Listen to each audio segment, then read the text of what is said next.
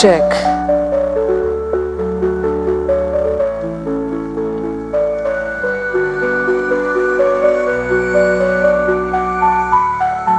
All right, a very good morning. Check, check. Can we stop the music?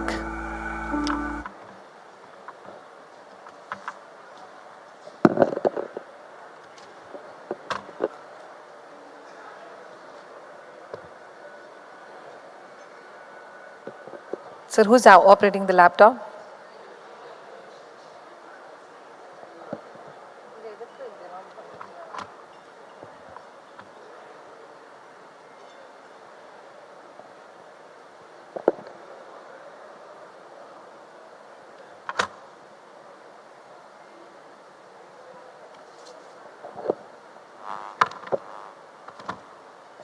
All right, a very good morning to the galaxy of intellectuals, excellencies, our distinguished guests, our beloved doctors, and one and all present here. Well, ladies and gentlemen, as we move into the core of today's gathering, the technical session and panel discussion, it's an absolute honor to welcome some of the brightest minds and the most respected voices in the field of veterinary sciences and animal health care.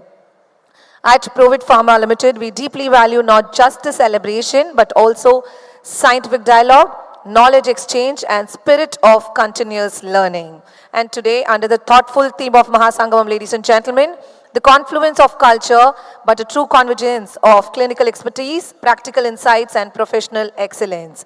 So once again, I would like to extend my hearty and the warmest welcome to one and all present here, ladies and gentlemen, as they say, for every beginning, ladies and gentlemen, as they say, speed is calculated miles per hour. Speed is calculated miles per hour, but a lifetime is calculated miles per hour. So let's start this, a wonderful technical session with smiles on all of your faces. On that note, in our Indian traditional culture, before we wish to begin any ceremony for the luck and for the goodwill, we always started by lighting of the symbolic lamp, that is lighting of the Kuttu Velakku. And to do the honors, may I invite on the stage our MD Dr. Muthu Selvan sir to kindly grace the dais, our director Dr. Sendil sir.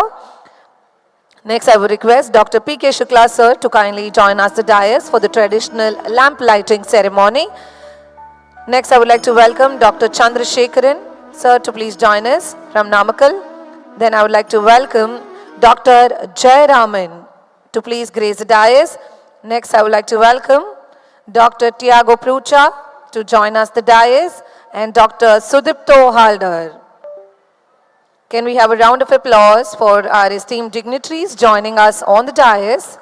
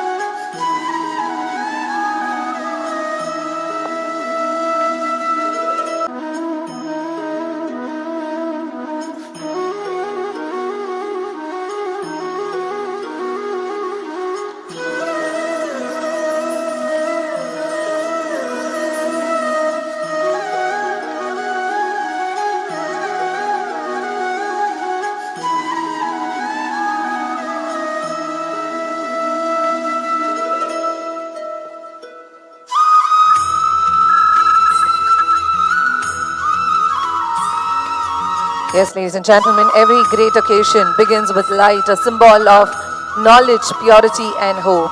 In Indian tradition, lighting of the lamps signifies the removal of darkness and the invocation of divine energy. The perfect start to a meaningful event like today's Mahasangamam, ladies and gentlemen.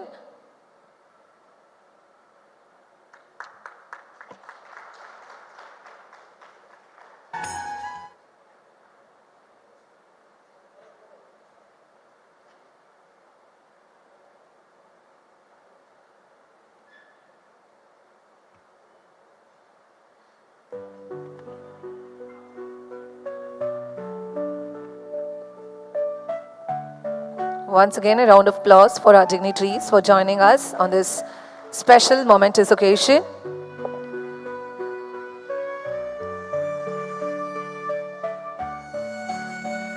And on this note, I would request our MD and Director, Dr. Muthuselvan and Dr. Sendil, to kindly join us the dais. Yes, ladies and gentlemen, so we had the token of love, gratitude, and your valuable presence as we did the felicitation for all our beloved doctors yesterday. So now we would just want to continue with that. I would now request Dr. P.K. Shukla, ex-Dean, Mathura Veterinary College, to kindly join us the dais with a huge round of applause, ladies and gentlemen, on behalf of Provet Pharma Limited. We'd like to extend our heartiest welcome and our heartfelt gratitude, sir, for your glorious presence on our momentous occasion. We absolutely value the time and the efforts that you've taken to be here, sir. Once again, thank you.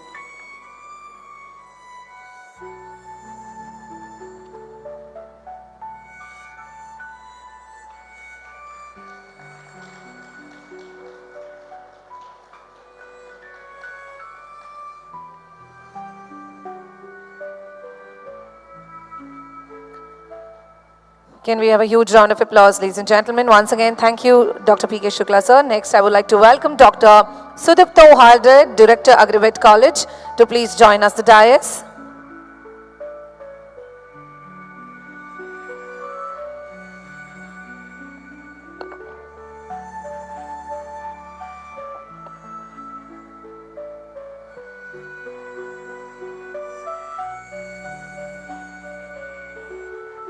The real heroes, ladies and gentlemen, are veterinary doctors who treat with compassion, who serve in silence and protect the health of not only animals but the entire ecosystems and communities. Once again, thank you, sir. Next, welcoming Dr. Kuldeep Khanna, retired professor and head Poultry Research Center, to kindly join us the dais. With a huge round of applause.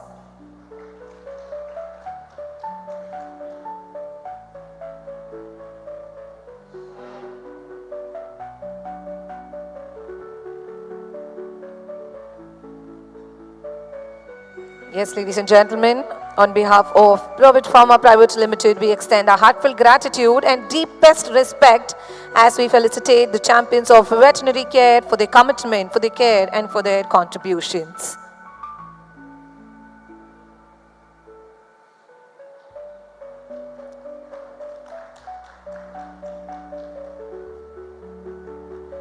Next, ladies and gentlemen, I would like to welcome Dr. Amrita Kumar Dhara, Technical Director, Agrivet from Kolkata, to kindly grace the dais. The huge round of applause, ladies and gentlemen, to kindly join us forward and accept the token of love and appreciation. Let's have a thunderous round of applause, ladies and gentlemen, for all our incredible doctors joining us on the dais.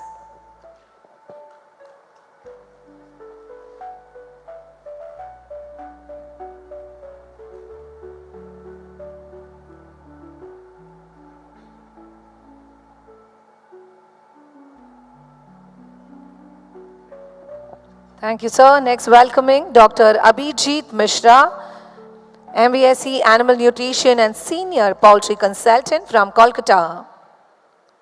With a huge round of applause.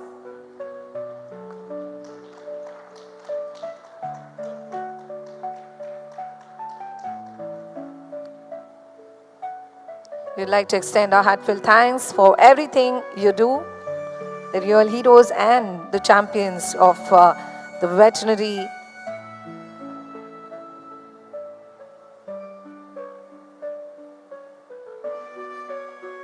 Thank you, sir. Next, ladies and gentlemen, with great honor, we would like to welcome Dr. Vijay Jain, Technical in Charge from MP Women Poultry Group, Bhopal. All right, Dr. Ramachandra Reddy, Senior Poultry Consultant, to kindly join us the dais. We would like to felicitate the heroes of the veterinary care for the commitment, for their wonderful care and all the contributions that you deliver, sir. Thank you.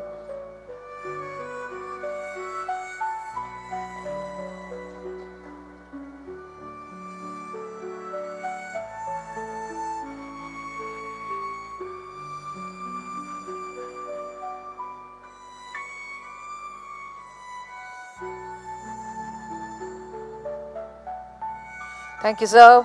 All right, ladies and gentlemen, at last, join me in welcoming Dr. Pradeep Singh, Technical in Charge, MP Women Poultry Group, Bhopal. All right, sir. Thank you. Done, sir. Thank you for joining us. Well, ladies and gentlemen, so we are going to dive into presentations that reflect the latest advancement, field experiences, and the real-world challenges, followed by a power-packed panel discussion that promises to offer fresh perspectives and actionable insights. So join me in welcoming, first and foremost, Dr. Jayaraman, Poultry Consultant, on the topic Evolving Disease Challenge Management and Risk Mitigation. With a huge round of applause, let's give it up for Dr. Jayaraman.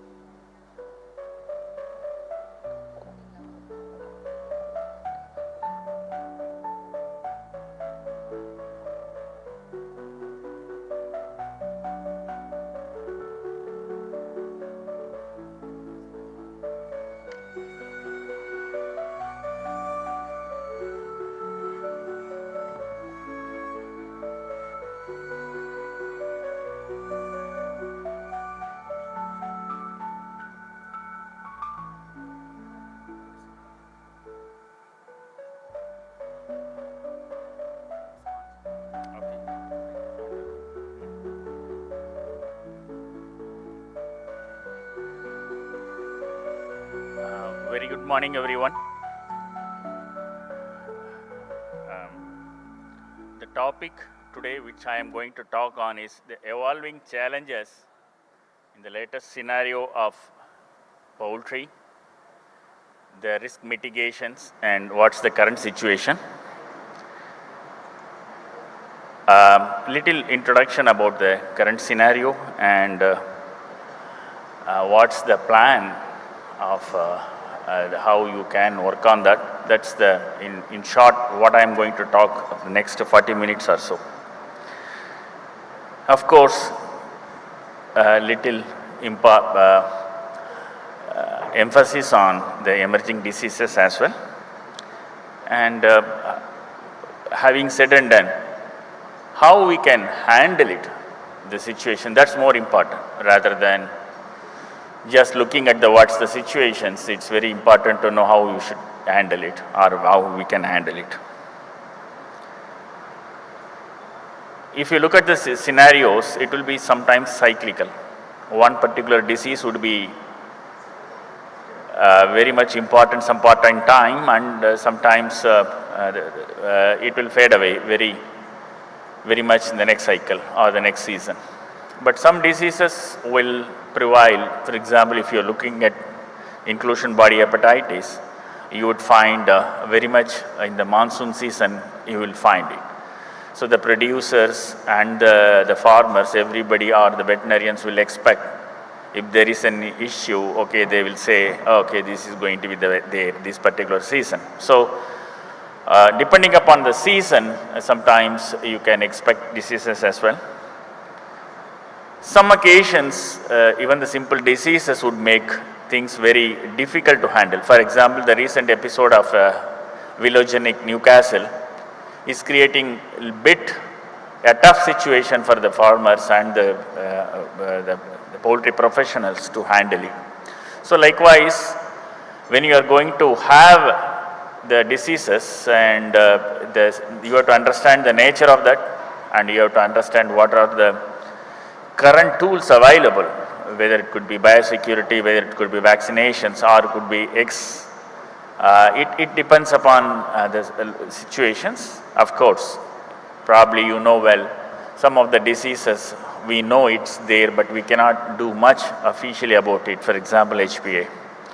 So sometimes new entrants create a little bit of the role. If you are going to talk of new entrants, the latest entrants would be AMPV or TRT. It's creating a big trouble when you are looking at the broiler producers. People will understand what's happening around. So that's an next thing which is happening around. So new entrants or the emerging diseases, one is creating a issue. So you have to understand that what's happening around the world. This year is a particularly very, I would say, more challenging. Let it be broilers, let it be commercial layers. It's not happening one particular disease, you are having multiple diseases. When you are looking at in Andhra Pradesh, when you are looking at the disease scenario of the mortalities of influenza, it's very high. But if you are look at couple of years back, same was the situations in northern India like Barwala, Barnaul and all. But this time, scenario is slightly different. Broiler is facing a different kind of problems, breeder is having different issues, and layers are having a set of a problem. So all segments are having similar type of trouble. If you ask me, what is evolving? Is it disease evolving or disease pressure is evolving? I would say both. If you look at it, for example, of the low path H9N2, the symptoms, whatever we were seeing quite a few years back, it's not same thing. The pattern changes, the symptom changes, and despite vaccinations, we are finding sometimes difficulty why it's changing. Similar is the case with H5 as well. And when you are going to look at it, the villagenousity of it, that's also evolving. Case is Newcastle. So disease is evolving, disease pressure is also changing, the dynamics changes. In the context of it, the handling of the scenario is wide open, and it's also challenging for the poultry professionals. So that's the scenario. It will be continue to do so. It's not going to end this year or coming years. It will keep on mutating. If you are going to new diseases are emerging.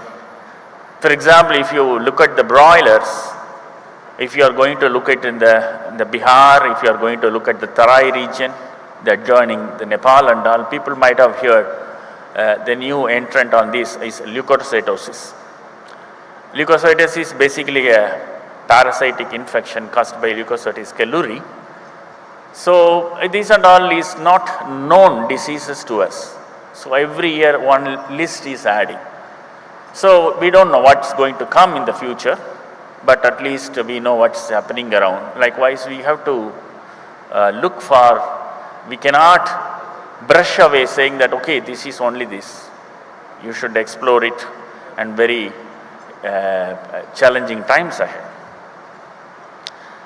If you say a couple of diseases this year, H5 is really stunning. What makes LPI? It's the evolving nature of the viruses and the pattern. For example, the Maharashtra, the last couple of 6 months back, if you look at it, there is a huge trouble in the broilers. Most of the people were confused that with, they were thinking that it's a case of infectious bronchitis, but in fact it was not infectious bronchitis.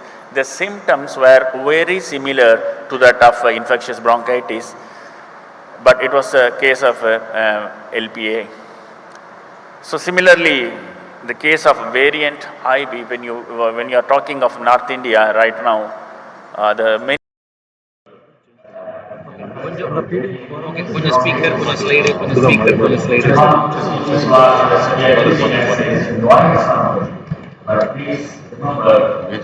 வந்து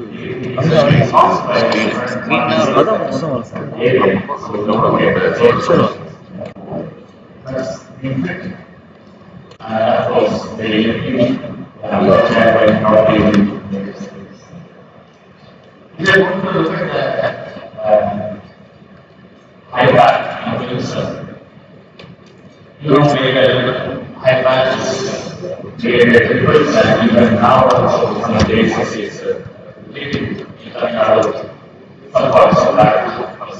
I think it's not. See, when you are going to talk to your friends or you are going to look at the neighboring states, like Bangladesh, Sudan, that's what they do first analysis. Identify robust mechanisms to do the diagnostics, molecular diagnostics, we can say what's there. And we have a facility to understand. We initially go with matrix gene protein sequences.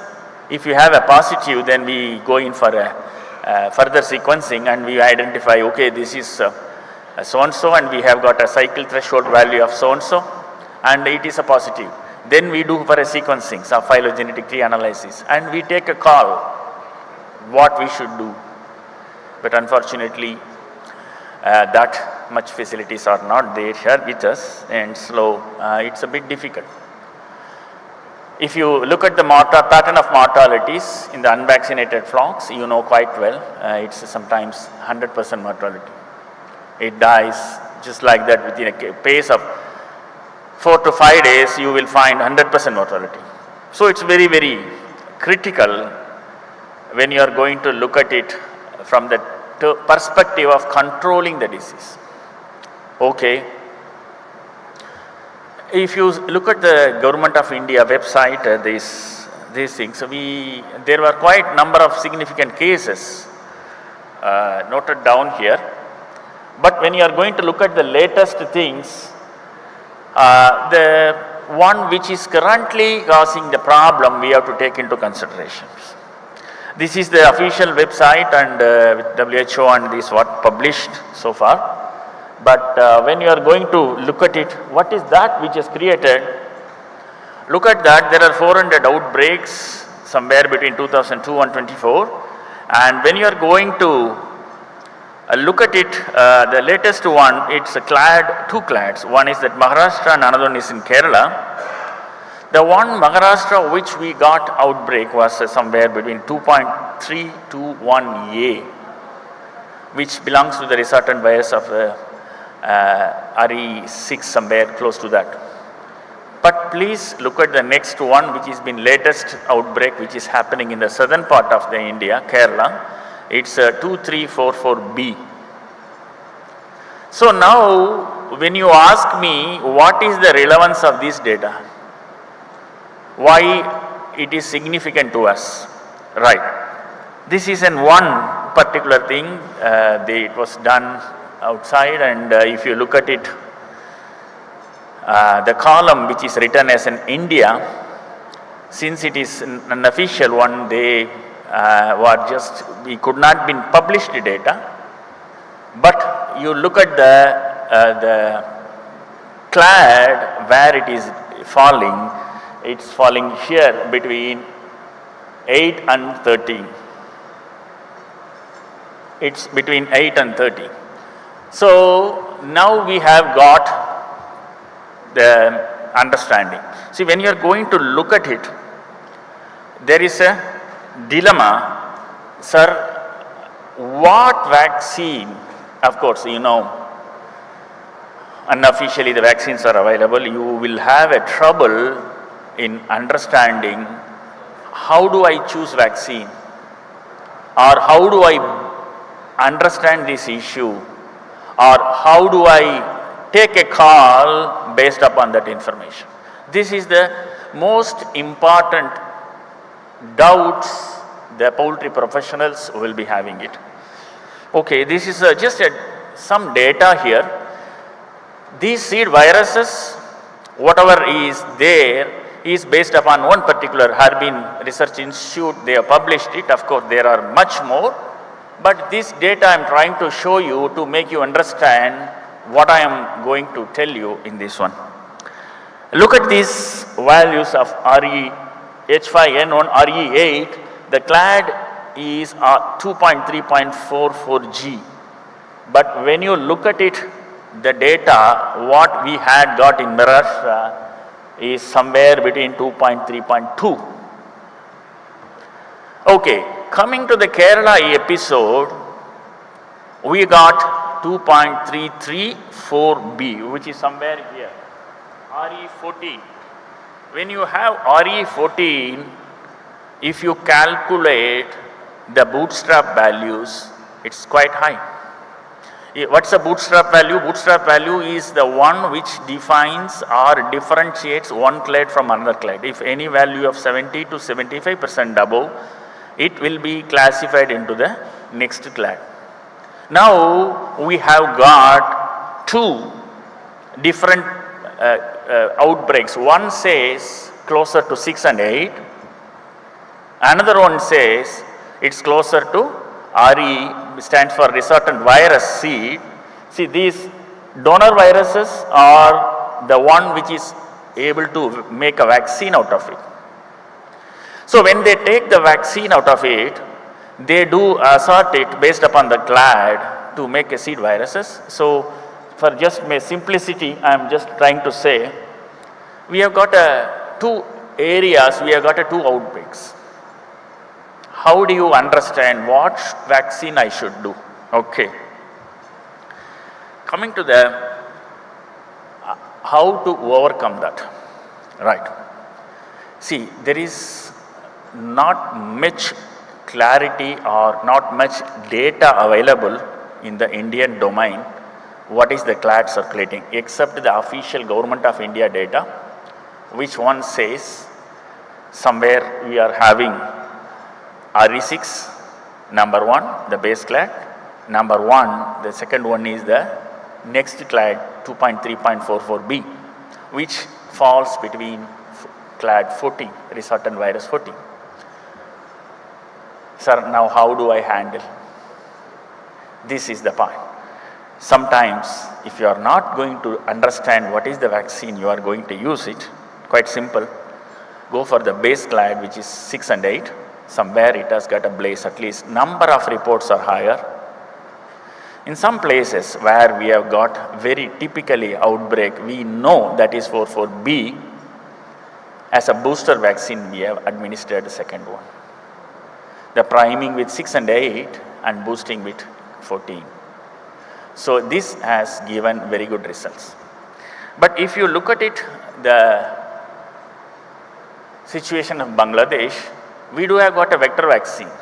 Vector vaccine is HVT vector, HVT plus H5. Even though the base is 2.3, still it protects very nicely. Even recently we had outbreak in Bangladesh. We don't have a vaccine for 14 over there.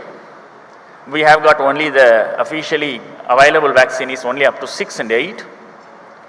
And when we are done only one shot of live vaccine, a day-old vaccine, combined with killed vaccine, it has got protected. We didn't get mortality there so much like 50%, 60%, it's only 2 to 3% or max 5%. That's the beauty of the vaccine, of the vector one, which is a very good one. Of course, we don't have that facility. So this is what I would say, a remedial measure, or sometimes when you are having a problem, the customer used to ask me, sir, can I do the vaccination? Yes, you can. In some places we did vaccine and it has worked really good. I don't know, technically speaking, the vaccine, killed vaccine takes quite time to develop immunity, 3 weeks to 4 weeks. But in this case, we have seen within a week itself, mortality got reduced. So this is what my practical experience. Coming to LPA, when you talk of LPA, we don't talk now here of the clade, here we talk of the lineages or sublineages. We have H9N2 vaccine. You will understand one thing, or you might have heard one thing. In some cases, I am getting protection, in some cases I am not getting protection. Sir, everybody says it is H9N2 only. Why some vaccines are protecting or some are not protecting? Yes, there is, you have to look at it in this case again, look at it, the lineages what or sublineages. Okay, this was the thing I mentioned earlier in last couple of months in North India as well, in the Maharashtra and in places like Chhattisgarh and all, we had a severe trouble. Everybody got a little bit confused with, it's a case of bronchitis, but it was not, it was H9. Now, let us look at some published papers. What they say here is gene belongs to G1 sublineage. The same, some other publications, look at it. It's from Dr. Tosh and Nagarajan High Security Laboratory, they published. Please look at this, the same thing, this H9N2 belongs to same G1-like lineage. Okay, to make you to look, understand, see we have got a phylogenetic tree here. One on the top is Korea-like, then one is the Y2, and the third one is the one on the bottom is the G1-like lineages. G1-like lineages is our shrine is A. Quail, Hong Kong. This is the one which is most prevalent in Asia, published, officially reported and classified. There are 2-3 genes are there, N genes, NPH genes and all, but I will make it only simple up to that lineage level. So when you are going to talk on the lineage, if that is not very closer, the bootstrap values are not significant, it will give cross protection, otherwise it don't. Here in this you might ask, sir, whether it's N is having any much role. It's not the N, it is the H itself. Hemagglutination itself is giving the clear protection. So you have to look at it, this H part. What is complicating here is the Newcastle. Of course, when it is a much talked subject, this itself is a big thing in the coming days. If you look at it, you will find quite significantly a kind of situations you will not be able to understand whether it's H9 or N2. It's very difficult. It's orthomixo and paramixo. When combination it comes, it becomes the conditions more critical. Now, okay, coming to the question, sir, how do I understand? What should I do? Here is that if you know the lineages of the vaccine, you can look at into the outbreak strains and you can give a comment. Suppose you don't know, they will tell you, sir, this is only H9. For example, if you are going to look at the pamphlets or the literatures which is being getting circulated in, for example, in Bangladesh, we have got a vaccine like Vaccinova, we have got a vaccine like Johovet. They publish what's our vaccine and what's the closeness to the Bangladeshi types, and they will give the information. So we will take a call, but here of course we don't have much information on that, except we got information saying it's H9N2. So in that case, it's bit difficult to take a call. Again, like in your area this is working good, please go ahead with that. That's the only thing I can offer you officially. I cannot give you anything more. But the good news is a latest technology is coming from one vaccine company. They are trying to come with a vector vaccine of the matrix gene protein Flanders. For example, whether it could be G1-like lineage or it could be Y2 or Korean-like, don't worry about it. Those conserved matrix genes, when it has been made as an insert, and it protects all the lineages. Of course, I don't know how long it's going to take place India to accept it and allow it, but this is the latest technology is in the making and it is getting registered in some of our nearby countries. So that's for your information. Coming to the Newcastle. Newcastle, as I mentioned earlier, we have genotypes, different genotypes, and when you look at the Lesotho or Hitchner, it's there on the top. You can see here. Sorry, I'm not able to show this one, different one. Okay. Oh, genotype is there on that top. When you look at this genotype 7 or 13, for information, earlier we used to mention as a 7, but the strains which has been designated as a 7, it is actually reclassified in the latest terminologies as 13.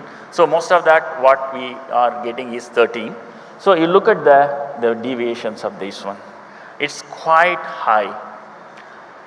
Okay, when you are going to put it into the phylogenetic tree, look at the bottom, Alasot and Ulster, where it is there, and look at that, the deviations of that. It's so much high. The mother tree itself is so deviant, it's a bit difficult. If you are going to look at it, right sir, what we are going to do about it? When you are going to talk about the mitigation plans, definitely reverse genetics has helped. The live vaccines, which is KBNP vaccine, which is coming from the Korea, and these things are definitely offering better protections, in fact, for the live vaccines. Of course, when you are going to give them with inactivated vaccines, it's giving really good protection. We can say, sir, with the help of the regular vaccine itself, we can handle it. Yeah, it's all right. But the thing is that there are two things. The vaccine efficacy depends upon two. One is the antigenic concentration. Number two is the delivery one, which is called adjuvant. Adjuvant is the one, if it's going to rapidly release in cases of broilers and all, that's why they use a different adjuvant for the commercial layers and the broilers. Why is that? It releases faster, your immunogenicity quite higher in the short span of time. So these two things makes quite different. I tell you, in the recent times, apart from the latest incidences of what is happening around in coastal Andhra Pradesh and other areas in Davangere Housepet, I have a strong opinion that the involvement of the Newcastle is underrated. The Newcastle and the H9, when you are going to make it, when you are going to make these two stronger, and we see lesser trouble. We don't get much trouble and things are better. Oh, thank you. Okay. So that's the crux here. Sir, there was a question asked, sir, yes, it could be recently there is some trouble happening around in coastal Andhra Pradesh and so much of issues are happening around. The facial swelling production drops and people were asking me, sir, would there be any bacterial chances? They were trying to look at it, the possibility of Ornithobacterium. Yeah, Ornithobacterium behaves in certain fashion. But please remember, when there is a facial swelling, you will tend to think it is a mycoplasma. You will tend to think sometimes in those areas it's an ORT. And they try to give one antibiotic with Thiamulin, trying to say it gives a broader protection and I think it should work.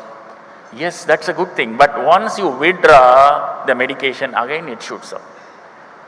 This makes things difficult for the practitioners to understand what's happening around. Here, I would like to give you my perspective on that particular incidences or these kind of things. Please remember, the relapsing kind of thing, if you are trying to control the secondary bacterial complication, it might help, but temporarily, albeit. Why is that? Because the underlying causes is different. That's called lingering mortality. If you are not going to shut down the viral causes behind it, you will not able to understand and it will keep on relapsing. So look for the viral base behind. So this is about the next one of this one. Coming to QX. QX is whether it's a QX or it's a 4/91 or it's we would say let us consider it's a bronchitis variant, right? Okay. What is bronchitis variant? Bronchitis, infectious bronchitis, everybody knows, but these variants are basically nephropathic and different time frames it has been designed and made as seed viruses of it. It's not that whether you have to use all viruses or every time different problem comes. No, they are all bring into the same cluster. Whether it's Italian O2 or it's a Jordanian strain or it is an QX or it's an 793 barbone, 4/1, CR double-8, all are almost the same. it gives cross protection. What does not give, for this Massachusetts don't give protection, hardly 30%. That's why whenever you hit, what happens in the breeder, in the layers, when you don't get peak productions, you try to look at so many reasons. But the crux with this is, it hits you in the first 3 weeks of age. But when you get a problem in the laying houses, long laying birds, it's in the laying stage. You try to look for PCR, you try to look for ELISA, there will be none. No spike in the ELISA, no spike no positivity in PCR. You will tend to say, oh, it's negative. No, it's not negative. It was positive, it would have been positive in the grower stage. But when we are looking, for example, this mice, the house gets light off. Okay. When you're trying to look at it, sometimes the switch might be outside, not inside the house as well. But you cannot say there is no switch. No, there will be, it could be outside as well. The same way, when you are going to look for this bronchitis, if you people listen to the lectures of subjective wheat, he very often used to mention this one. It's the time frame of deduction is very, very important for this bronchitis to say where it is. In my experiences, recent times, I am seeing many flocks which are not peaking properly, especially in the broiler breeders as well as in the layers. We have seen it's hit with bronchitis variant. Some of the bronchitis cases looks like a penguin-like walking posture. That's classical QX-like lesions. So vaccine is one you have to depend upon it very much. Okay. So you have to understand the pathogenesis and the nature of the viruses to get it corrected. Coming to the burning topic of inclusion body hepatitis. Inclusion body hepatitis is basically a problem in the broiler industry in India. But when you are looking at the neighboring countries like Sri Lanka, sorry, not Sri Lanka, is little moderate, I would say. In Bangladesh, it's quite high. The GPs are affected, the concomitantly with the parent chicks which are coming affected, layer PS is affected, parent stocks are affected, the chicks coming out are affected. It's making big confusion over there, what's happening around. Of course, if you look at it, the highest, these things, when you're looking at the FADV D and E was the highest one, probably people will tend to do sometimes say, sir, I am trying to look at the titers. So the titers are, looks like good, sir, I am having titer, but still I am getting outbreak. There is one report is being done. They try to analyze this group serology by doing FADV4. Please look at that right side of your serum samples. The response of 11 and 8A and 4 varies very widely. When you look at these values here to here, it don't protect. There is some response will be there, but it won't protect. This is the point I would like to say.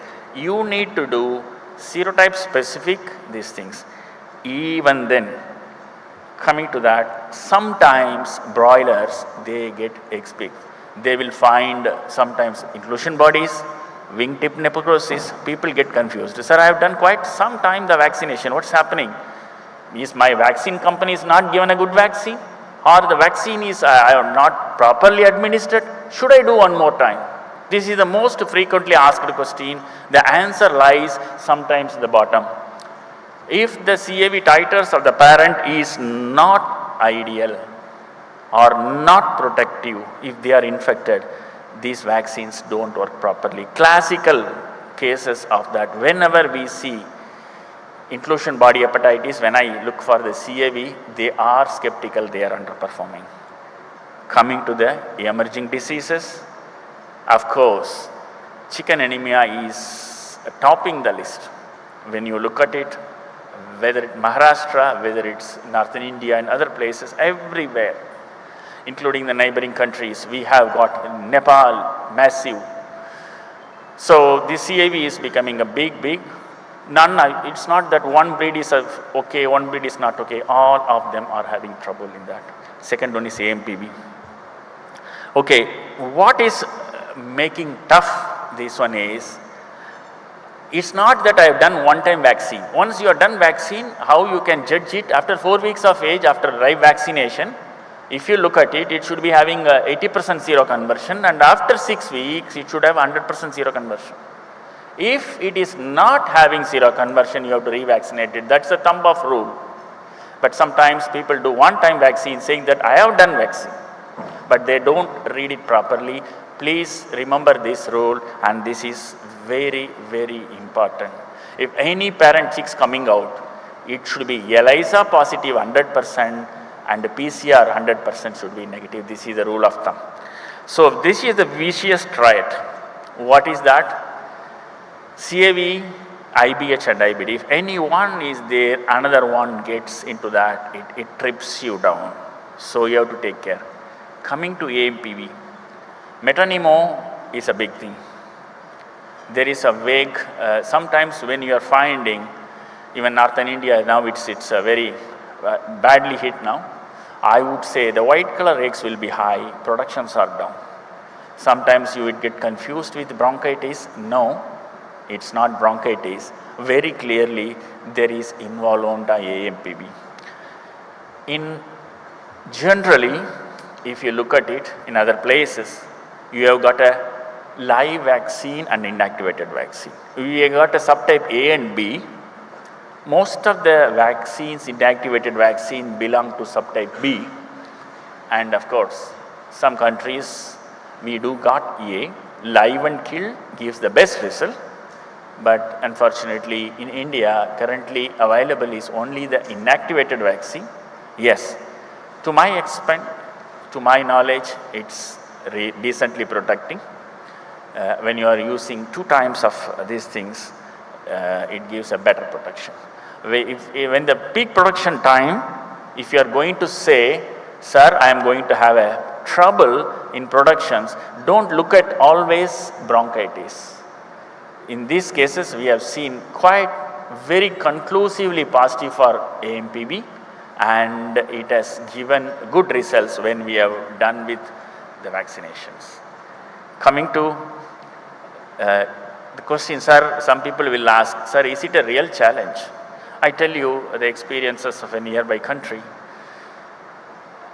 Quite positively we found, even in layers and layer parents, we do get problems. When we have introduced vaccinations, it has given very good results. Coming to the last part of my presentations, this is for viral diseases, especially for look at it, this one, laying hens affected by Newcastle and ILT shows rapid recovery after treatment with ivermectin. See, interestingly, please look at it, these things. The last part of it, it will say, this working group is COVID-19 working group in Peru. You will remember during our COVID days, people used to take a lot of ivermectin, right? So they tried it somehow. In this case, just like that, it has given very good results. Please look at it. Same dose of 200 micrograms of these things when it is being given. The normal recommended dose of ivermectin, in that when you are given a single shot of it, you find good amount, negative for NDV and after 4 days of treatment. Whenever I have a problem, I am using this, I am giving ivermectin to start with. It's a single dose, it is giving good results. Okay, this is the latest TAD, it is coming up. You can do with viral replications. Earlier days, chromium and MCFA played a big role. Nowadays, nanosilver is coming. Again, the one which is coming is carbon quantum dots.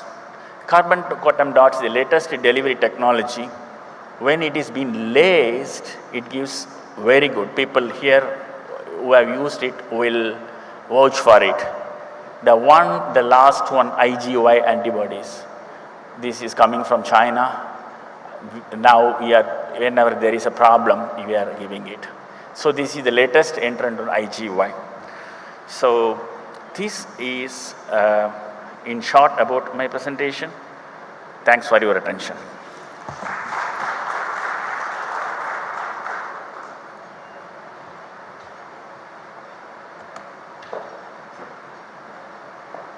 Thank you, sir. Thank you for such a valuable, insightful presentation. Can we have a huge round of applause, ladies and gentlemen?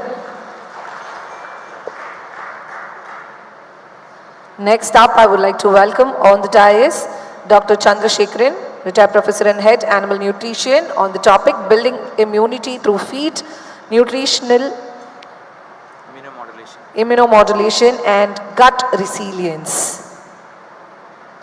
So, yes, ladies and gentlemen, so we are just having the technical presentations now. So, any questions, you can probably note it down. We are going to have a proper panel discussion in the end of all the 4 presentations, wherein you can throw your questions, and our panel, the moderator with our panel discussion, the entire doctors would be on the stage discussing with you with all your questions. So, now it's all about the presentation with a huge round of applause.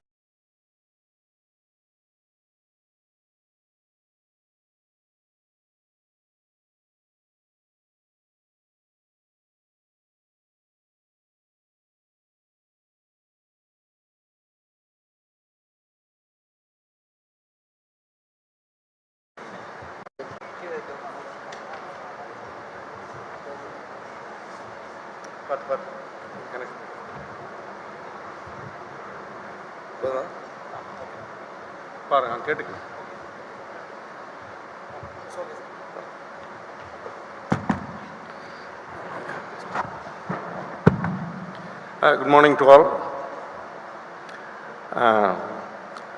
So about immunomodulation, we had a very good, excellent lecture by Dr. Jayaraman, and it was really wonderful. So let me try to give a support to him by modulating the immunity. So this is the immune organs in there. Naturally, we have innate immunity and adaptive immunity, both there. Innate immunity is very much in the birds, physical and chemical barriers, blood protection, cellular components, host defense proteins. So, but that is always, I call it as a disadvantage, because it will be an inflammatory response. So inflammatory response is a very costly response. Naturally, most of my nutrients will be going to that, as well as efficiency will go down. Adaptive immune system, complicated and slow. We have to sensitize it, but once sensitized well, the memory is there. The response will be good later, and it's cost effective. Again, the challenges are not only from the disease, from the breeders also. They look for the efficiency. So there is a comparison where you can see the 2001 and 1957 broilers are compared with the different diets also.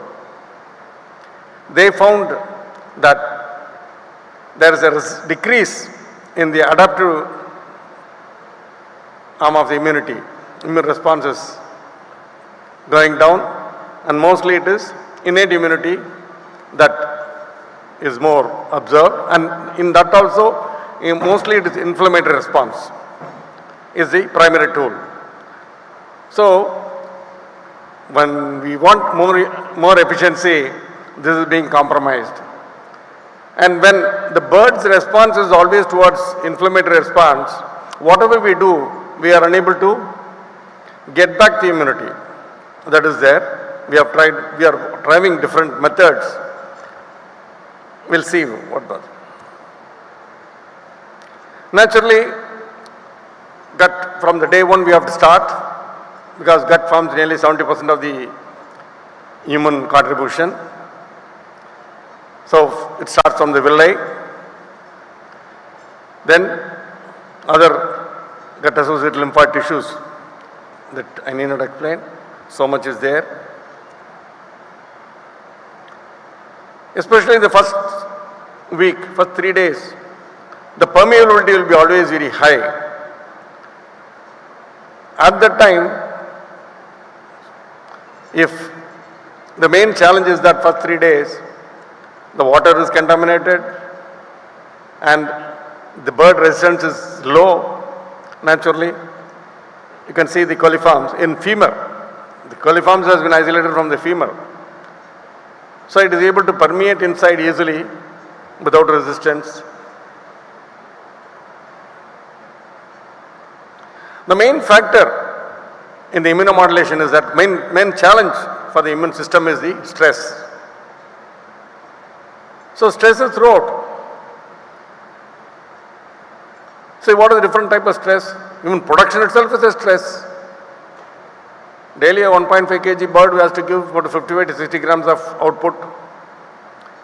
In 35 days now we are getting 2.7, 2.8 kgs in broilers. So that itself is a big stress. So then heat stress.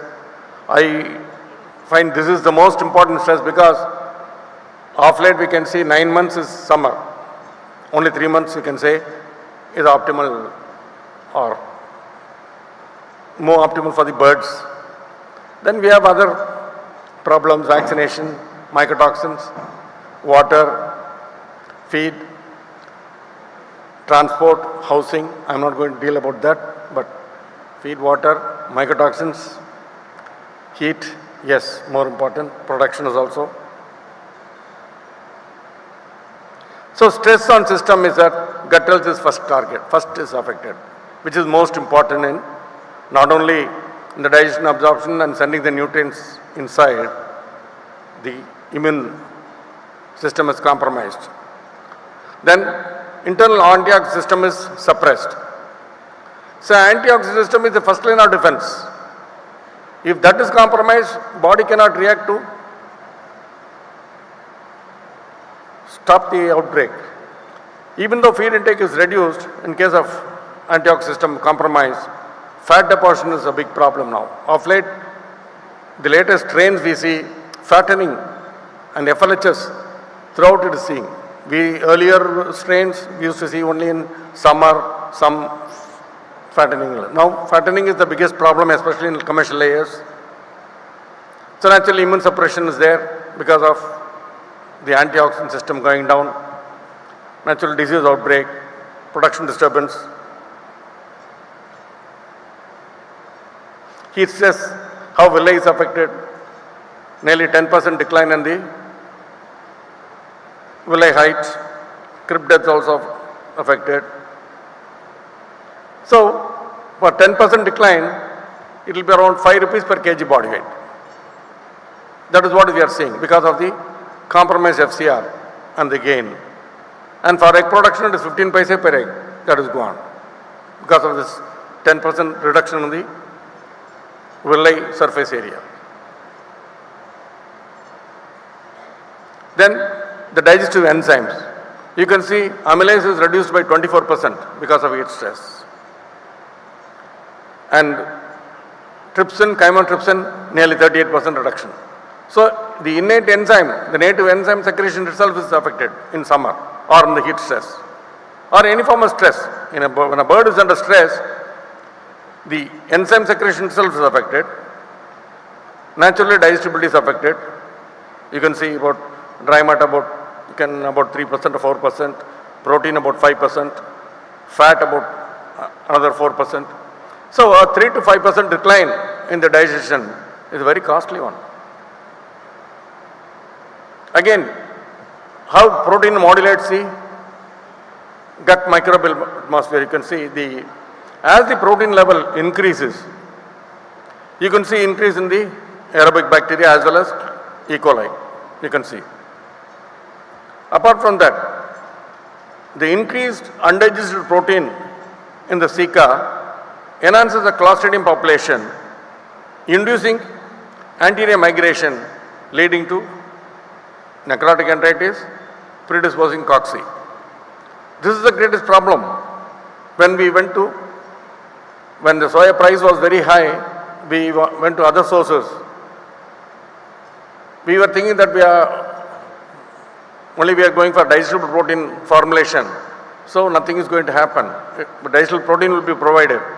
But the undigested protein which goes down causes a great problem. Here you can see as the undigested protein increases, this is 29 grams per kg of fecal matter. 32 means FCR has increased from 1.63 to 1.67. Another thing, 34 grams means 1.69. Here it is 1.72. The day gain is also reduced, but not to that extent as it is affecting the FCR. The bird is able to eat more, grow, but not to that extent. The decline in the gain is not as much as the increase in the FCR. And the loss, for example, from 1 to 4 stage it will be around 9 rupees per kg. Even though you are able to attain the body weight by just reduction of 50 to 60 grams or something, but the cost effectiveness goes down and your per kg cost is increased by 9 rupees. Heat stress in microflora also is altered. Pathogen level increases, especially Clostridium coliform they increase. Lactobacillus bifidobacterium they decrease because of stress. Because day one we did some trial, we started on the day one itself a high probiotic level. The concept is that flood the gut with probiotics. So we gave 1 kg, one batch, the same age group, one batch in one shed, another batch in the near shed, same age group, same day. 1 kg of that probiotic. The recommended dose was only 50 grams. Approximately 20 times the dose we gave one day. After that the regular dose was given. Then prebiotic. Then selenium was placed at 0.3 was given, 0.5 ppm, emulsifiers, micronutrients, vitamins and minerals about 10% extra, phytobiotics, acidifier, anti-stress additives. So these were given extra. And the management of the farm was very good, really, very good, because the egg production in the end, nearly it came to 328 eggs, both the groups. But what was the problem was that the feed intake per egg varied from 118 gram per egg to 135 gram. The bird was able to eat more and give the egg, but at what cost? Because it was 37 kg to 43 kg. The egg cost, you can see, 269 and 238. 31 paisa per egg was the difference. What we spent per ton, it was not more than 400 rupees extra. But what is the saving? It will be around, if you take the cost, it came to around 2,380 rupees per ton. If you would have spent 2,380 and achieved this, it would be break even. But what 400 rupees or 450 rupees we spent. This is about 15 years back we started this trial. So after that, things have improved.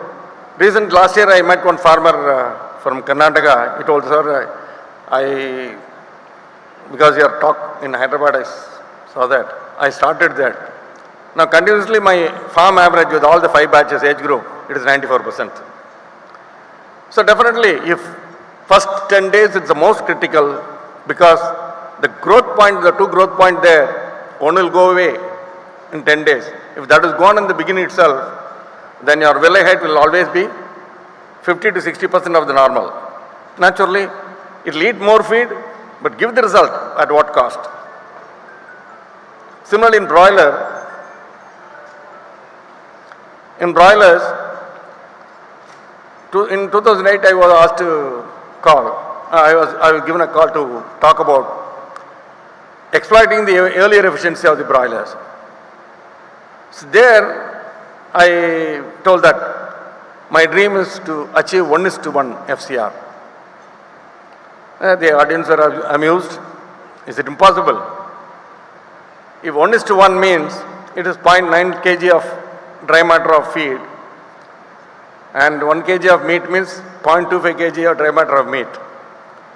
Actually, it is not 1:1, it is 4:1.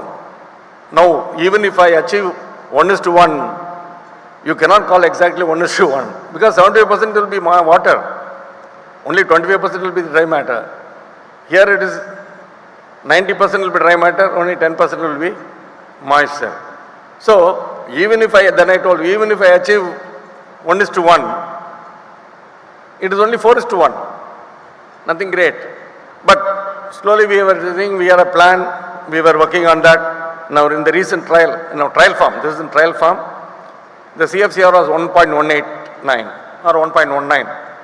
So we are nearing that. Even though it will be 4:1, still we are nearing that. The feed cost per kg was only 54 rupees. So as the efficiency improves, definitely we can say. So we here also we took care of the gut health. From day one, the protection was mainly concentration of gut health. Once you do that, 90% of your problem is over. Stress.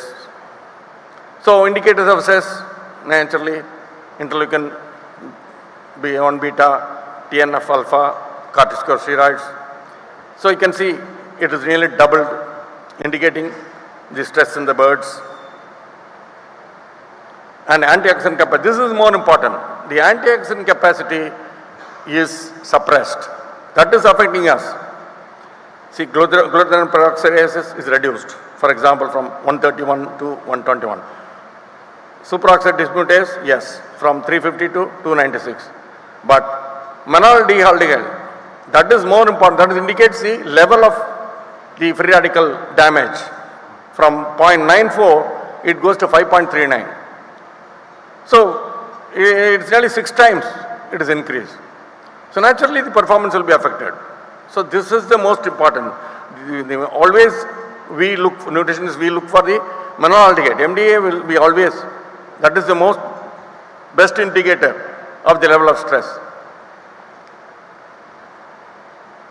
So, naturally, now what does the report say? As the antioxidants system is suppressed and MDA increases, fattening will be done because to protect the cell walls, they secrete more fat, they synthesize more fat. The nutrients are diverted, more fat is there, fattening will occur.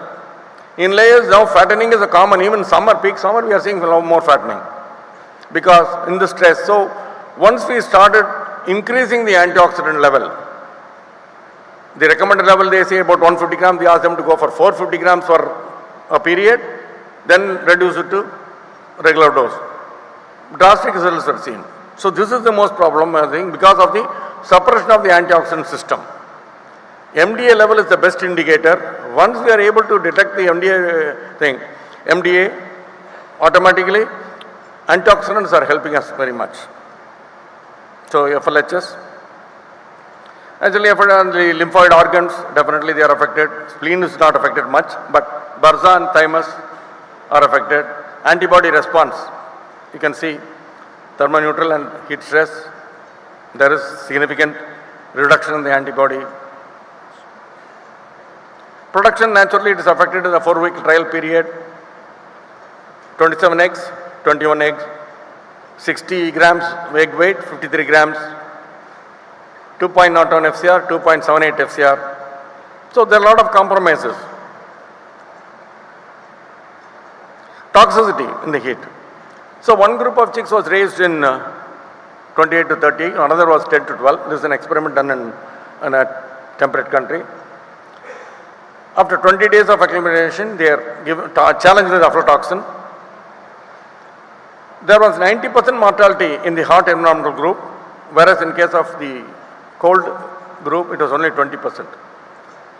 So in tropics, the safe level will depend on the climate, the temperature.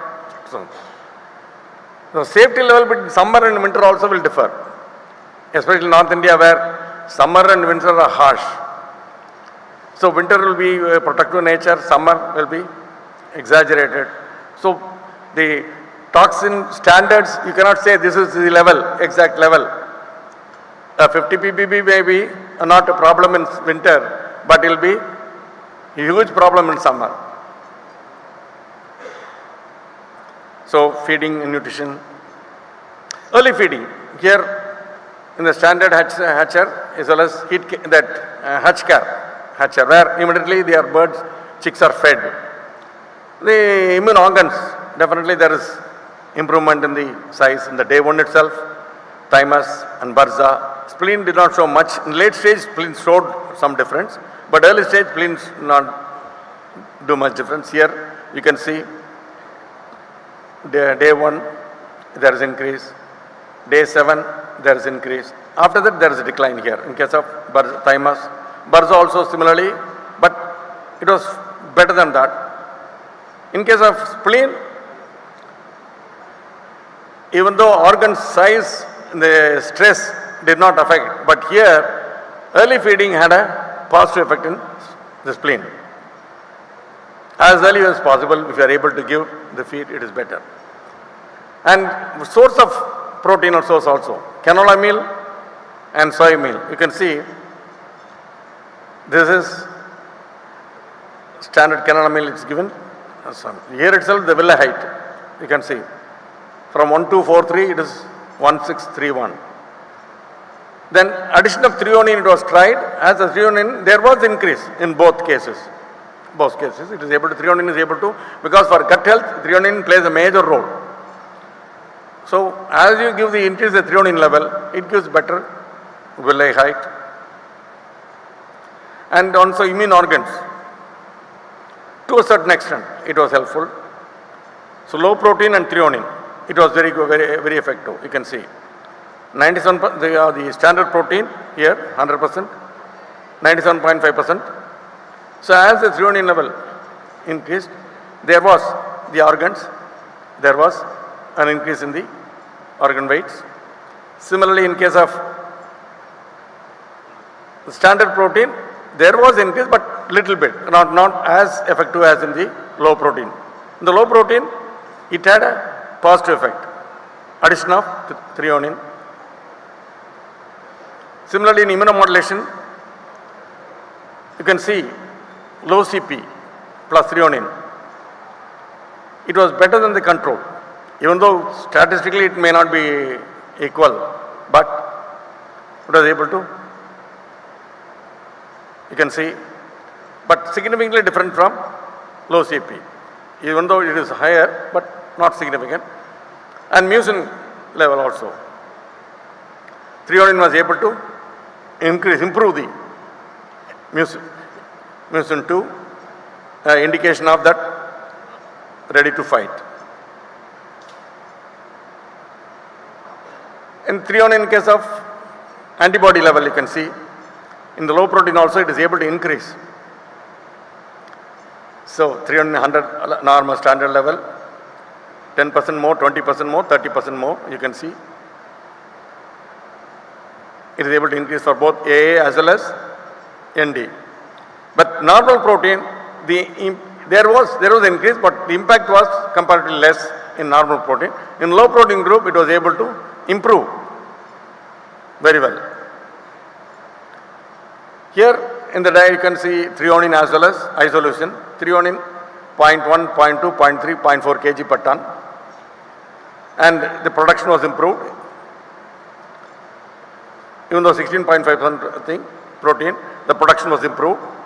FCR was better, but immunity you can see 0.3 kg per ton was better than the others. Immunity. In case of isoleucine, this is the percentage of isoleucine maintained by this author, 0.54, 0.64, 0.74% in a 14% diet. You can see 0.64 has given the better FCR as well as IgG higher. It was able to improve compared to the control. So threonine plays a major role in immunomodulation and immune organs, maintaining immune organs. This is a serine. Serine we can say it's a duplicate of threonine, because like we say, between methionine and cysteine, they have a very good relationship. So in serin also we found that egg production was better when the serin level addition was about 0.5 kg per ton extra. And you can see the IgG level was higher than the control. Even though the protein level was 14 compared to 16.5, the IgG level was higher than this. And you can see the permeability, that is more important. The permeability, you can see the low growth protein, you can say IFN as well as. So here the author feels that for immunomodulation, the amino acid requirement is higher than for production. So production you may get, but is the bird have an optimal or resistance to overcome any outbreak? That is the question. That is where several things fail. You can see here IgG level is improved, as well as in case of dietary CP reduction, intestinal inflammation is seen in the laying ends. As the protein level reduce, you are reducing the protein level, inflammation in the intestine will be there because there is inflammatory reaction to overcome any challenge. Then it is indicated by, you can see the interferon level as well as interleukin level are increased, whereas serin is able to reduce it. Extra serin is able to 0.5 kg extra serin per ton in a low 14% group, it is able to reduce the impact. So you can see in the gut permeability how the performance, growth performance and gut permeability is affecting. Here as the protein level is increased, in case of broilers, you can see the body weight gain is increased, feed intake is increased, body weight gain is severely increased, FCR is declined. For example, 1.5 to 1.39 to 1.295. Similarly, the permeability, for example, as the protein level increases, the low protein, the permeability is, intestinal permeability is high, indicating that the inflammatory challenges. So naturally this is affecting the FCR. The absorption is affected, the bird has to eat more to achieve their body weight.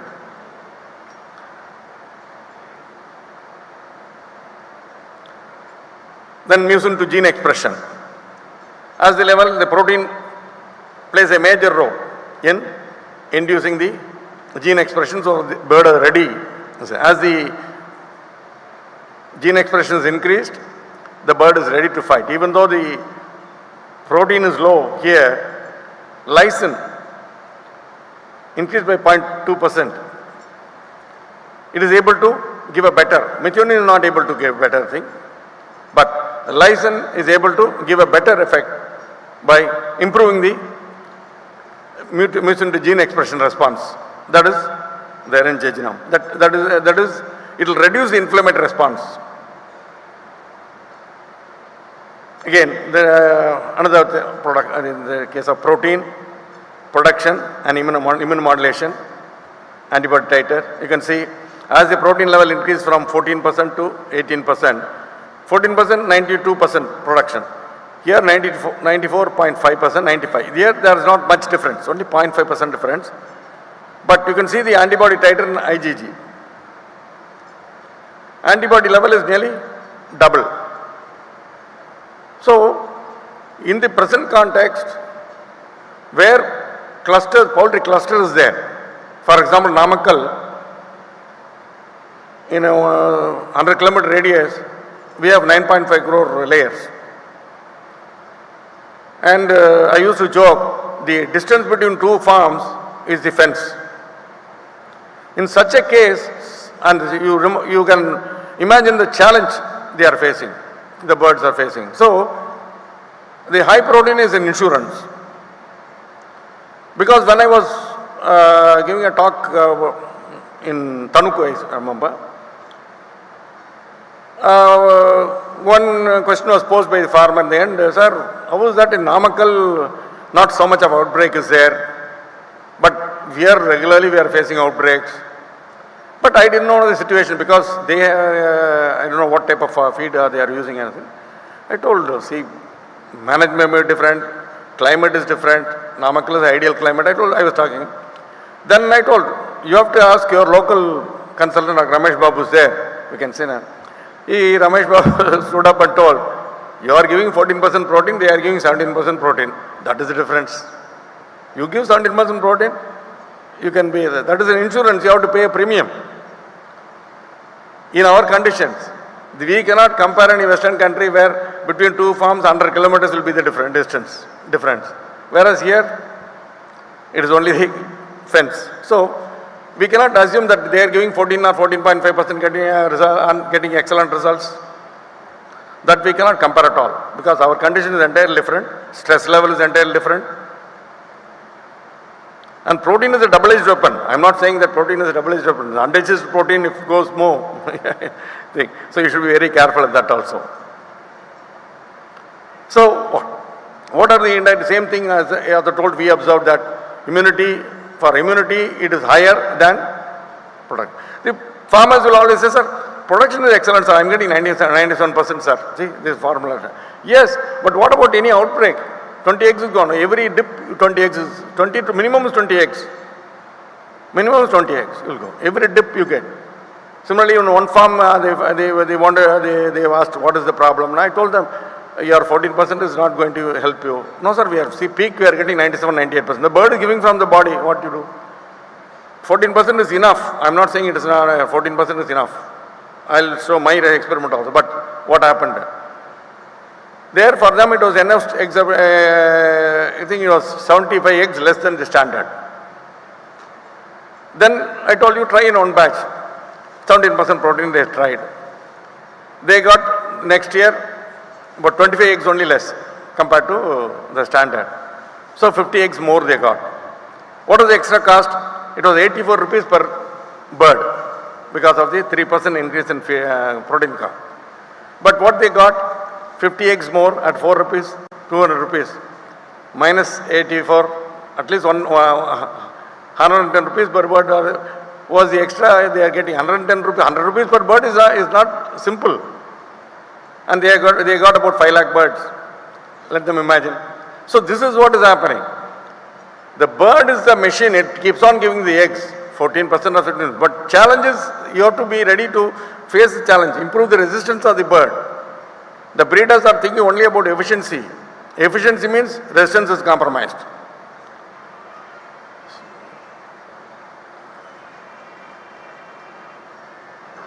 Again, in chicks also we found that higher the lysine, because after seeing that lysine was able to help in the heat stress, you can see 3 weeks body weight. The standard is 170. Here, this is the heat stress bird. Feed intake was 305 in low lysine group, normal lysine, standard lysine group. It is 335 in high lysine group. Weight gain was 140, body weight was 140, 170. Here normal thing you can see, high lysine group and both feed intake was same. Body weight was just 8 grams less here, high lysine 8 grams more, 170 is the standard, 173. Here 170 is the standard, 170. What consumed 335 grams, 396 grams it consumed to achieve that. Nearly about 60 grams more it consumed to achieve the same body weight. So we have to come in a biomedia where it is between feed efficiency as well as the standard weight. In heat stress, we are able to get the standard weight at a lower feed intake. Then you can see how you are able to modulate the bird resistance in case of salmonella challenge. A high nutrition and low nutrition they compared. Energy, protein, everything was high, amino acid, everything they gave. The FCR you can see, naturally there is improvement in FCR. But even salmonella challenge, a better FCR they got compared to this. But mortality Here, without challenge, non-challenged, 1.52% mortality. You got trial farm, and it is 3% mortality. The main thing they observed was that when the nutrient modulation is done, the probiotic level is increased. Whereas Helicobacter level and other pathogen level is increased in case of challenged thing, low protein group. But still, in case of challenged thing, the lactobacillus level as well as other positive effect was there. Helicobacter level was reduced a bit, but result was there. Inflammatory response was reduced. This is the challenge thing order. Generally, what they say in case of aflatoxin, they say or toxin. So, dietary protein without supplement of all essential amino acids, you reduce the protein, the toxic effect is exacerbated. And intestinal permeability is increased, all organs are affected. So they said that in this research they found that 26% protein is best to bring it back to normal. An affected bird, if you are going to change the feed, go for a 26% protein. In the trial they said they did the revert back. In my trial, because I worked completely on factorial method, protein requirement as well as all the essential amino acid requirement, I worked. It took about only a time. Then I wanted to try. So one farmer was ready. So one of my client, a 10,000 bird batch he gave me. So 5,000 was control, 17% protein. Another was 14% protein. And lysine methionine was as per the standard extra contribution we did. At that time threonine was not available much. So we didn't go for threonine. Probably if threonine I would have given, it would have been different. I'm saying it is in the 97, 98 or something, somewhere, or 2000 or something. Yes, 2001. Then summer, excellent results. 1% more I was getting production. Mortality was low in low protein group compared to the control, because it was able to withstand the heat stress better because low protein. In the end, about first week of June, one ingredient contributed 50 ppb to the feed. In the control group, only 2% drop. In the low protein group, 20% drop. Immediately feed was changed, and for this also we gave control diet. It started immediately the third day, second day itself, the control group came to standard production. Whereas for this, it took more than 25 days to improve. Until the end, it was 5% less. So permanent damage occurs. So protein, reducing the protein is high risk in our conditions.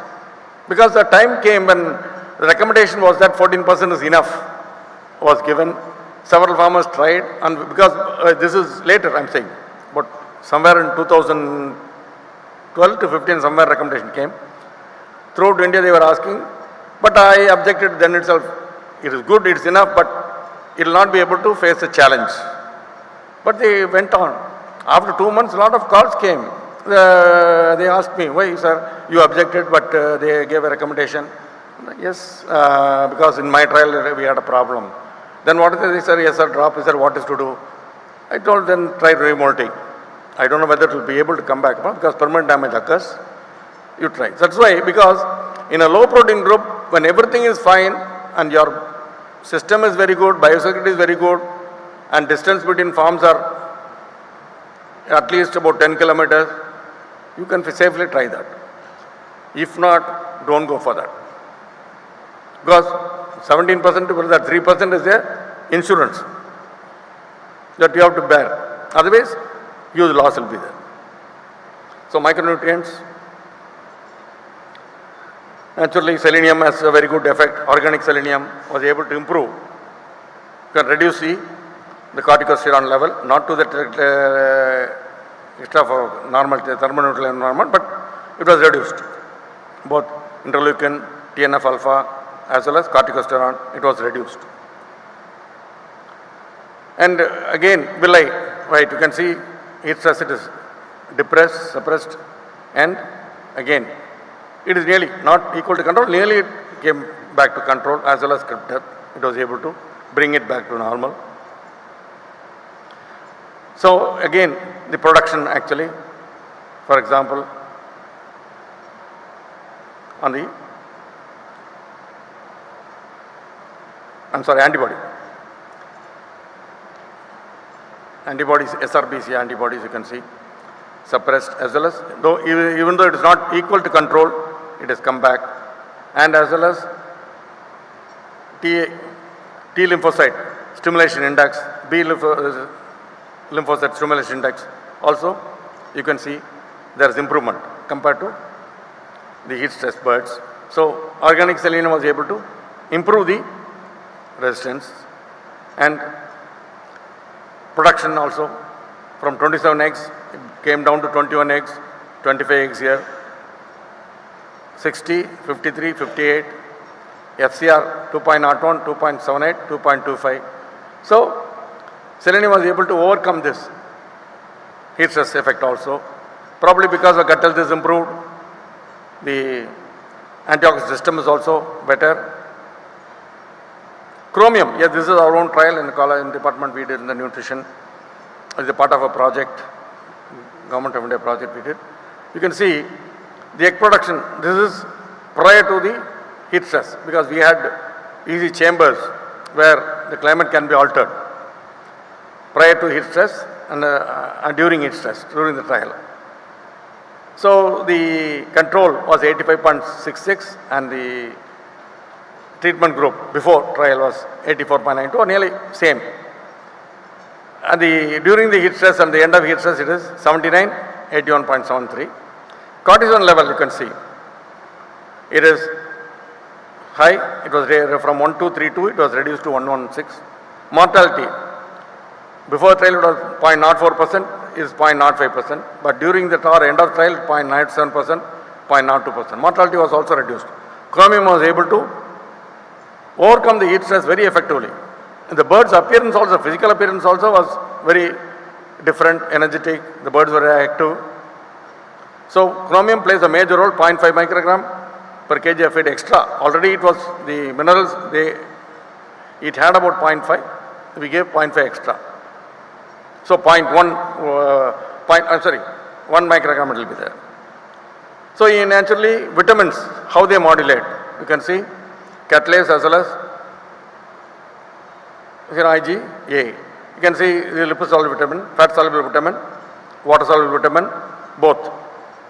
Both were higher, especially water-soluble vitamin was significantly higher than the control. Others numerically higher. And in case of immunoglobulin A, you can see all were significantly higher compared to thing. So they gave 10% extra vitamins, B complex or fat-soluble or both, 10% compared to the control. Additives. So naturally, you can have this is antioxidant additive, that is grape pulp from the factory, that grape pulp was given. There was improvement compared to, I think, light improvement in the villi height and crypt depth, but not very much in this thing. But antioxidant level, here you can see enteromorphopolysaccharide and yeast glycoprotein had a very good effect compared to grapamines. You can see the total antioxidant capacity as a catalase. You can see there is improvement in thing compared to control. From 15, 16.5, 18.1, a combination gave 18.4. But not compared to the control, but improvement is there. You can see MDA level, the combination gave very good results, because MDA is a very good indicator. So it was even controlled at a very high level. MDA, these combination of yeast glycoprotein and enteromorphopolysaccharide, they had a very good results. And the antioxidant improvement they are seen here. Even though this is not very high compared to thing, but some improvement is there here. But MDA level came down. MDA level is more important. That indicates the oxidative stress exactly. Whether the response from SOD and catalase are here, it is more important that glutathione peroxide and SOD here. The response seemed to be little, but MDA level is very much decreased, indicating that there was no oxidative stress or free radical challenge was very, very limited. So antioxidant, immune organs, and antibody response. Immune organs, yes, they were able to. Yes, antibody response was better, slightly. For example, heat stress, there was reduction here, but later it was in a bit higher dose, it was able to improve, even though not equivalent to thing. Grape pomace was that pulp, even though it had antioxidant property, but impact was less compared to yeast glycoprotein and enteromorphic polysaccharides.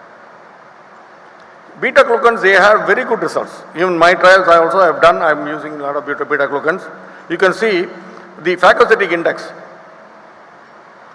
The phagocytic index is significantly improved by beta glucans. So whenever beta glucan combination is given, the resistance level of the bird is increased. Even in case of outbreaks, we ask them to go for a combination which has beta glucans. Mortality is reduced. In 2 or 3 days, it comes to normal. So beta glucan plays a major role in reducing the phagocytic index is improved. So and you can see how the oxidative effect. They are ready. It's called oxidative burst. We'll say oxidative burst means it is ready to blast. How hydrogen peroxide acts. How the nascent oxygen blasts the E. coli or coliforms. See, that is oxidative burst. They are ready to kill the organism at the entry point itself. So beta glucans play a major role in this.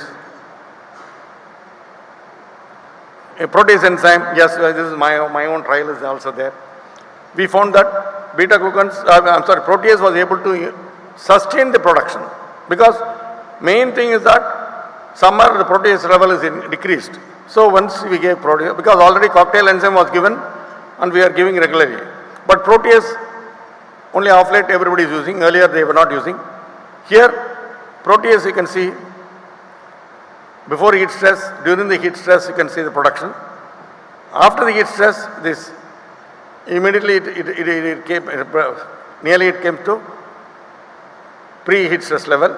In the end, recovery period, it came back to 97%. So it had a very good effect. The protease has a very good effect. We are using in layers, we are using protease. Whenever we use protease, the stress level is reduced, especially in summer. Generally we think in summer the feed intake is low, why to give enzymes? That is not the case. Because there is, the innate enzyme is reduced by 38%, is a very significant reduction. It is not an ordinary reaction. It is a significant reduction. So protease in heat stress works very well. Probiotics, and this is, I am not going to tell much. A ratio between non-pathogenic and pathogenic organisms in the gut, if you are maintained at 85 to 15, then that is the best. It can face any challenge. You can see all the green are positive, very good. And the author E. coli also is given some green touch. How is that?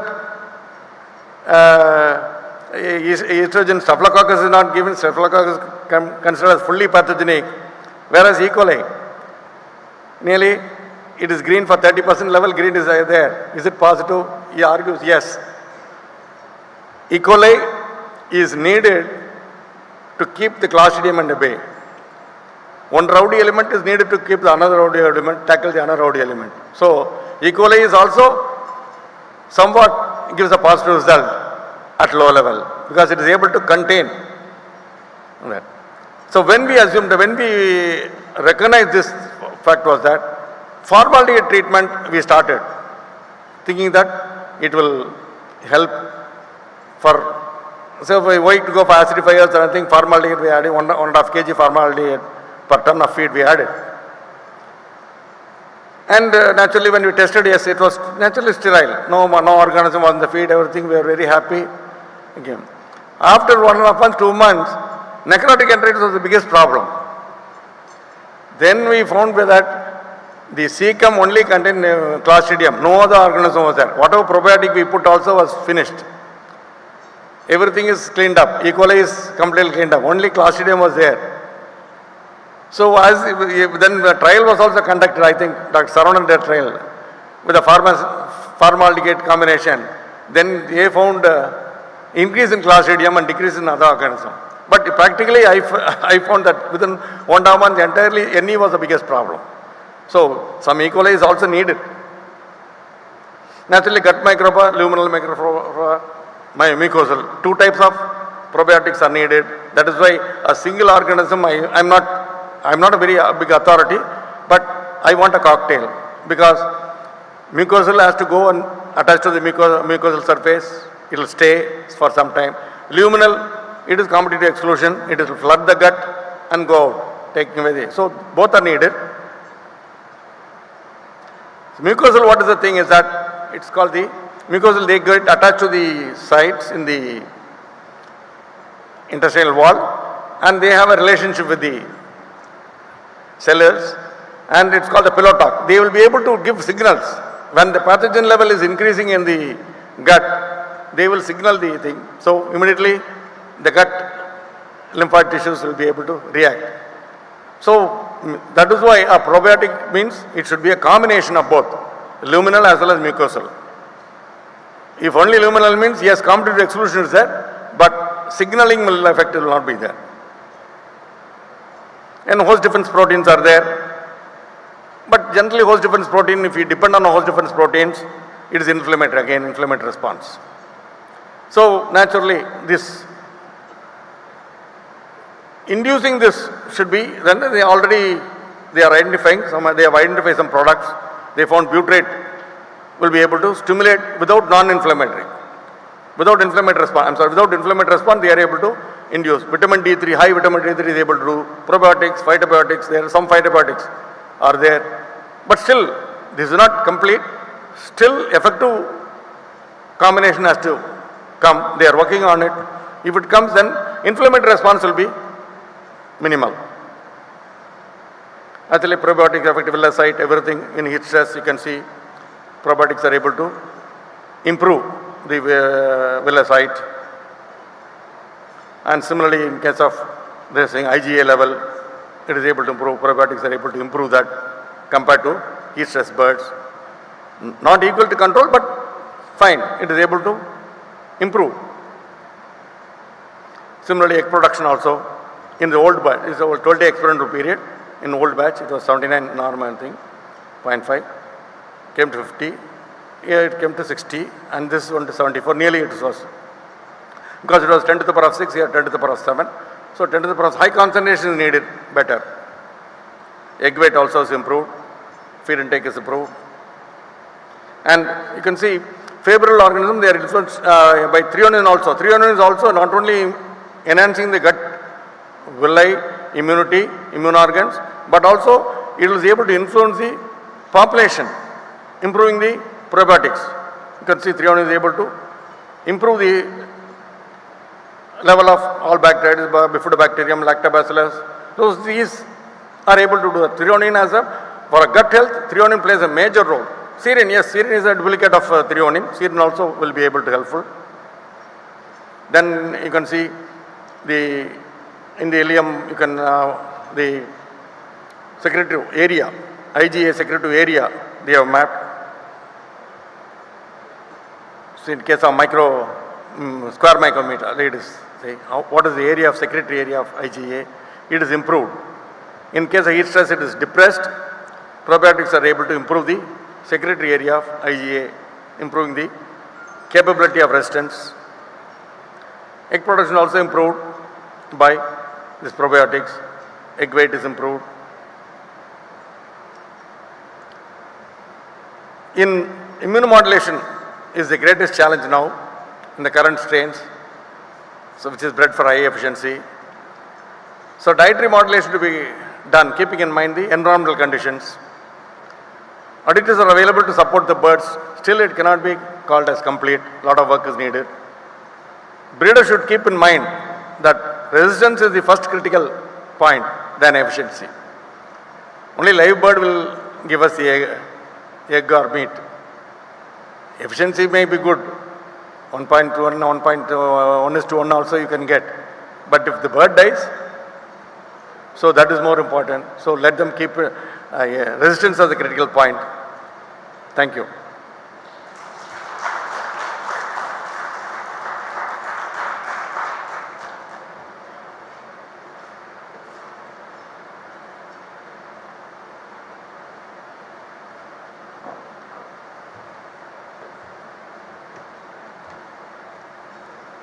All right, thank you, sir, for such an engaging presentation. Can we have a huge round of applause, ladies and gentlemen?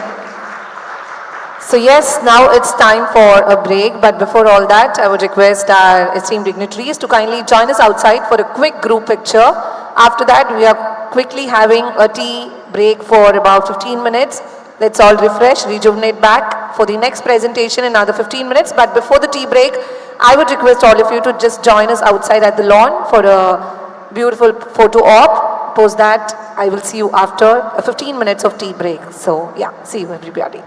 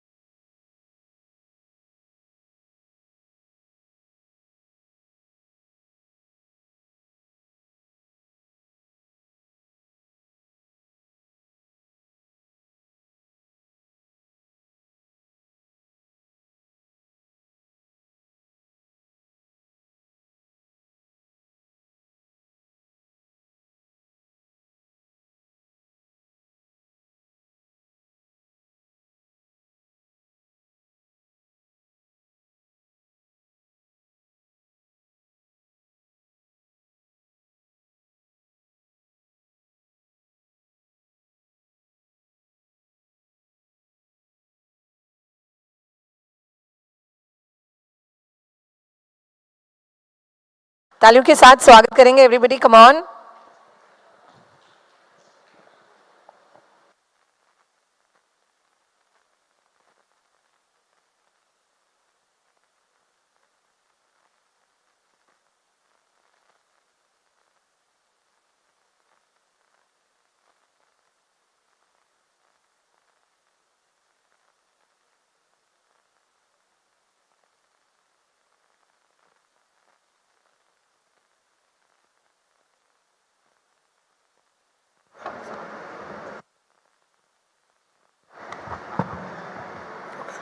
Thank you very much.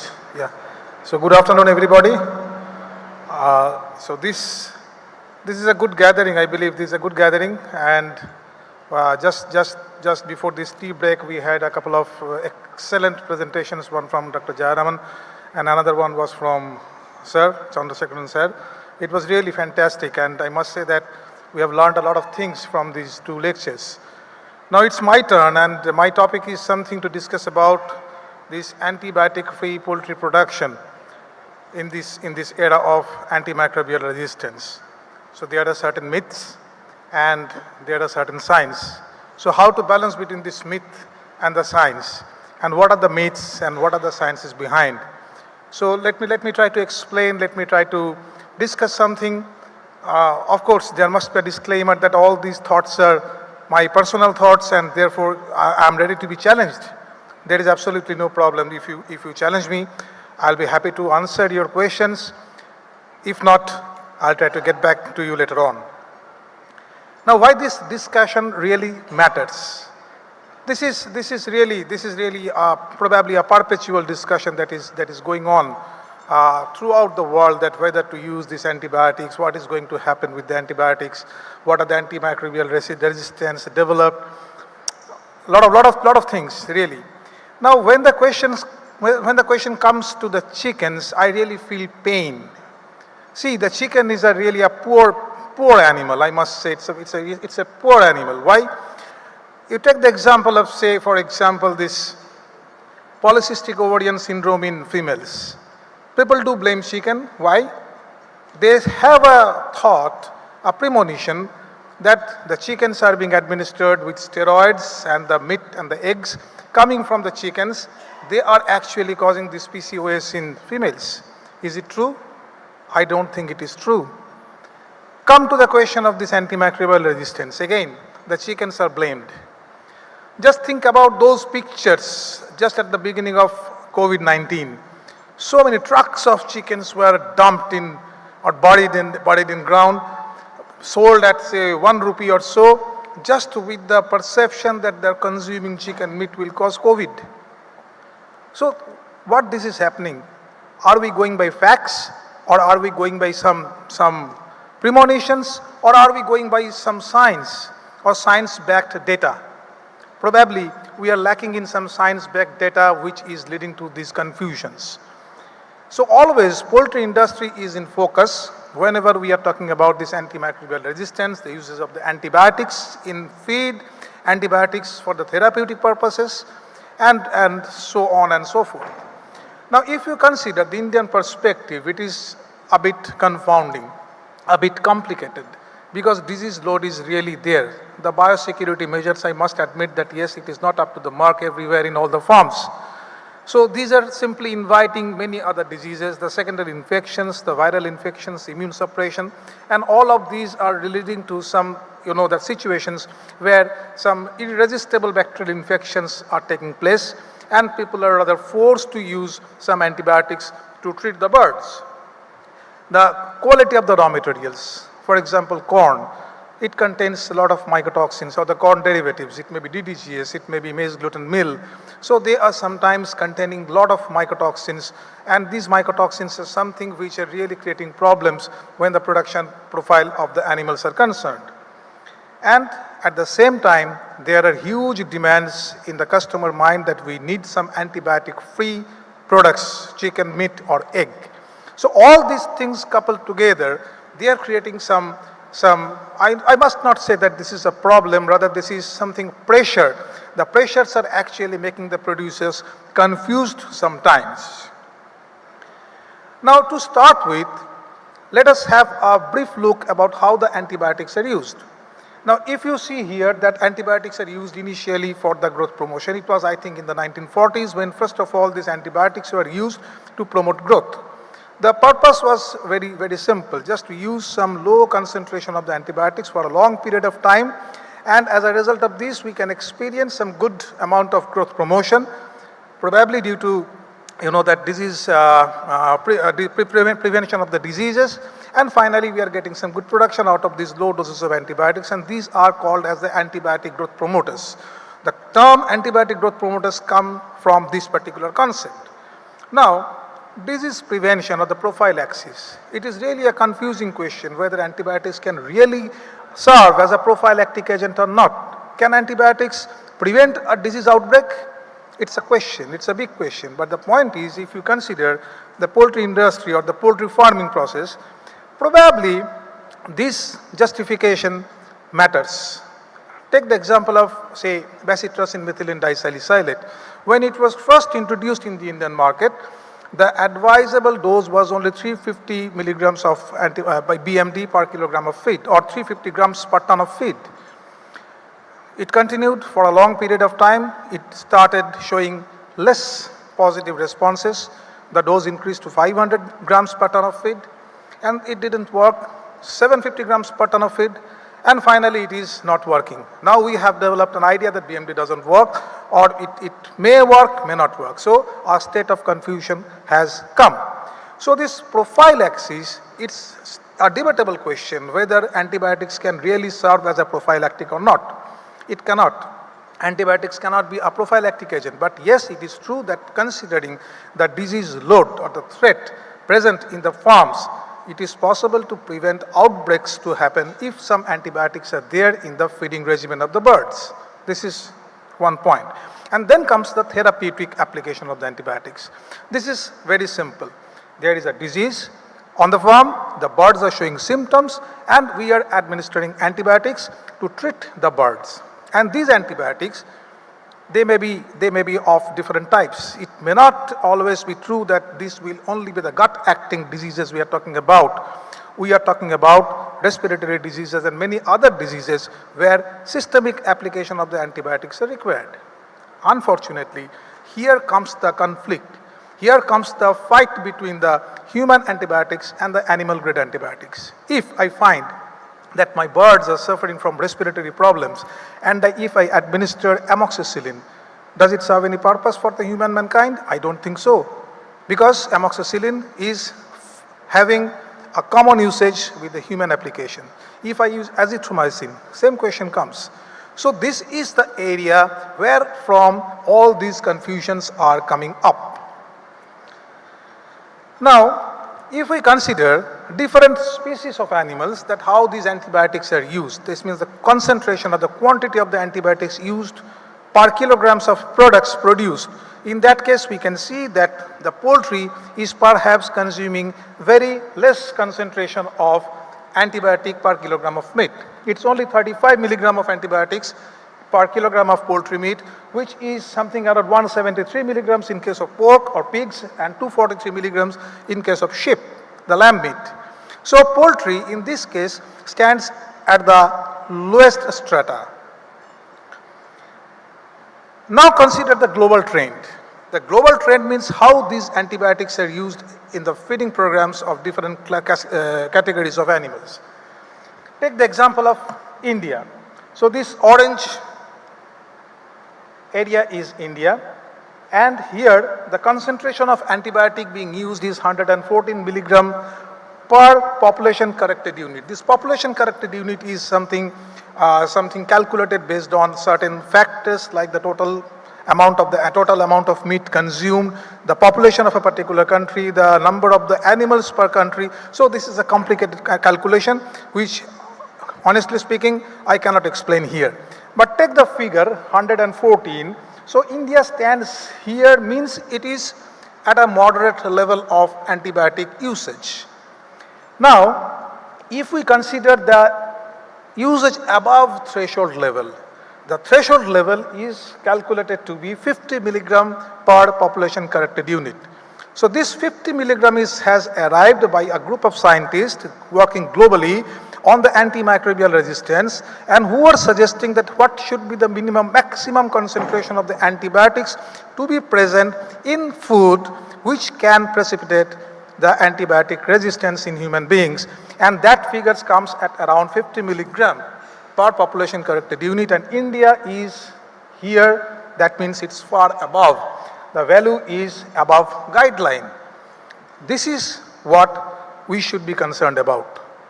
This is exactly the area where we should be concerned about, that though we are producing a lot of chicken, meat and eggs, and probably we are using less concentration of antibiotics in the feeding regimen, the point is that we are probably much above the threshold level which can precipitate antimicrobial resistance in human beings, or maybe it can lead to generation of a population of bacteria which will contain number of antimicrobial resistant genes.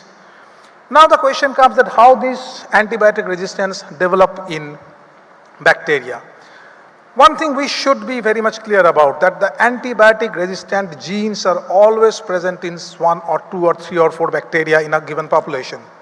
If you go for whole genome sequencing and check for the presence of the genes which are resistant to beta-lactamase or many other enzymes which are actually working against antibiotics, you will find that yes, there are some bacteria which will contain these antibiotic resistant genes.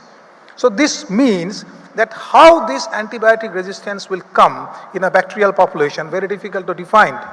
There is no predefined condition that this particular situation or usage of this particular antibiotic will lead to the development of antibiotic resistance in a particular bacterial species.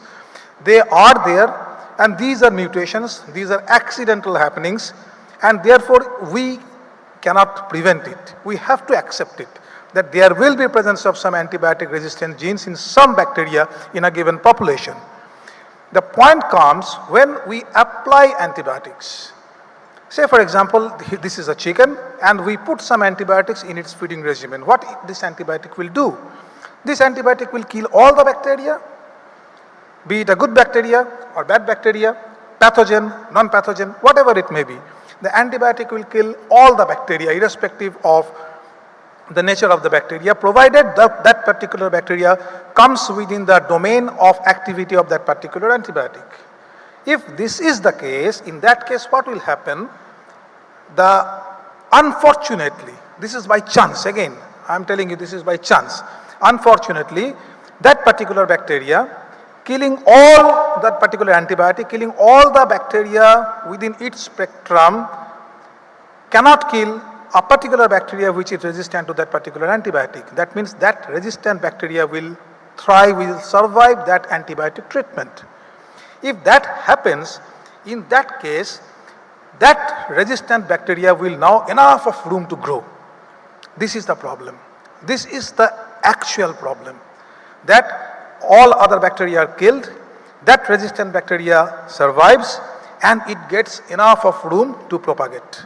And if it gets enough of room to propagate, in that case, it will simply keep on transferring its AMR genes, antimicrobial resistant genes, to its progeny. Here from comes the antibacterial, antibiotic resistant population. So we develop an antibiotic resistant population with the help of an antibiotic that we actually apply for the betterment of the livestock. So this is a paradoxical situation, a fallacy, and that fallacy needs to be answered, and probably we do not have a very good answer particularly at this point. Now what actually antibiotics do? So before what actually antibiotics do, if we think about what happens normally, see, we are not keeping our animals, we are not keeping our birds in a notobiotic condition, a germ-free condition. It is not possible for us to keep all our animals under a germ-free condition. So whenever we put a bird on the farm, the birds will be exposed to some natural infections. There is no doubt about it. And whenever, apart from that, there will be bacterial population present in the gut itself. So whenever the bacteria are there in the small intestine, and if there are some pathogens, what they will do? They will produce some inflammation. Always remember, some inflammation is always good for the gut health. But if the inflammation becomes uncontrolled, that becomes a problem. A controlled inflammation always goes on in the gut. So there is a complex mechanism by which the inflammation is kept under control. But if the inflammation becomes uncontrolled, that invites actually immune reactions. What Chandrasekaran sir has said, that yes, immunity comes at a cost. Indeed, immunity comes at a cost. Whenever there is inflammation, there will be release of the cytokines, there will be acute phase response. Acute phase response means the system will start thinking that yes, there is a problem, I must fight with this problem, and so there will be synthesis and production of the acute phase protein. If you just infect a bird and you just collect the mucosal scraping and analyze the, say, acute phase proteins like alpha-1 acid glycoprotein, you will find it has shoot up. So that means everything comes at a cost. Where from these acute phase proteins will come? They will come from the nutrients, whatever we are giving to the birds. So that means the nutrients which were about to promote the growth of the bird, instead of doing that, that nutrient is actually being wasted in protecting the birds from some unnecessary inflammation. So this inflammation is completely unnecessary, unwarranted. We do not need this inflammation. What the antibiotics do?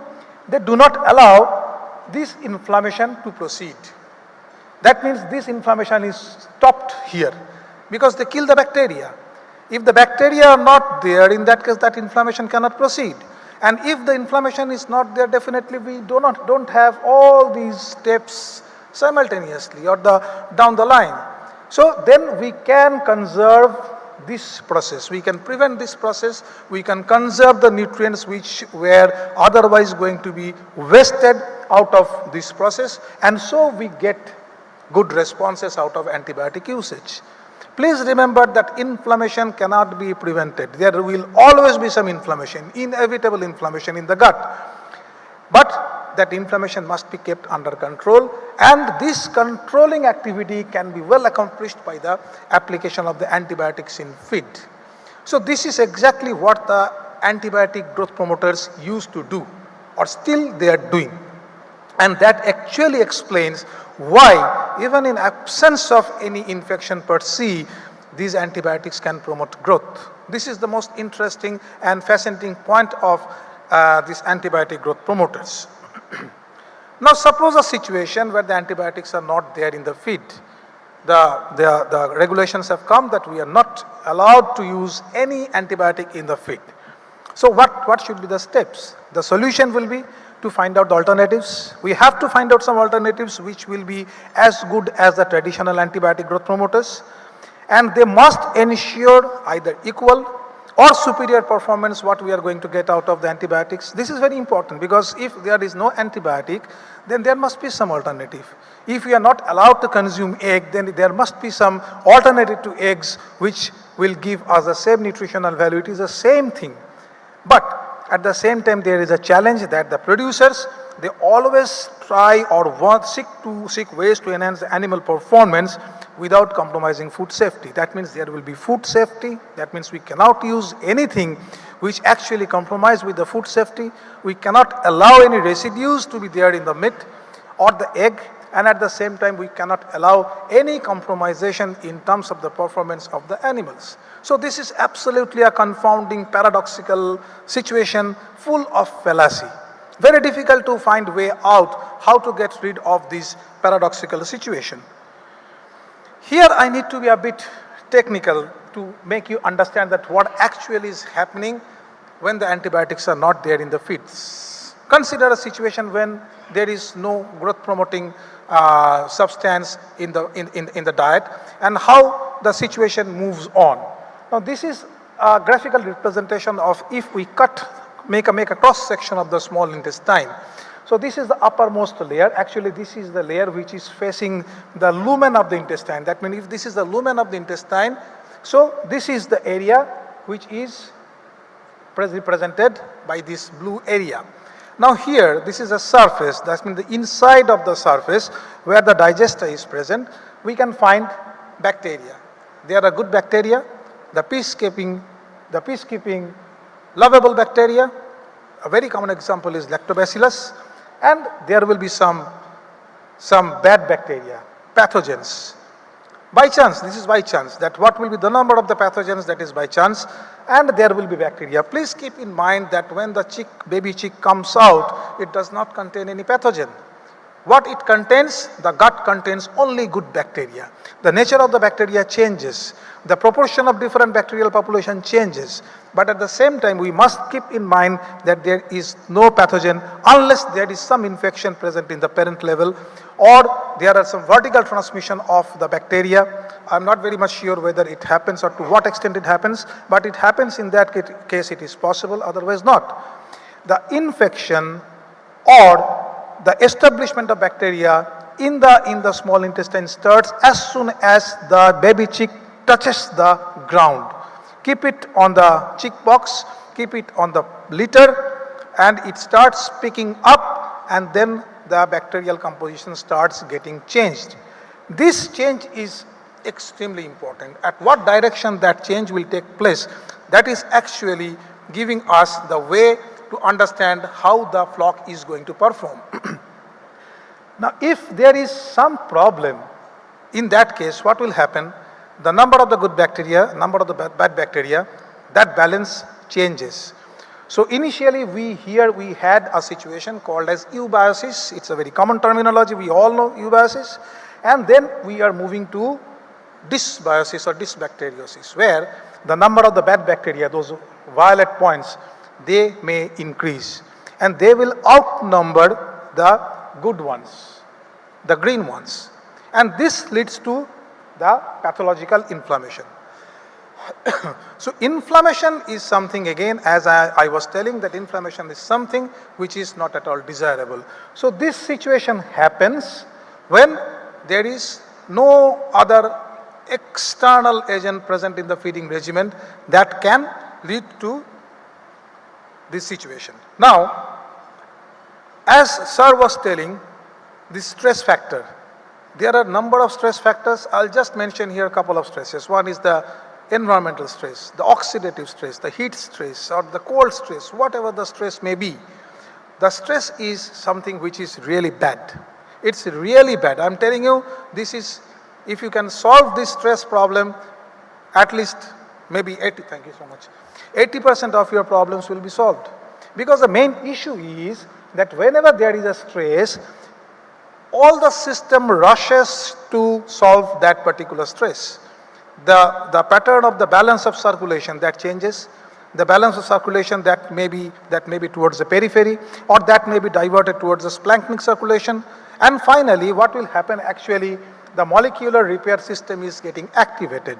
And if there is activation of the molecular repairing system, the end point is the apoptosis, that means the cell death. Because unless there is cell death, the new cells cannot generate. And that time point, that difference, that actually extremely critical and leads to the leaky gut syndrome. That means the epithelial layer, what I was describing here, this is the intact epithelial layer, and here we are getting leaks, the leakages. The leakages means this is a real photograph that how the epithelial layer is now open, and this is the gut lumen, and here the bacteria, the bacterial toxins, everything is present, and they are now free to enter into the systemic side. That means the toxins which are produced by the bacteria, they are now free to enter inside the systemic circulation, leading to some problems. The same thing is happening with mycotoxins. It's a menace. It's really a menace. We always judge the quality of the grains by its color, by its appearance. We think that a moldy grain may contain huge amount of toxins. No, that may not be the case. The toxins may be present in an apparently excellent looking lot. Excellent looking lot, you will not be able to even understand that this particular lot may contain huge concentration of mycotoxins, but it is happening.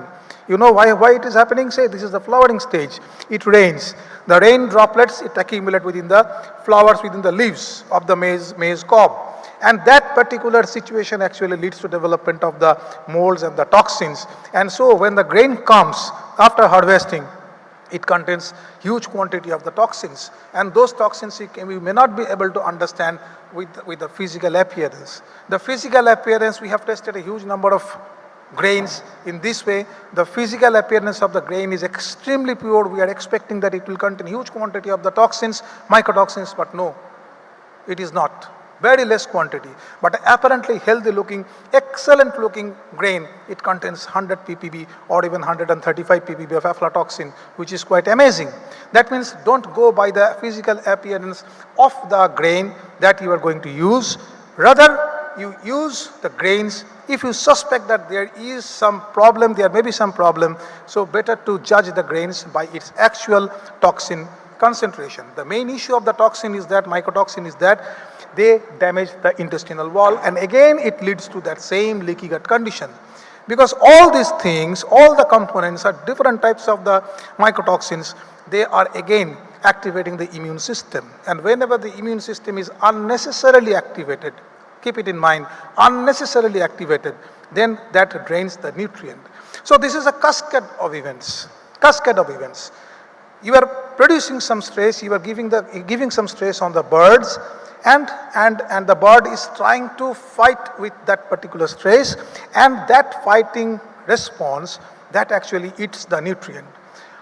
The nutrient requirements that are based on the standards that we are expecting the birds will be on a situation when there will be no stress or minimum amount of stress. But if the stress becomes doubled or trebled, in that case what will happen? So that has to be compensated. So that actually increases the cost of production.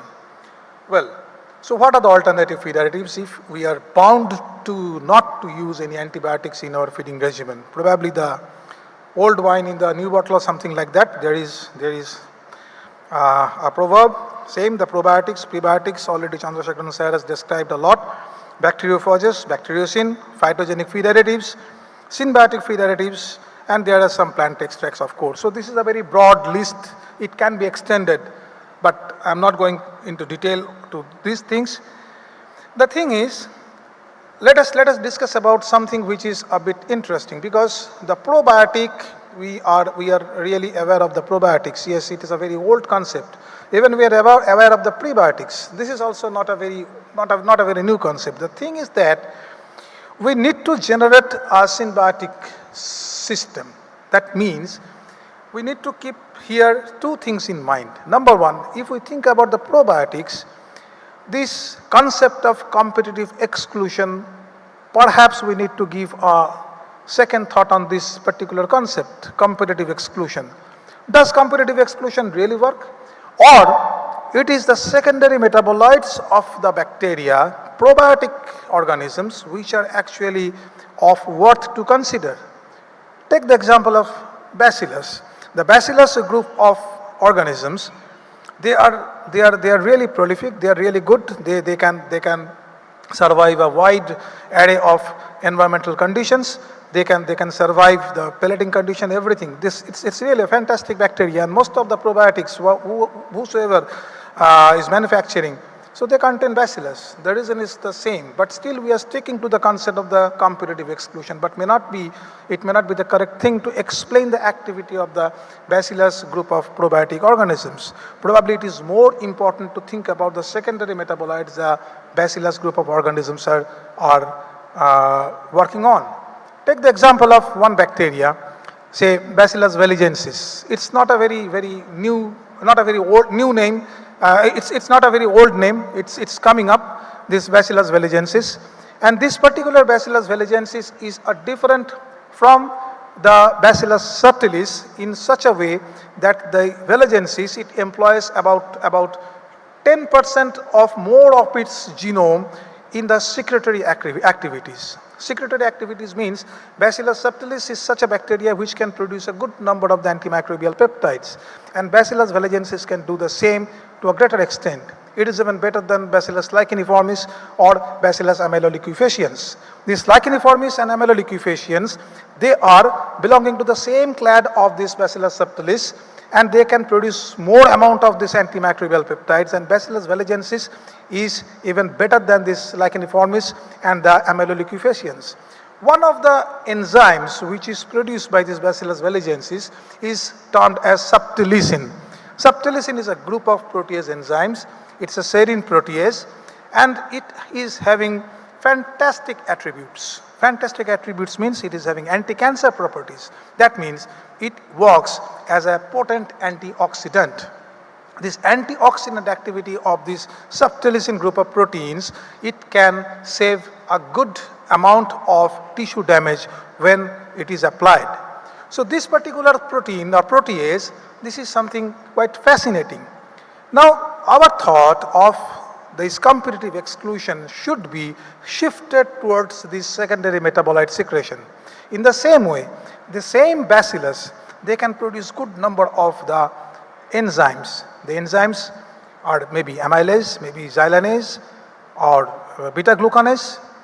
And if this is the case, in that case, actually what we are going to do out of these particular secretions of this bacillus is to create an environment in the gut so that the fiber component of the guts can be broken down to specific molecular weight fiber particles, 12 kilodalton or something like that. And if that is possible, those oligosaccharides, they now serve as the substrate for certain bacteria which are presumed to be good in the gut, especially the Clostridium cluster 6, cluster 4, which are butyrate producing bacteria. They stimulate the activity of certain butyrate kinase and the butyrate carboxylase genes within the bacterial population which can ferment butyric acid. So this means that this dietary intervention, which is actually neither probiosis, neither prebiosis, rather it is called a symbiotic approach by which we are creating a situation, a condition within the gut in which the dietary ingredients are converted into the food particle for the gut microbiome. So by this approach it is possible, and indeed it is possible, to make a shift in the gut microbiome profile to more towards the formicutes, which are good bacteria. It is a wrong concept that all Clostridium are bad. No. If by whole genome sequencing you find that yes, these are the Clostridium, and you say that oh my God, all are Clostridium. No, Clostridium are not bad. There are a lot of good Clostridium present in the intestine, and those Clostridia should be captured. We should design the dietary regimen in such a way by which those clostridial clusters can be stimulated, and they can produce certain short chain fatty acid and the volatile fatty acids, which will actually help in restoring and maintaining the small intestinal health. See these couple of photographs. One was with antibiotics. There was a controlled diet. The second one and third one with the prebiotic and the probiotic. You can easily see the structure, how the differences are. Means they are more well controlled. These are all without any challenge. There was no challenge per se. Only thing is that these treatments were applied. So this actually indicates that with the antibiotics, even better than the antibiotics, then this pre and the probiotic combination can result in a better histological and the structural integrity in the intestine. This phytogenic approach. Phytogenic approach is that we all know that the bacterial cells, they contain a lipid layer, then the protein layer, and all these things. Again, the histology, I'm not really very much strong in the histology of cells, but anyway, the histological structure of the bacterial cells says that there is a lipid layer, and these phytogenic molecules, they contain some hydrophobic phytomolecules which bind with that particular lipid part of the bacterial cells, make some perforation, enter inside the cells, they make some interaction with the bacterial protein, that leads to some coagulation of the protein, the enzyme system gets disrupted, and finally the cell dies.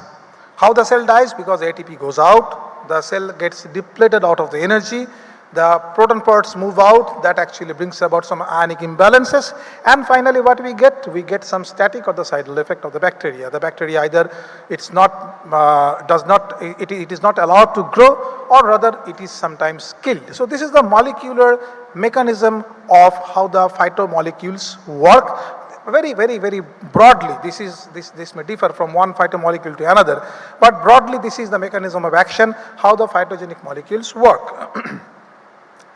Now the question comes, elimination or responsible use? Because this is the question, and this is the most debatable question, whether we should eliminate or whether there should be responsible use. Now probably, if we consider the situation in the Indian perspective particularly, complete elimination of antibiotic growth promoters may be a bit risky. I am not sure, but it may be a bit risky, because unless we can ensure these back ends, that yes, my biosecurity is foolproof, my feed is toxin free or minimum amount of toxin is present, stress is not there. So the stress, the animals are not going to get exposed to overt inflammatory stimulus. In that case, it's fine, absolutely fine. We were just talking with, I was just talking with some of my friends here that how converting an open house to an environmentally controlled house can reduce the mortality, can enhance the performance. Just now we were discussing, and it's really spectacular. Spectacular means it's really good, means only 3%, 4% mortality in 33, 34 days. The highest mortality I could see is only about 6%, and the body weight is around 2.4 kg in 35 days. The feed conversion ratio is 1.6. And this is just by converting an open house to a petty environmentally controlled house with just couple of cooling pads, couple of fans. That's it. That means if this environmental stress can be reduced, there is a possibility that we can enhance the performance of the birds. And probably in such a situation, it is possible to completely withdraw the antibiotics from the feeding regimen of the birds. Yes, if the stress is not there, yes, it is possible, definitely possible. If it is not, if it is still open house with hot, humid climatic condition, the birds are always panting like anything, then probably not. In that case, what we can think about? Definitely we can think about the partial withdrawal. The partial withdrawal may be a good option, especially if we think about these myths and the realities. Not all antibiotics are systematically absorbed. Take the example of bacitracin or many other ionophores. They are not at all absorbed systematically. 99% of bacitracin or similar type of antibiotics are excreted in the feces. Then if it is excreted in the feces, then definitely you are not going to get any residue in the meat or the egg. But what we are going to get? Yes, there is a possibility that we are going to get some bacterial, some antibiotic resistant population. That chance is always there.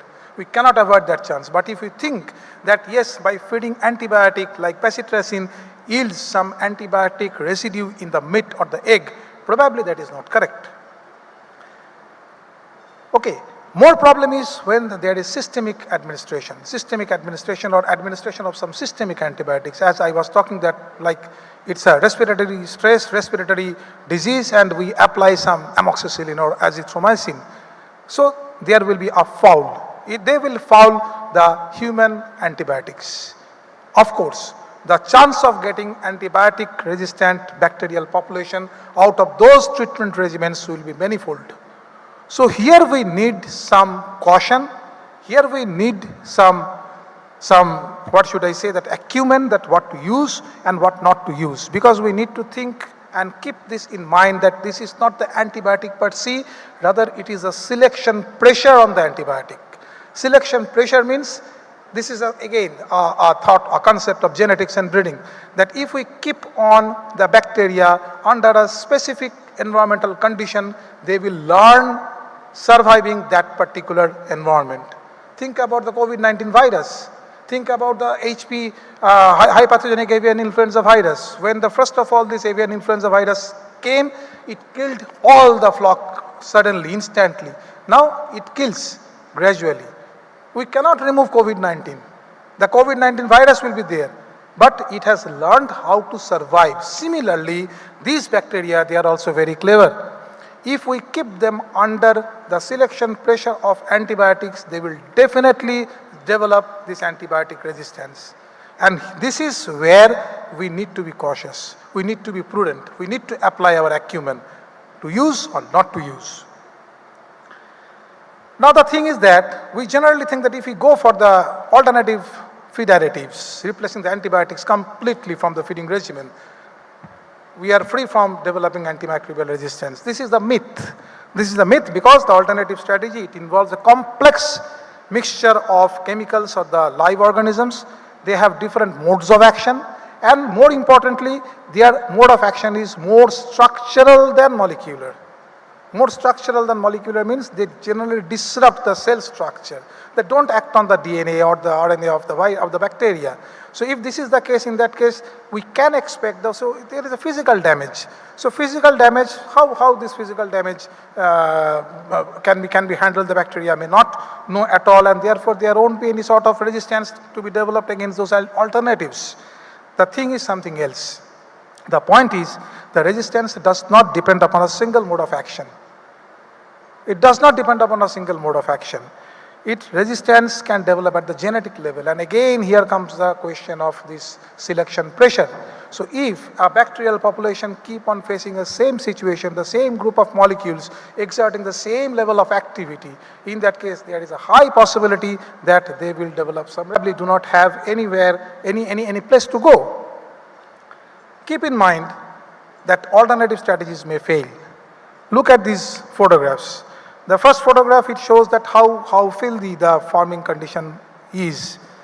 See the cocci outbreak, the immune suppression, and finally the condition of the gut. So all these pictures show that if this is the situation in a farm, in that case, can we expect that the alternative strategies will work? Keep in mind, the alternative strategies, they are not therapeutic. They cannot be used as a therapeutic agent. They take some time to modulate the entire gut microbiota. It takes at least 3 to 4 weeks of time to get that effect, to get that impact, to get that microbiome shifted from more towards formicutes. So if this is the case, and if we keep the birds from the very beginning at this situation, then these alternative strategies will not work, will never work, be sure.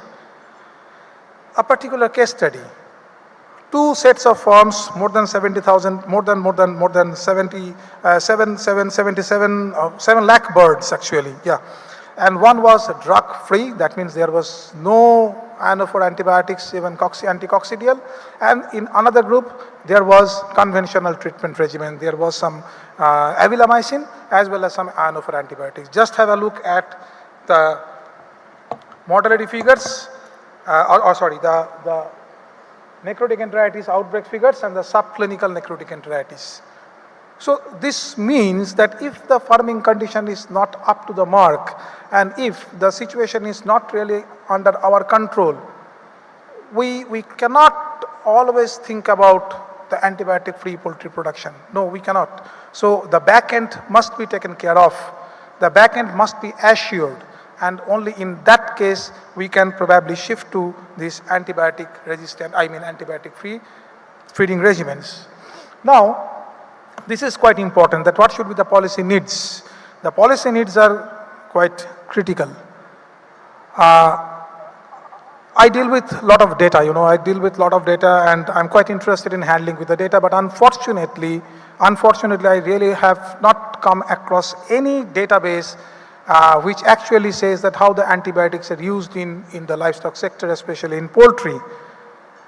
No, it's not there. There is no such concerted research performed or data published which can say that yes, these are the antibiotics used and these are the antibiotics against which the bacteria are developing resistance. These are the specific quantity of the residues present in the meat or milk or eggs.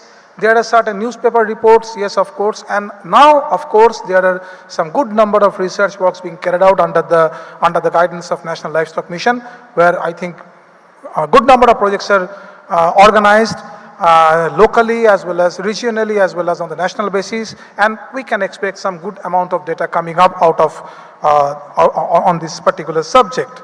So this role of data is extremely important. The surveillance on the usage of the antibiotics and the resistance trend. The trend is extremely important, because unless we can generate some trend that these are the bacteria developing resistance against these antibiotics, how can we predict?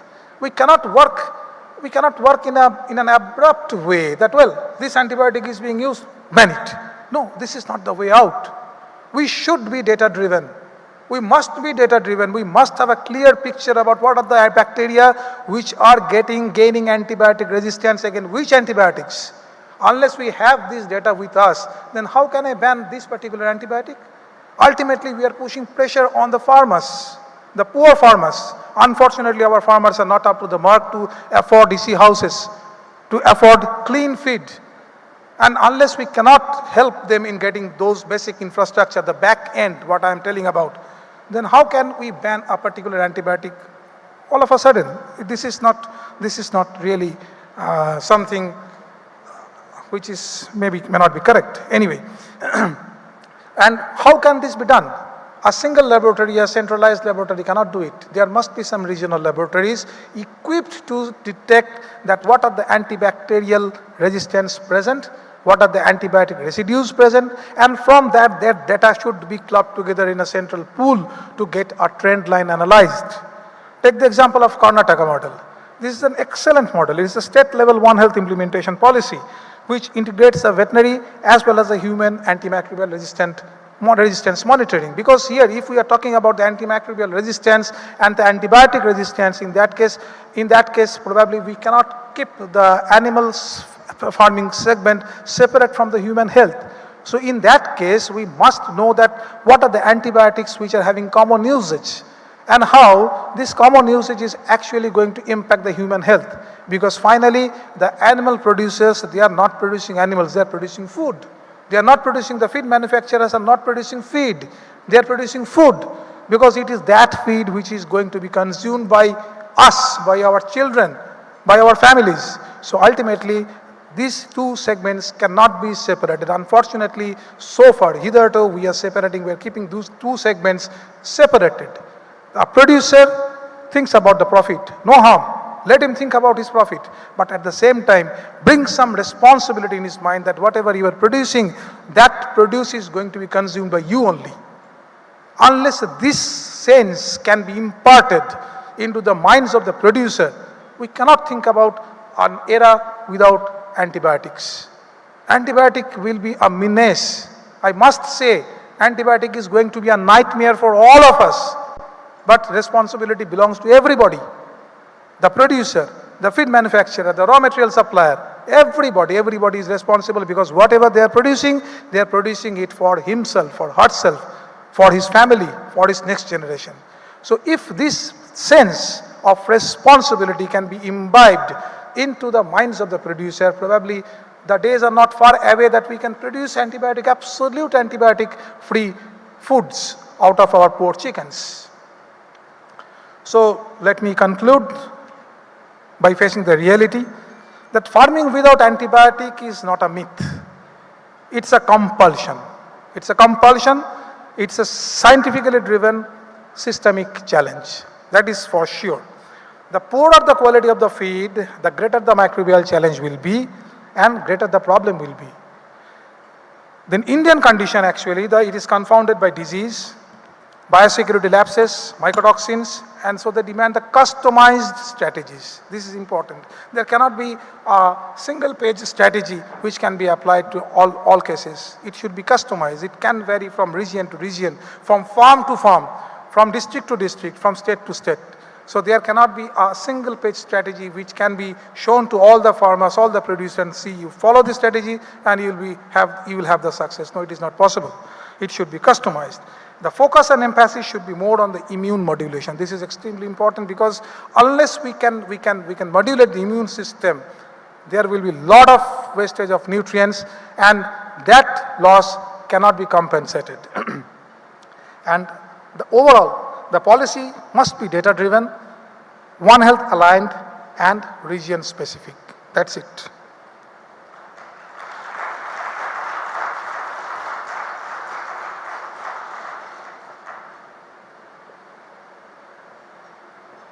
Thank you so much, sir. A huge round of applause, ladies and gentlemen. Thank you, sir, for that insightful and thought-provoking presentation. Your expertise has truly added immense value to today's session. Well, now, ladies and gentlemen, welcoming Dr. Tiago Prucha, our poultry consultant, insights and emerging trends in natural growth promotion. With a huge round of applause, let's welcome Sir, on the dais. Over to you, sir.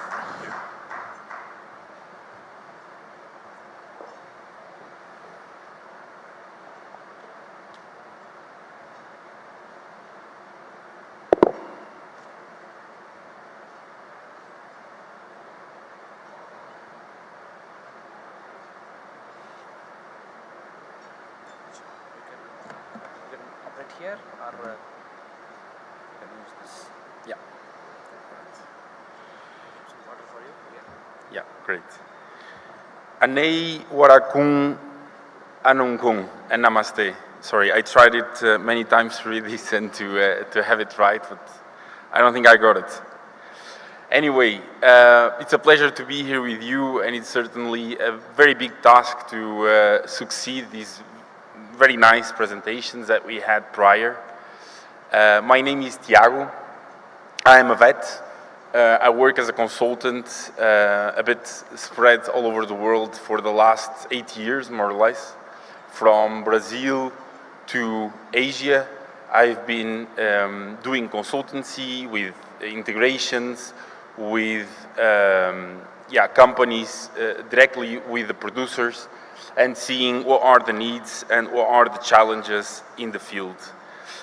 Today, I will try to summarize, although a lot was talked before, what I think are the main challenges that we have in the industry today, and what defines what are the steps that we need to take in order to improve our production with the constraints that we have from the public.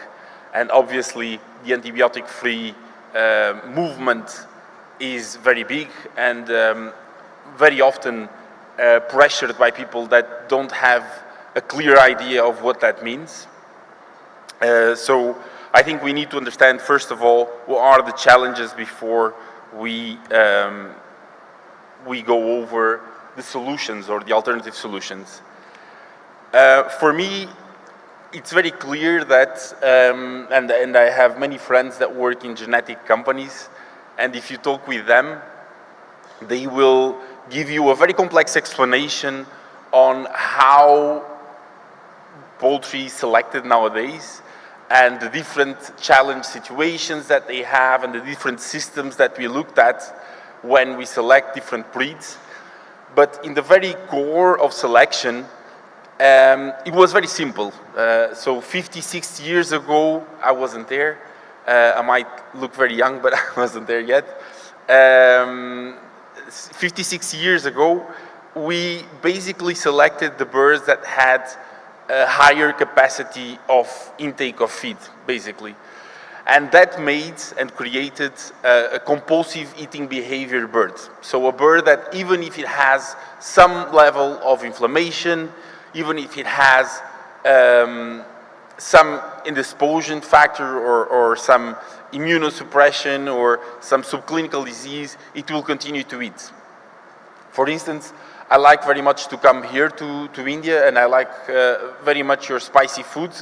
My guts are not in accordance with my head, and very often I, in the next day, only feel eating yogurt after having a dinner a bit more spicy.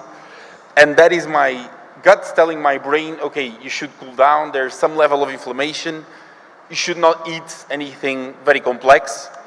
But our birds, what happened was that because we selected for many years this kind of behavior, we erased this connection between the gut and the brain. And that led to a series of problems. Obviously, not only that was the problem, the fact that we, throughout these decades, that we reduced the lifespan of the bird, that we increase the demands of digestion and absorption. All of that comes into place, of course, but the fact is that the balance between a non-inflamed state and an inflamed state becomes very thin.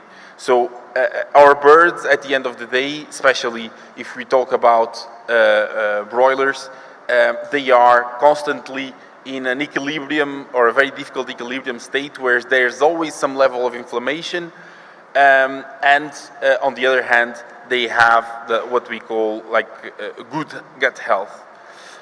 Besides to that, historically, if we look at the bacterial element that we had prior, before, we focused a lot on the bacterial enteritis, which I will go more in depth in a few slides. And nowadays is a lot more focused on how can we control the inflammatory response in order to also mediate the energy that we are spending with that as well.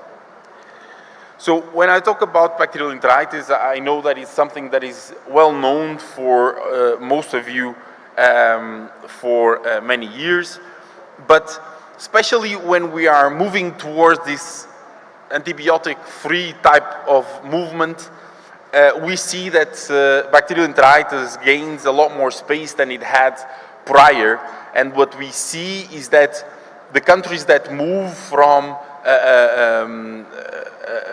production free of growth promoters towards an completely antibiotic-free production, they have a lot less necrotic enteritis and a lot more bacterial enteritis with time. That is for many reasons, but the fact is that we see bacterial enteritis there. Clostridium does not like competition, and when we take away these growth promoters and antibiotics that somehow modulate the microbiota, they end up creating this problem that we have.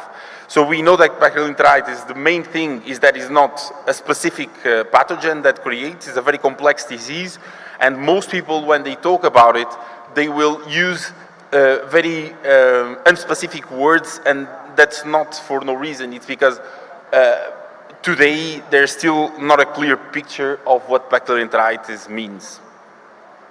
We know that it is an imbalance of the microbiota, and we know that we have more bad bacteria and less good bacteria, as we had the prior explanation stating that. There are many names for this disease. We can all call it dysbacteriosis, bacterial enteritis. It doesn't really matter.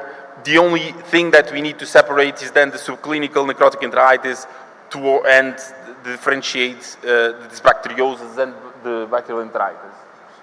We know that there's no pathognomonic lesion, so there are sets of signs that we see with bacterial enteritis, but there's no specific necrotic wall, or there's no specific sign that we can detect, but there are a set of scores or signs that we can see and that we can evaluate. There's a couple of multifactorial, or bacterial enteritis in itself is a multifactorial disease. We can split it in two main categories, infectious and feed quality and management. But as we can see, the spreads of these challenges goes quite far. And this means that it's a very difficult balance that we have to take, and a lot of things that we need to take in account. We know that Clostridium will have an impact, that coccidiosis will have an impact, the viral enteritis, now we know better than better, will also have an impact, but we also know that the type of broilers that we have, the challenges that we have, and that were very well explained in the previous presentation as well, will all have an impact on that. So it becomes very difficult to understand, okay, what should we do? And with a lot of solutions that we have, how can we give the next steps? We know the importance of the gut or the immune system in the gut. It was already talked as well. And we know that it is one of the most important immune organs. We have more than 50%. We saw 60, 70% of the immune system present in the gut. So here it becomes very easy to understand that any type of inflammation that we have there will have a major impact in terms of energy expenditure that we have towards that. So if there's any mild activation, it will have a very big impact on the FCR. And as I explained, there's very little room for any variation when we have any challenge in our birds. So here we have, let's say, the nutrient priority list that we have in our birds and in ourselves as well. When we have any type of challenge, our immune system becomes activated, and let's say we stop having energy to produce muscle in a very simplified explanation, and our immune system redirects our nutrients towards fighting the challenge that it has present there. So it's very important that we understand. It's very important that we understand that besides that, the microbiota here is a key factor when we talk about bacterial enteritis. And I'm not aiming to give a microbial lecture about the different types of cells, but I just wanted to mention some things that are relevant to understand once we start talking about the different actions that we should take in our birds or in our houses when we have different signs. We all know that gram-negative type of bacteria, the salmonellas, the E. coli, all of that, they will have an extra layer outside of lipopolysaccharides, and that makes them a bit more resistant to chemical disinfection, but for instance, they will be less resistant to environmental conditions. And on the other hand, we have the gram-positives, the Clostridiums, for instance, which we would be more resistant to the environmental conditions. They also have exotoxins, so probiotics here will have a very important role here.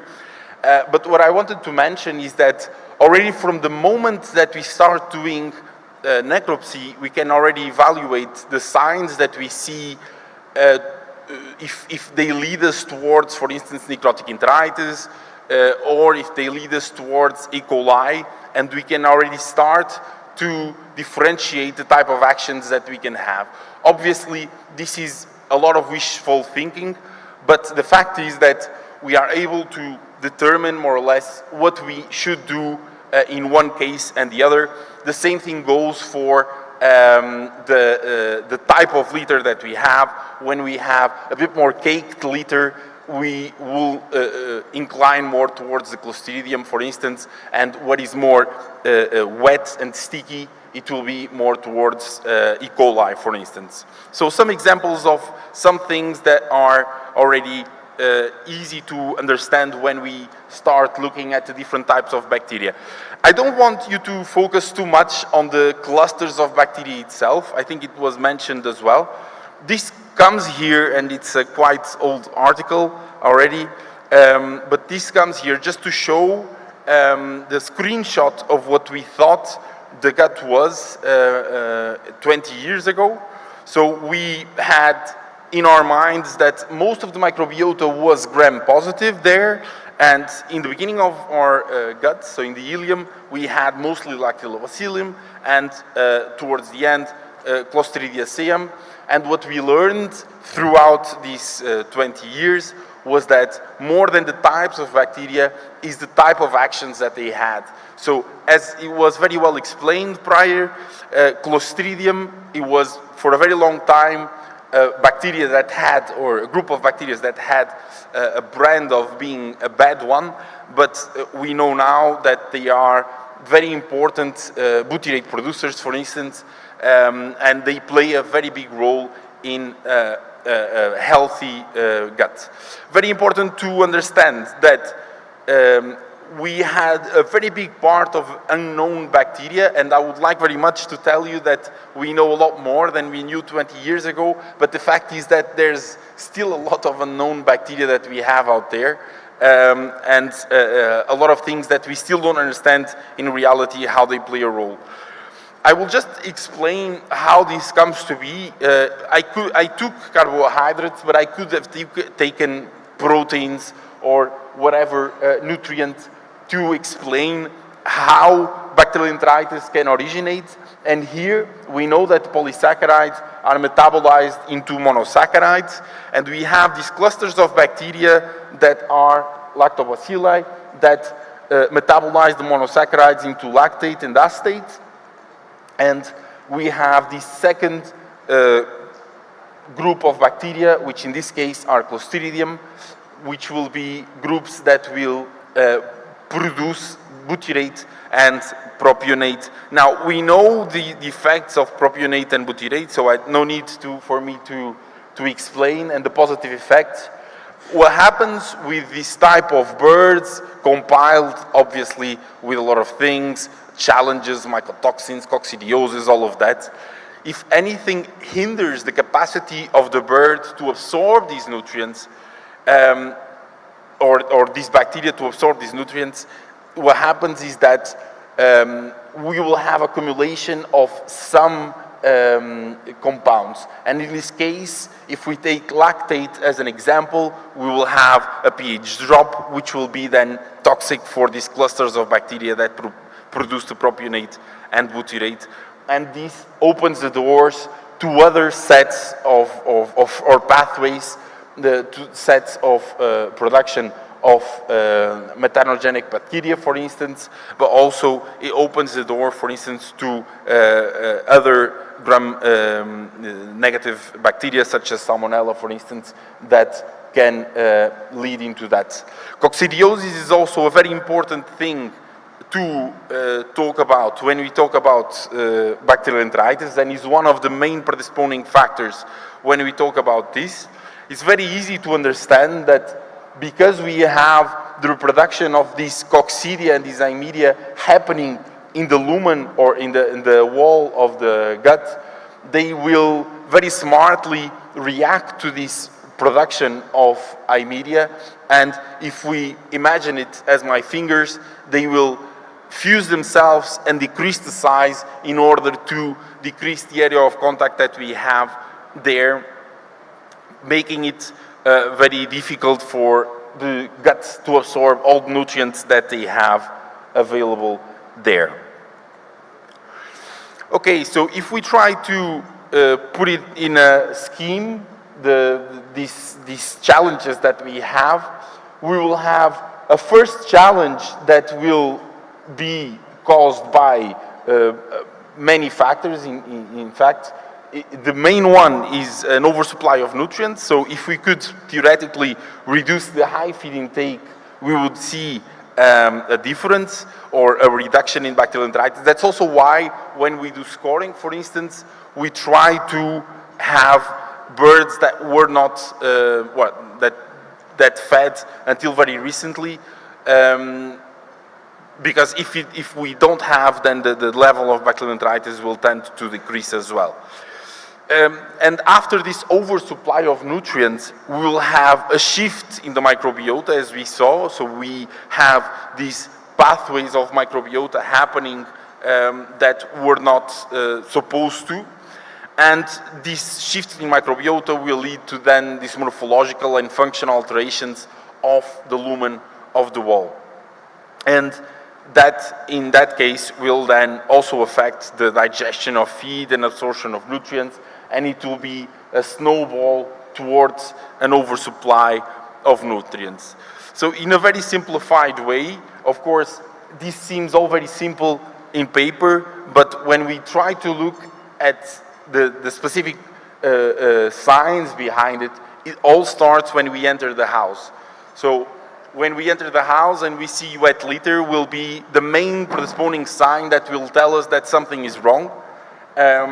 Because there's no, unfortunately, there's no biomarkers available or commercially available.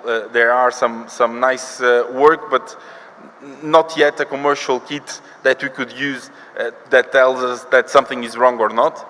So the main point will be then the wet litter, the diarrhea, the feed intake stable for a couple of days.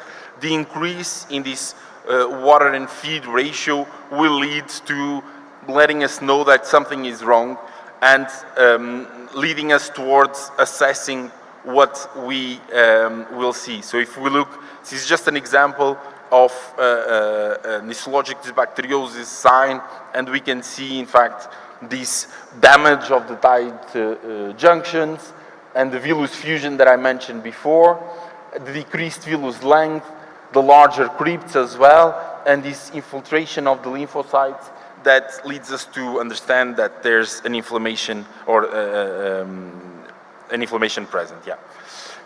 And of course, when we have all of this, we have then this increased presence of nutrients in the lumen that were not absorbed, and that leads to the vicious circle that I just mentioned prior. So the only way that we can assess the level of dysbacteriosis or challenge that we have is by assessing the bacterial enteritis scoring that we have. So it's a 10 parameter scoring that tells us 0, it's low bacterial enteritis, and 10, high bacterial enteritis. And in the scoring system, we split the scoring between cranial and caudal. So the split will be done in the Meckel's verticulum, and some things we assess throughout the gut, and some things we divide between cranial and caudal, so we assess twice. So between the things that we will have, we will see the ballooning, the abnormal content, so any foamy, more liquid type of content will be something that we will categorize as abnormal content. Then something very typical that is also linked with ballooning, in fact, is loss of tonus, in which we know when we have this inflammation occurring, the muscle layer that we have in our gut loses function, and we have something like what we have in the C2 picture. And then the loss of tonus also is linked with the thickness or lack of thickness, in this case, of the gut. We can also evaluate, for instance, the inflammation. All of these we divide between cranial and caudal, and together at the end we will have also undigested feed. This at the end will give us a number that is a reference for the next steps that we should take when we evaluate our birds.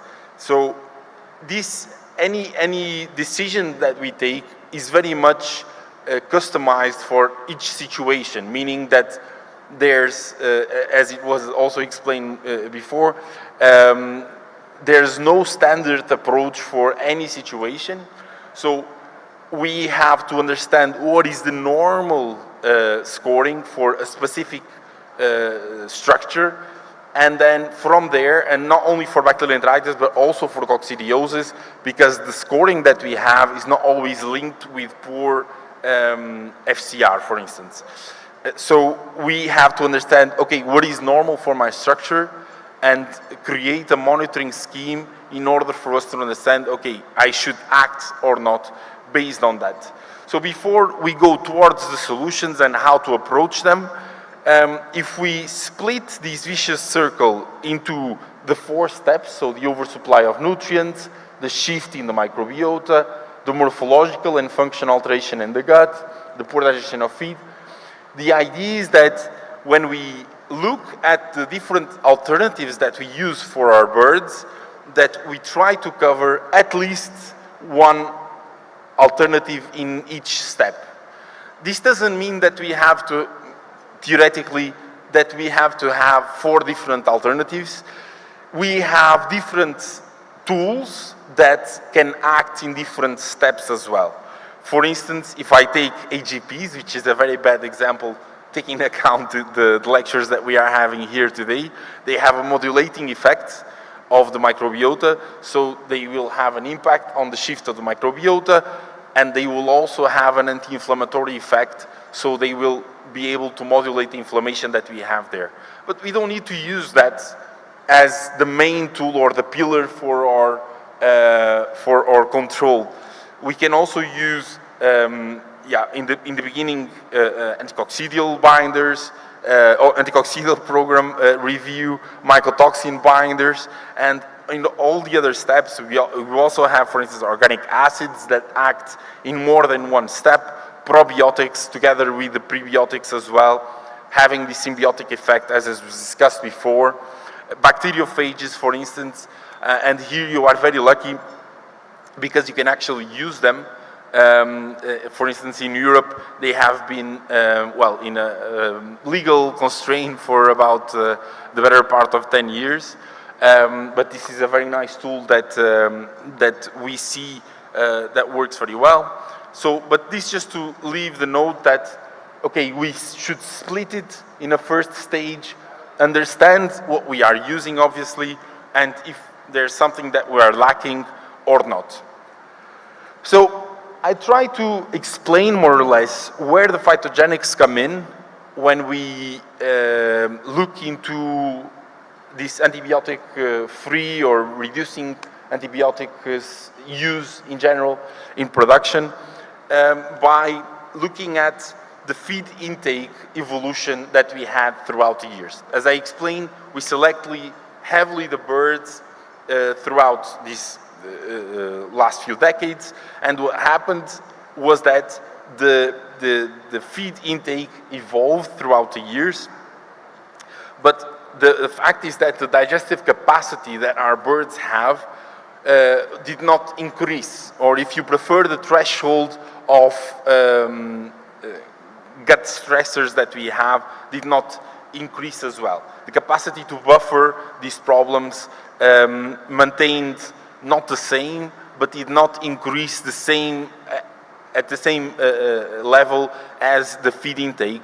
So what happened was we created this bacterial enteritis window that can only be decreased by decreasing the feed intake, for instance, and maintaining digestive capacity, which, by the way, we are doing already in the Netherlands.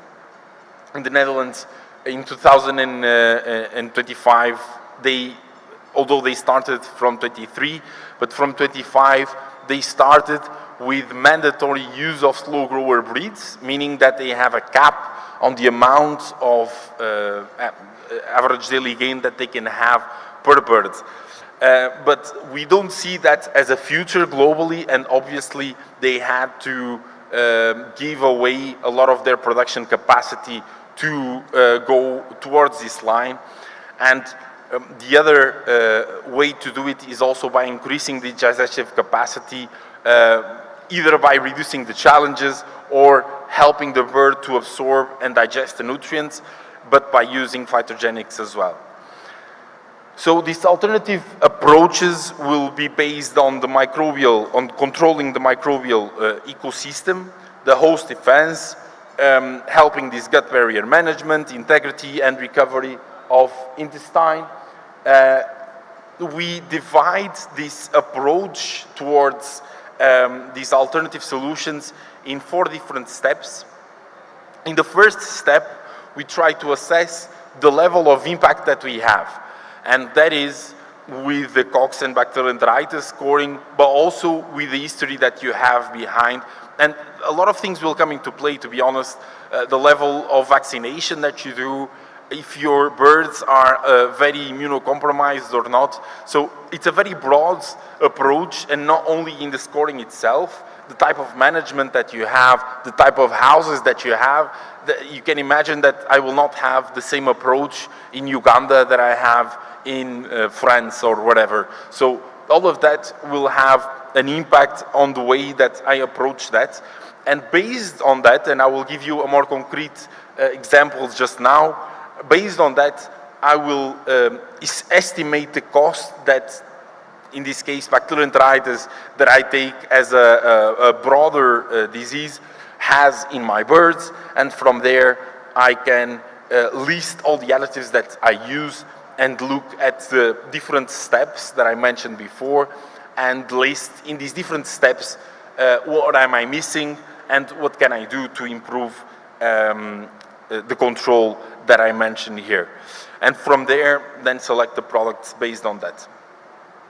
So here, this is especially important in places where we don't have all of these tools, but as I said, or as it was said prior, I think it's important to mention that, okay, all of these tools are quite well known, But I think the next step is to understand how these combinations can come into play and bring novel ways to handle the challenges that we have.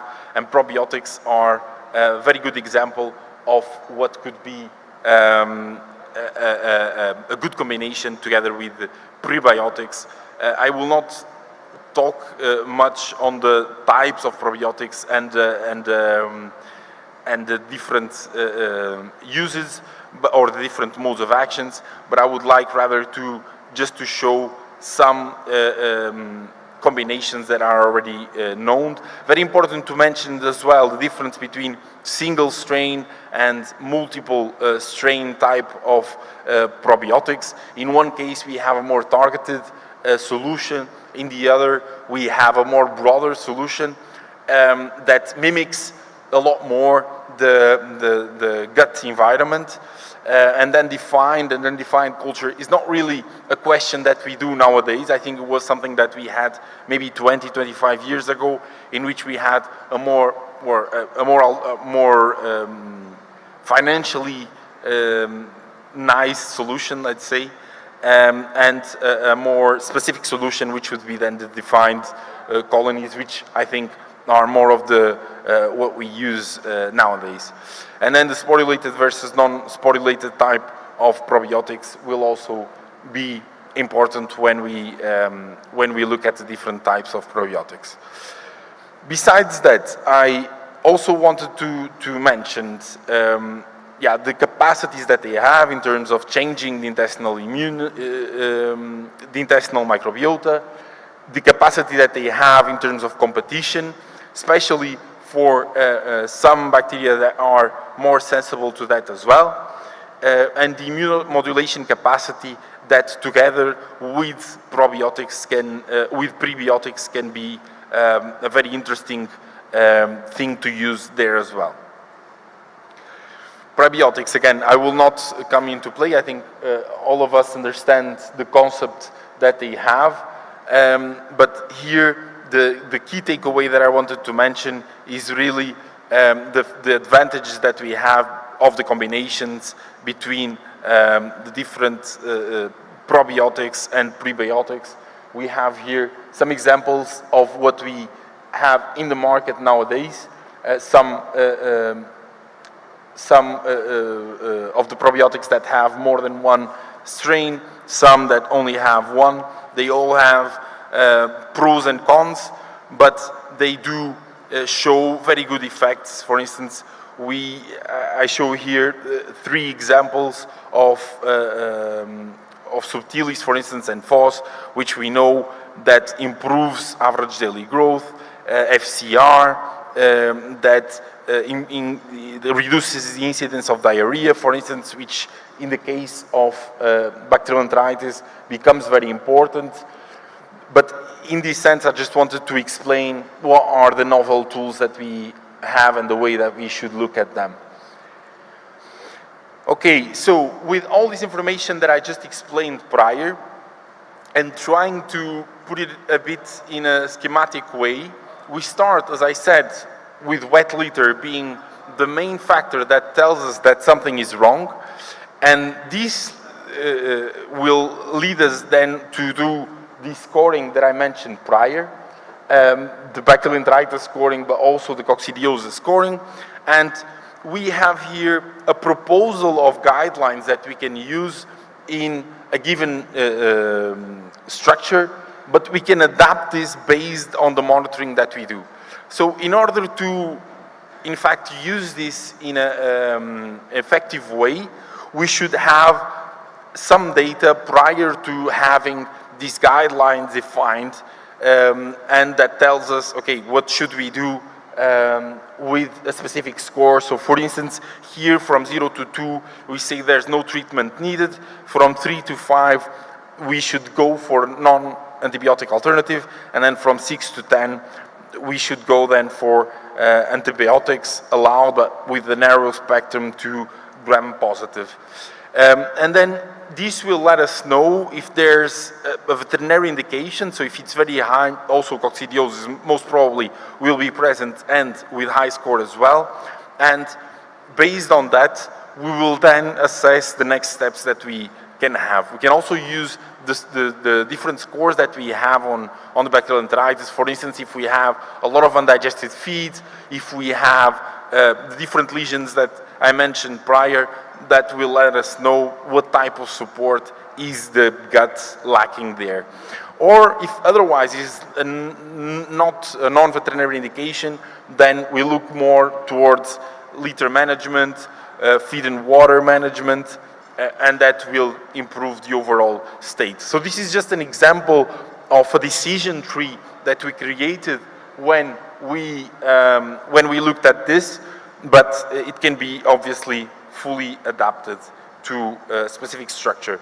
This decision tree that we have here is based on the combination of the bacterial enteritis scoring and the coccidiosis scoring and the severity level that we have. So it's a combination of the two.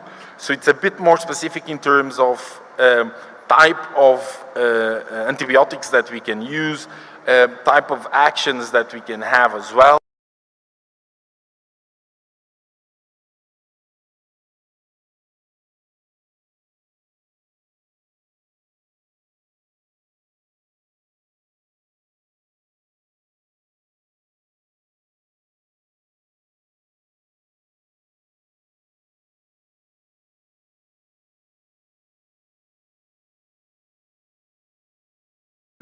Long term, we should look at the anticoccidial program and increase alternative dosages in our feeds, for instance. So, but this is just an example of something that we usually adapt when we come into a structure. So we first, do a whole layout of what we use, what is the level of challenge that you have, and what are the different tools that you maybe are lacking or not.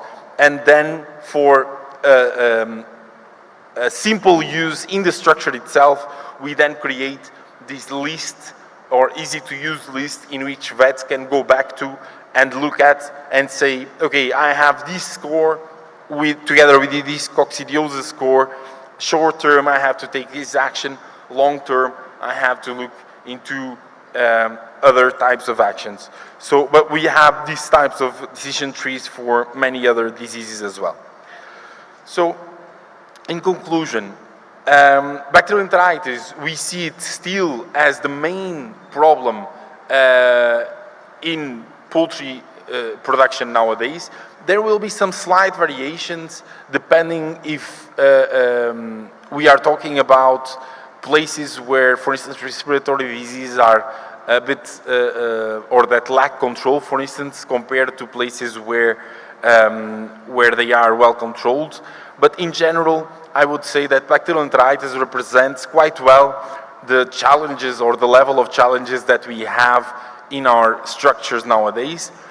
Obviously, it's very often a secondary disease, so it's not a direct conclusion that we might take, but it will be one of the main things that will lead us to understand that the challenges are not well controlled.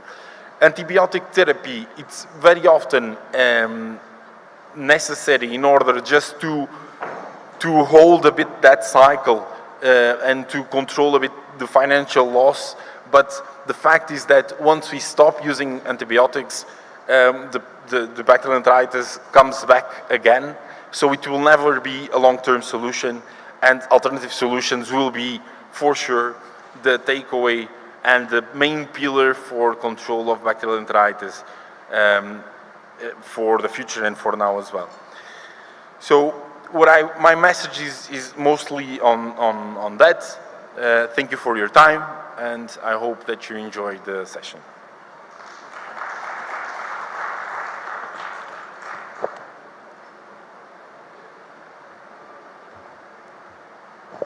All right, thank you, sir. Thank you so much. Now, ladies and gentlemen, moving on to our panel discussion. All right, I would request our esteemed moderator to first join us on the dais with a huge round of applause, everybody. Let's put our hands together and welcome Dr. P. Shukla, ex-dean, to please join us on the dais. Mathura Veterinary College. It's a great pleasure to have Dr. P.K. Shukla here with us. With a round of applause, let's welcome him on the dais. So chairing, is it? So now, should I call all of them? Or sir will talk first? I think firstly I'll talk. You can take 2-3 minutes. Yes.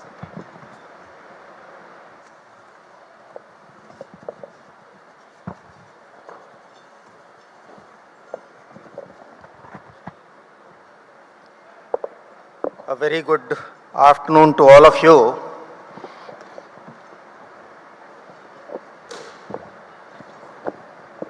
Dr. Muthu,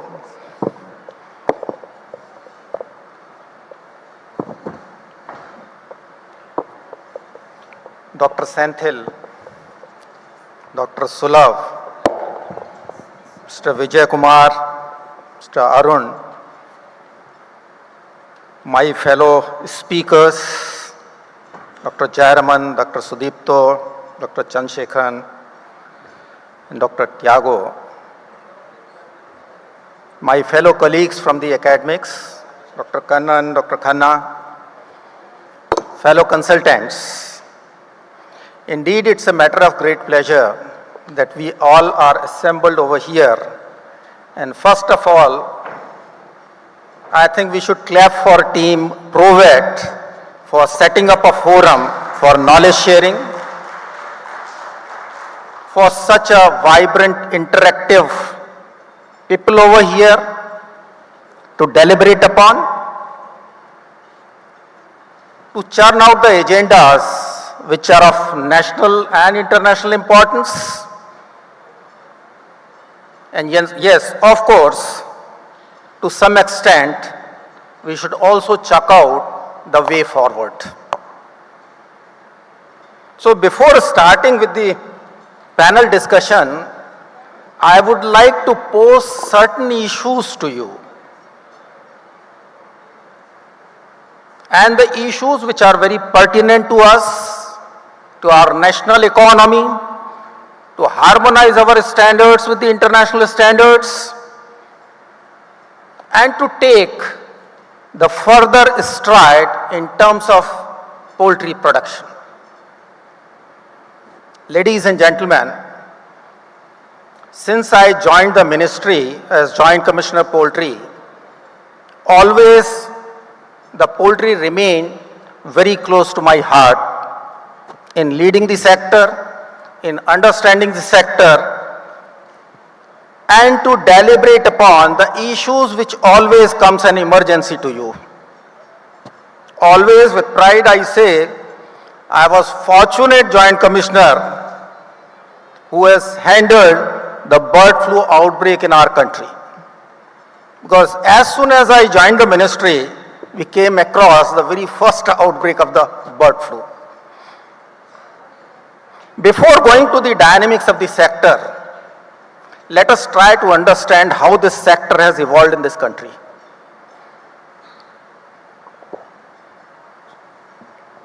In 1950, the very first statistics about the poultry is available in this country. And at that point of time, our egg production has been recorded as 2 billion pieces of eggs.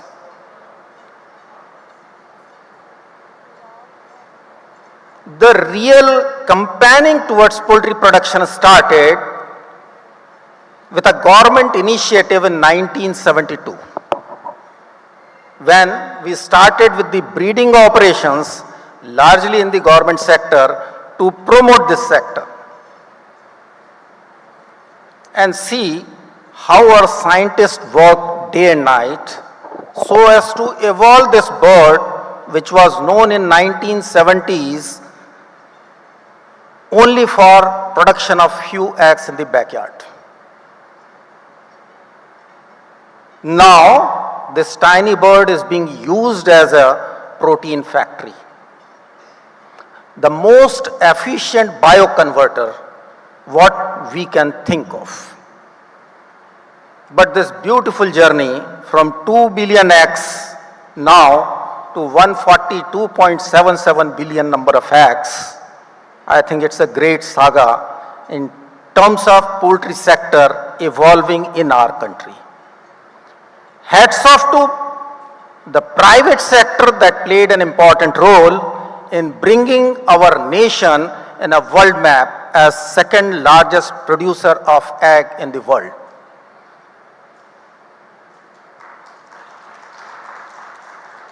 We do have a lot more challenges. How this poultry helps us in making a solutions to our national issues. You see, if we see the statistics of National Health Family Welfare Survey, every 10 years it is being conducted.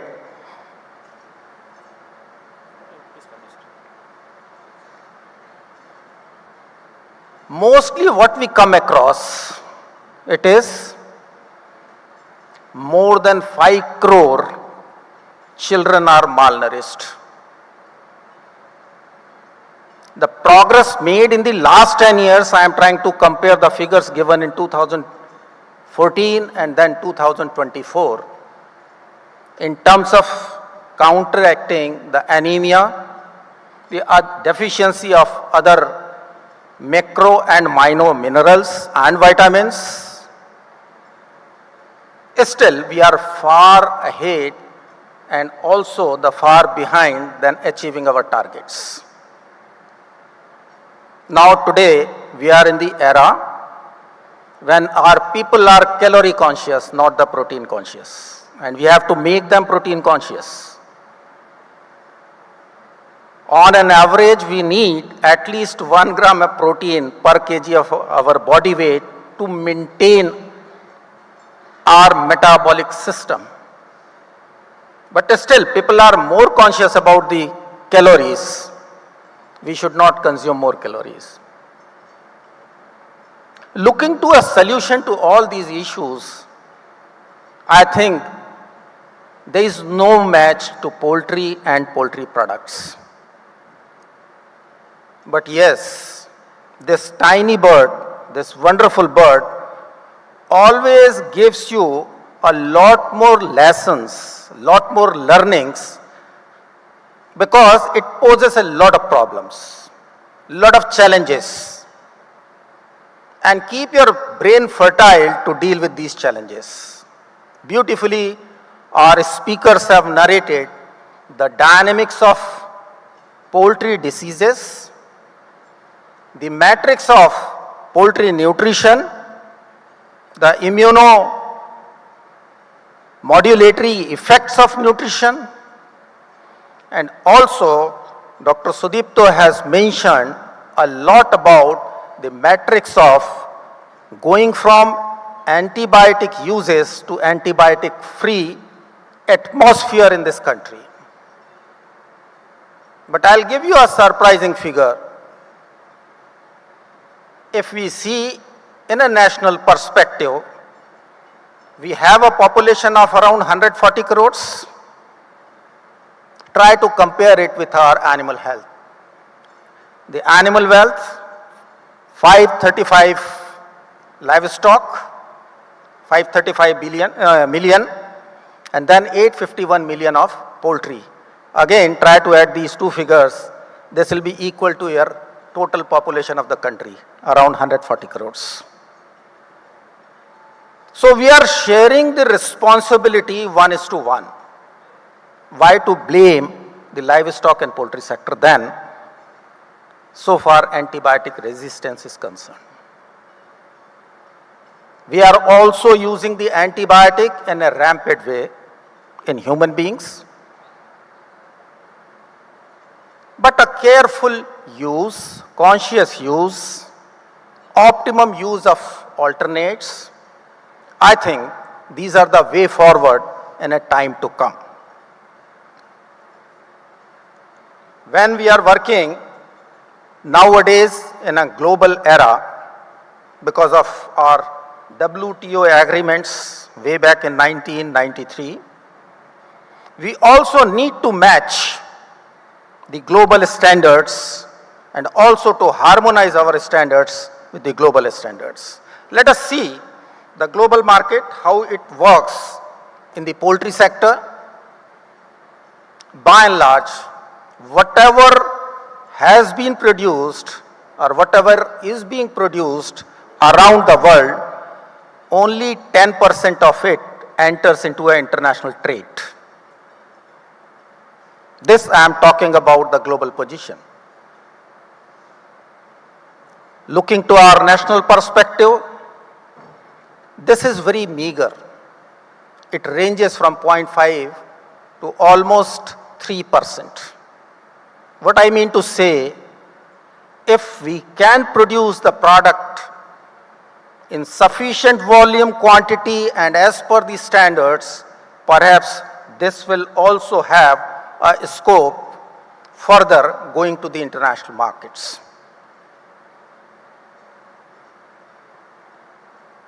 Now, lot more challenges are also there. And one immediate challenge is, now we do have a Food and Safety Standard Authority of India in place. Of course, this has been formulated, formed long back in 2006, but to make it functional, I think we took around more than 7 years. And from 2011, to some extent, it has started functioning. Fortunately, I am also chairing the scientific panel on meat and meat products, including poultry, and we are trying to make the standards for poultry and poultry products. In a time to come, we should also be prepared with these challenges that in next 5 years, we need to gear up our production system of poultry in this country so as to meet out these standards, whatever are being framed by Government of India.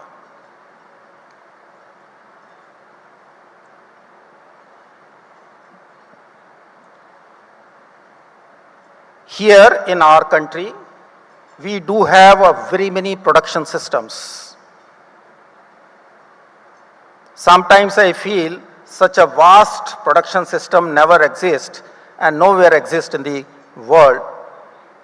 From backyard to a highly sophisticated integrated operations, here what I say, we produce, but the production is by masses and not in mass. So here we lack in development of our data analytics. Sufficient data are not available. Even 2-3 years back, I requested INFA to collect some data, how much antibiotic is being used in the animal practice, in the livestock and poultry sector. And what preliminary data has come to us has given a different insight. Always we keep on blaming our livestock sector for this, but see the antibiotic uses in our crop patterns. I do echo the voice of Dr. Sudipto. We need to understand this AMR from two different angles.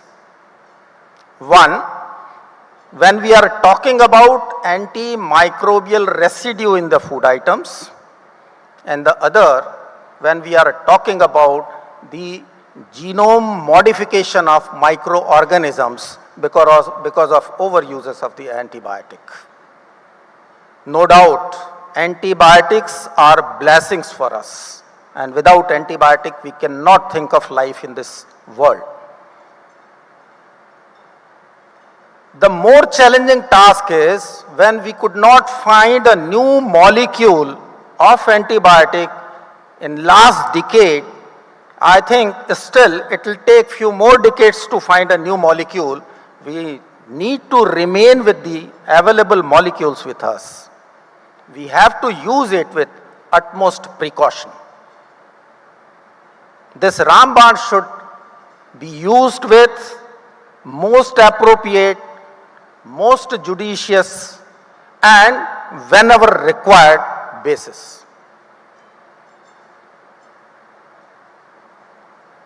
Now, when we have the challenges, we do have the opportunities.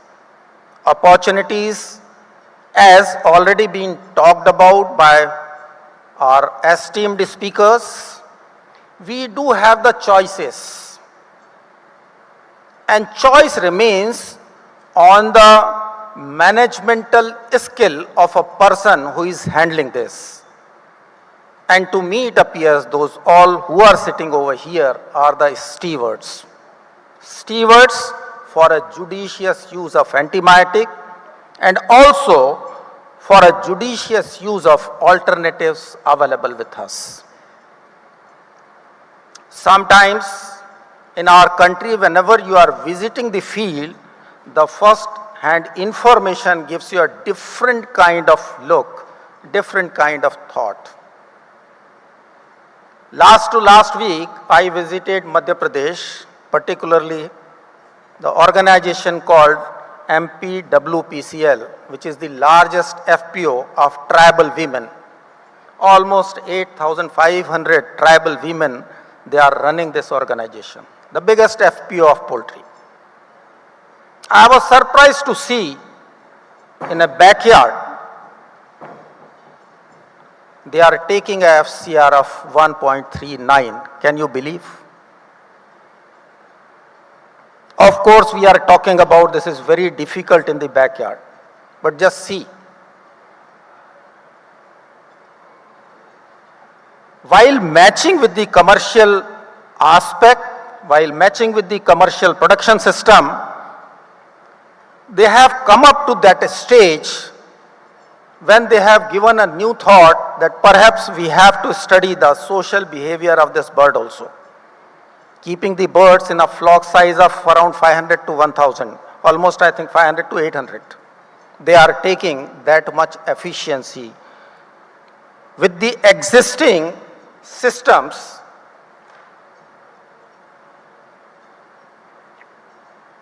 now there is one more factor which is going to be factorized very soon. Every now and then you keep on listening about One Health, which is an integration of all three systems. Perhaps we need to take a common approach. And even the World Animal Health Organization is advocating for a common syllabus for veterinarians. And with an initiative, they have formulated one organization called SEVI. They are looking after South Asian countries, firstly to have a first-hand look to see for a common syllabus for veterinary graduates wherein this One Health and antimicrobial resistance should be taken as a topic, should be incorporated in the syllabus. Perhaps in next 2-3 years, we are going to witness this. Already existing veterinary curricula, it is also under transformation, and maybe during the winter session of Parliament, perhaps this new course syllabus will also get acceptance, will also get approval, and from the next year onwards, we'll be in a position to implement this across the country.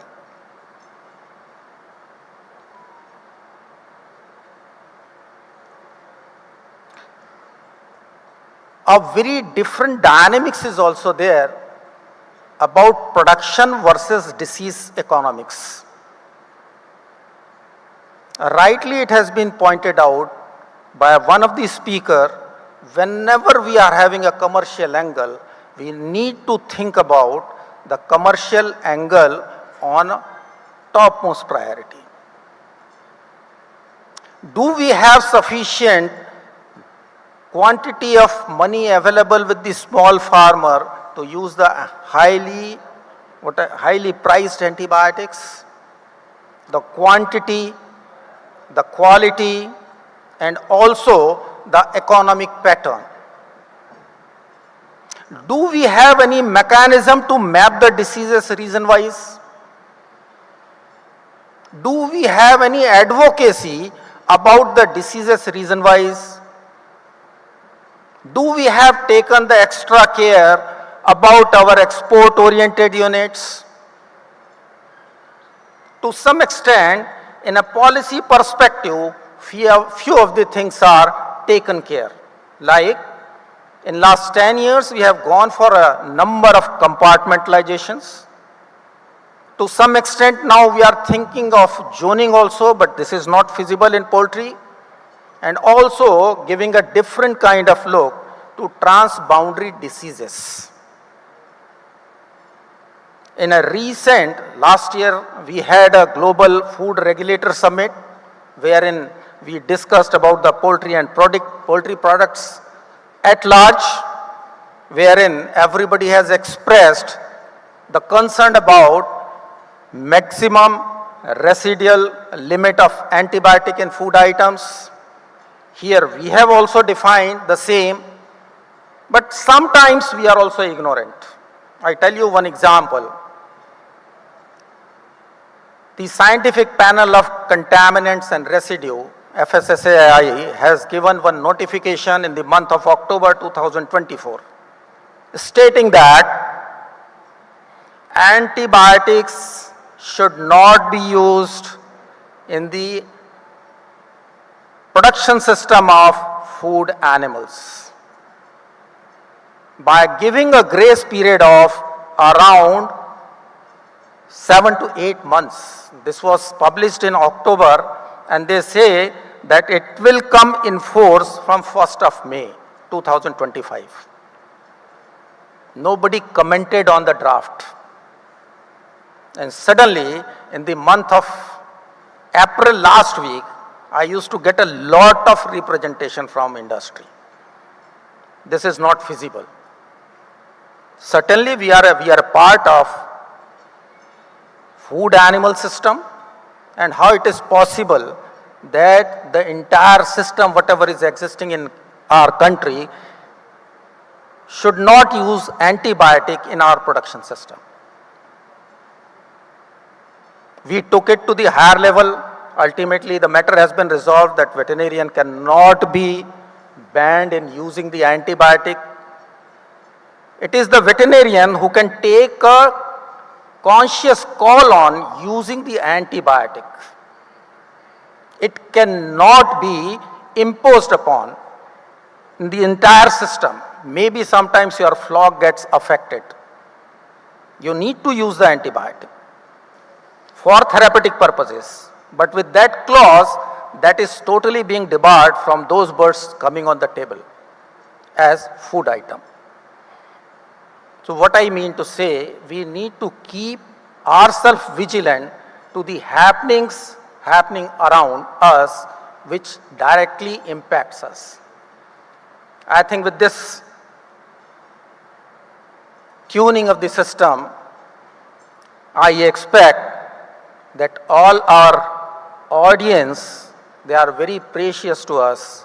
I would like to use the wisdom of each and every audience available to us over here to act as a panelist, to resolve the agenda, to resolve the issues, and let us enter into an interactive session wherein if any issue lies with you, initially it has been said that if any question is there in your mind, we shall try to deliberate upon this. And I would like my fellow panelists to come on the dais. If anybody is having any specific question to our speaker, I think they can ask, and our speakers along with me will try to address those issues as far as those issues are concerned. So I invite my fellow speakers to come on the dais. So can we take questions? If anybody wants to ask any question, they can raise your hand. And I think we'll try to spin around the topic and the tone, whatever has been said today for deliberations. If not, then I do have few questions for my fellow speakers.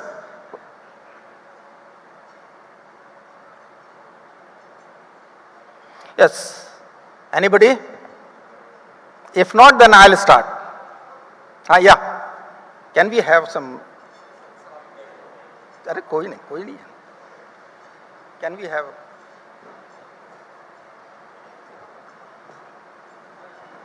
Just identify yourself and ask the question. Sir, I am Dr. Rakesh. कोई नहीं. All right, sir.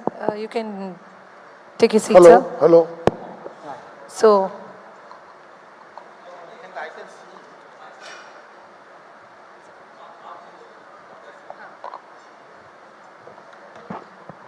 yes, ladies and gentlemen, thank you so much. So now we are opening this floor for the Q&A. Any questions from a particular dignitary on the dais? You can just ask your questions. You can throw in your questions. So our dignitaries are all here to answer you. Let's do this. Yeah. First question for Dr. Chandrasekaran, sir. Sir, can we superdose manganese enzyme in pre-starters? Can we superdose manganese enzyme in pre-starter diet, broiler? You are not very clear in asking, so can you come forward, please? Sir, can we superdose manganese enzyme in pre-starter diet, sir? Sir, this is not audible, sir. It's not clear.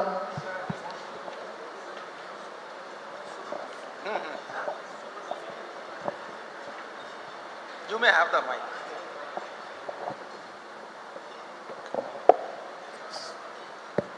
See, mayonnaise is not going to cause any problem. Even if you use a superdose, if the substrate is there, it will be able to act. Otherwise, it will be just a passenger. That is all. It is not going to affect. If mannan oligosaccharides are there, and galactomannan, for example, in soya, when we tried with alpha galactosidase, we had a negative result. And in case of soya, because galactomannan, if mannan is separated and galactose is coming separately, it will be a problem. You will have negative results when soya is the major protein cause. Otherwise, it is not a problem. Okay. For example, a layer thing where soya is always less, we don't have any problem. But in case of when soya is there, high mayonnaise or high galactosidase, alpha galactosidase will cause problem because galactose has a negative effect. Galactose cannot be metabolized by bird. But among the sequence, if you see, galactose is number 1 in absorption, followed by fructose, then only glucose, then mannose. So first galactose, whatever that is available, priority absorption will be there. And it get accumulated because it cannot be metabolized. It may cause wet litter, and if high dose goes, blindness also has been recorded. In our trials, we had negative results. So if in case of broilers where soya is being the main protein source, don't go for superdosing of mayonnaise. Okay. Sir, most of the companies, they are giving some matrix. Are we supposed to use the matrix or not, sir? Matrix? Yeah. Mayonnaise. Matrix can be used because once you use the matrix only, then you will have some economical value. Otherwise, on top, what is going to happen, you do not know. Some benefits may be there, but reducing the feed cost or anything, only matrix can do that. Okay. Now, question to Dr. Sudipto, sir. Sir, one slide you have shown with the coccidiosis. One slide you shown with sickle coccidiosis in terms of immunocompression. So, is it because of pesticide? I cannot understand actually. Voice. You can come forward so that I can hear you without your microphone. Okay. Sir, what happened? You shown one slide with the sickle coccidiosis pertaining to immunocompression.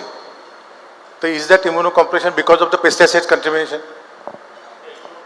Now, Mike, can we?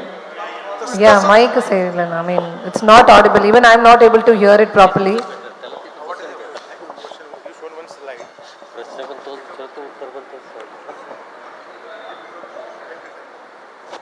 So his question is, I showed one slide where there was sickle coccidiosis, and his question is whether this coccidiosis was due to pesticide contamination. I really don't know the answer because I really don't know whether pesticide contamination can lead to coccidiosis.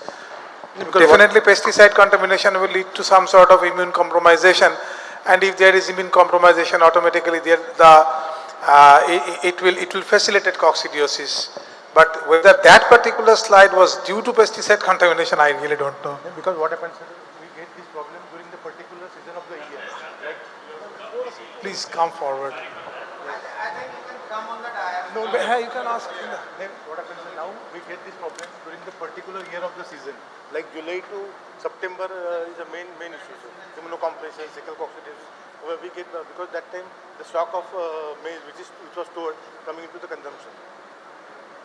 So now his question is that during the months of July to September, this problem is aggravated because the stock of the maize is stored like that, and that's why he is suspecting that probably that is because of this pesticide contamination. Yes, this is possible, but apart from this, there should be another point you should keep in mind, that during the period of this July to September, the weather condition is really hot and humid.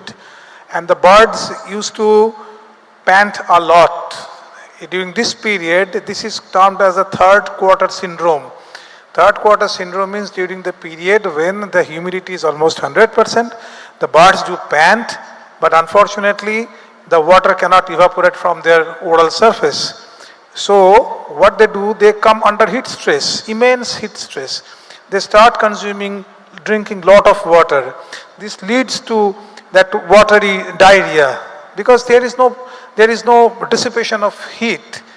So they are losing energy, they are becoming stressed, the gut passage rate, digestive passage rate increases, and as a result of this, a confounding system or situation develops. So at that point of time, you can expect that anything can happen, including coccidiosis.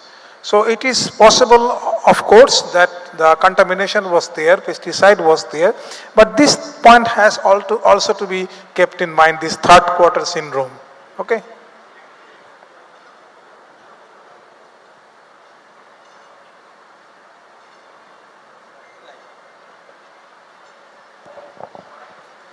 If there is no, yes.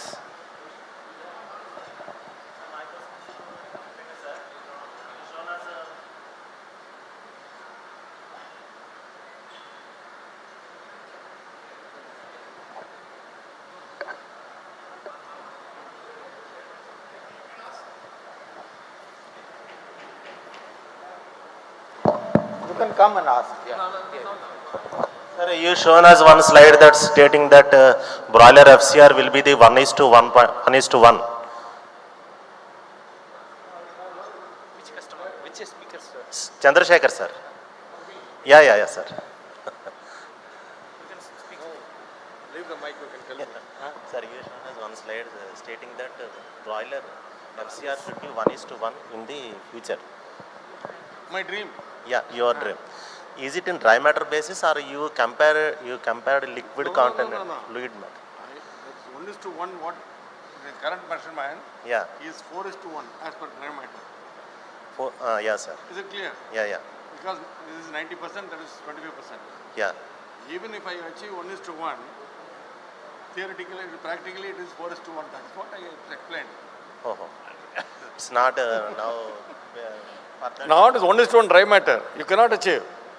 Even if in the, you cannot achieve.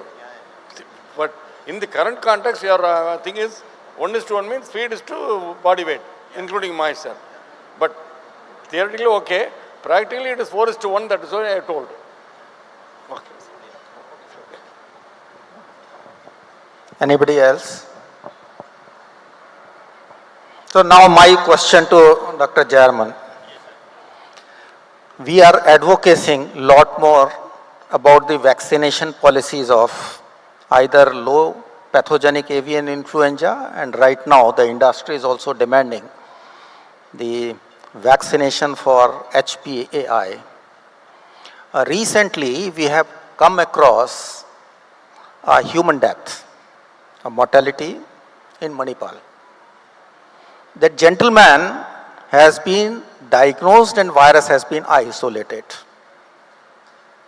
characterized by NIV as H5N1. Now, with this evolution, with this kind of situation, do you think the vaccination needs a rethinking, because the person has been, the history has come from the chief medical officer of that area, that although death was there, never he visited poultry farm, nor any person whosoever is working in the poultry farm come in contact with him. Neither he has consumed the chicken and the poultry products. So a new scene is emerging in our country. Repeatedly, the industry is demanding for vaccination because we do have a huge losses. So how do you advocate that what we should think in perspective with our industry and the human deaths? That's better, sir.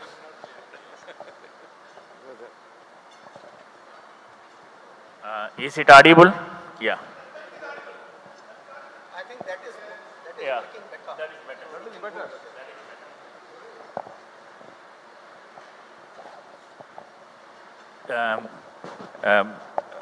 Sir, this is very thought-provoking and very interesting question. One hand, we have to look at the human side. One hand, we have to look at the poultry side.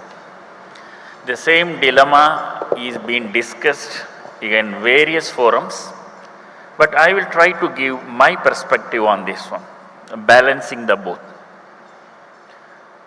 If you take the latest, who has done a lot of work, and this thing is China, they are very successfully, if you look at it, the global map, there are around 36 countries approved the vaccination of HP, and US currently has given a temporary approval for the Zoetis to go ahead with the trials of the H5. China led the example of successfully containing the poultry by employing both. When they are employed both the live and inactivated vaccine, it very successfully contained, and if you look at the publications and if you look at the number of vaccines available and if you look at the companies available, equal amount of the global companies share they themselves is doing, and they are in very advanced level of research and the production. When they employ both inactivated and the live vaccines or the vector vaccines, the incidence is very, very low. Thereby, they are preventing the recurrent infections and they are very successfully contained. So we are in a poultry industry, we have to look at the poultry or the livestock industry. On the other hand, we are also responsible as a human being, we also have to take care ourselves. So when they successfully contained, but the clue is the introduction of the live vaccine. Why I am insisting that is, if you look at the inactivated vaccines, to some extent they prevent shedding, but they will never prevent the infection because they cannot, because they are mostly humoral. But when you are going to look at it, these live vaccines or the vector vaccine, they have the capacity of in preventing the infection and also further shedding. Thereby, it creates a very robust environment. If we do so, the recontamination to the human will slowly fade away globally. That's my opinion, sir. Yes, sir. Yes, sir. Yes, sir. Yes, sir. This is what I also mentioned, sir. Your question is that with the change of the clad, will it be able to do that? The change of the clad is very much important for inactivated vaccine to bring it very closer. But with the new technology of Flinders in the recently, which they do it with conserved matrix, they are able to construct the vaccine seed of an insert which caters all the lineages. They successfully demonstrated in H9, and currently the existing clad itself, all the clads, the one which is been constructed earlier itself is giving. With this latest technology, the vaccine manufacturers will be very comfortably able to handle it and prevent the infection, even though even if it still mutates and comes more clad also, it will be able to do so, sir. That's their scientists' confidence on that with the latest technology. Yes, doctor. Since we don't have Diva vaccine, Yes, sir. how it is going to affect our exports? Yes, sir. Yes, sir. So, Diva vaccination technology is basically developed to differentiate the infecting viruses and the vaccine viruses. We do this in cases of, for example, Diva PCR we employ for Merck to identify vaccine viruses and disease viruses. The same way we are trying to do in cases of other diseases also to identify whether it's a vaccinal virus or disease virus. But currently the vaccines, that's why I said I was mentioning about the bootstrap values. When you are going to look at it, when we have the outbreak which is whenever is happening, we always tend to do the phylogenetic analysis and we say this is Diva is applicable for very closer viruses, vaccine viruses. But in this H9 or this H5, it's a bit difficult because the number of these things is very wider. Yes, sir, it is H5, it is very wider, but with the resultant viruses of the clade, when you are trying to look at it, now it has gone up to 16, resultant clade up to 16 it has gone.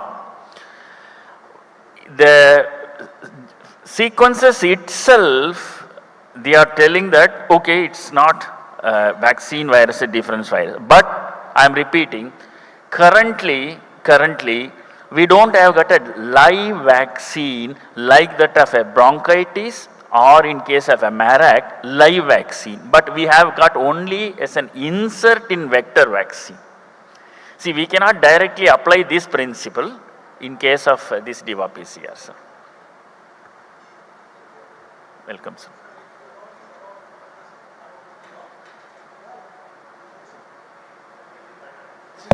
This.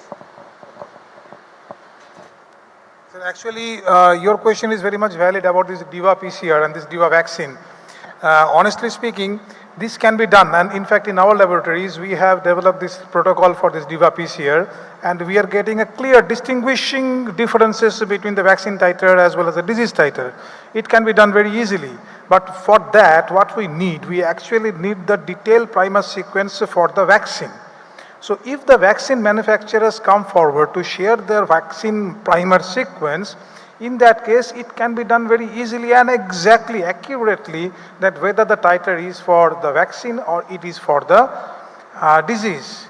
So if this is the question, that if the exports from India is barred just on the basis of the titer, and if you are not in a position to say that whether it is because of the vaccine titer or if it is a disease titer, then application of Diva can be an excellent tool to determine this difference. So this can be taken as a policy. Yeah. But certainly the cost will be more, whether the industry can afford that. Yes, the while cost exporting. will be more, definitely. Yes. The cost will be more. So this is what is a problem, because off and on in the commercial operations, we need to bother about the cost of production. That is true. The cost is definitely a definite constraint, but at least if a sample population can be tested.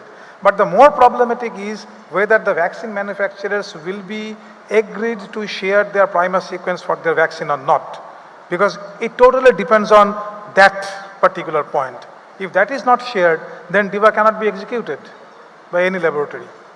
This is the problem. See, last year, a different kind of phenomena we have seen in the export.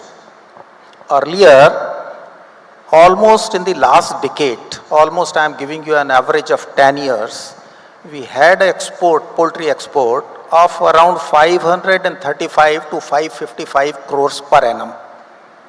Only last year we registered almost double the growth in export. It was to a tune of 1092 crores.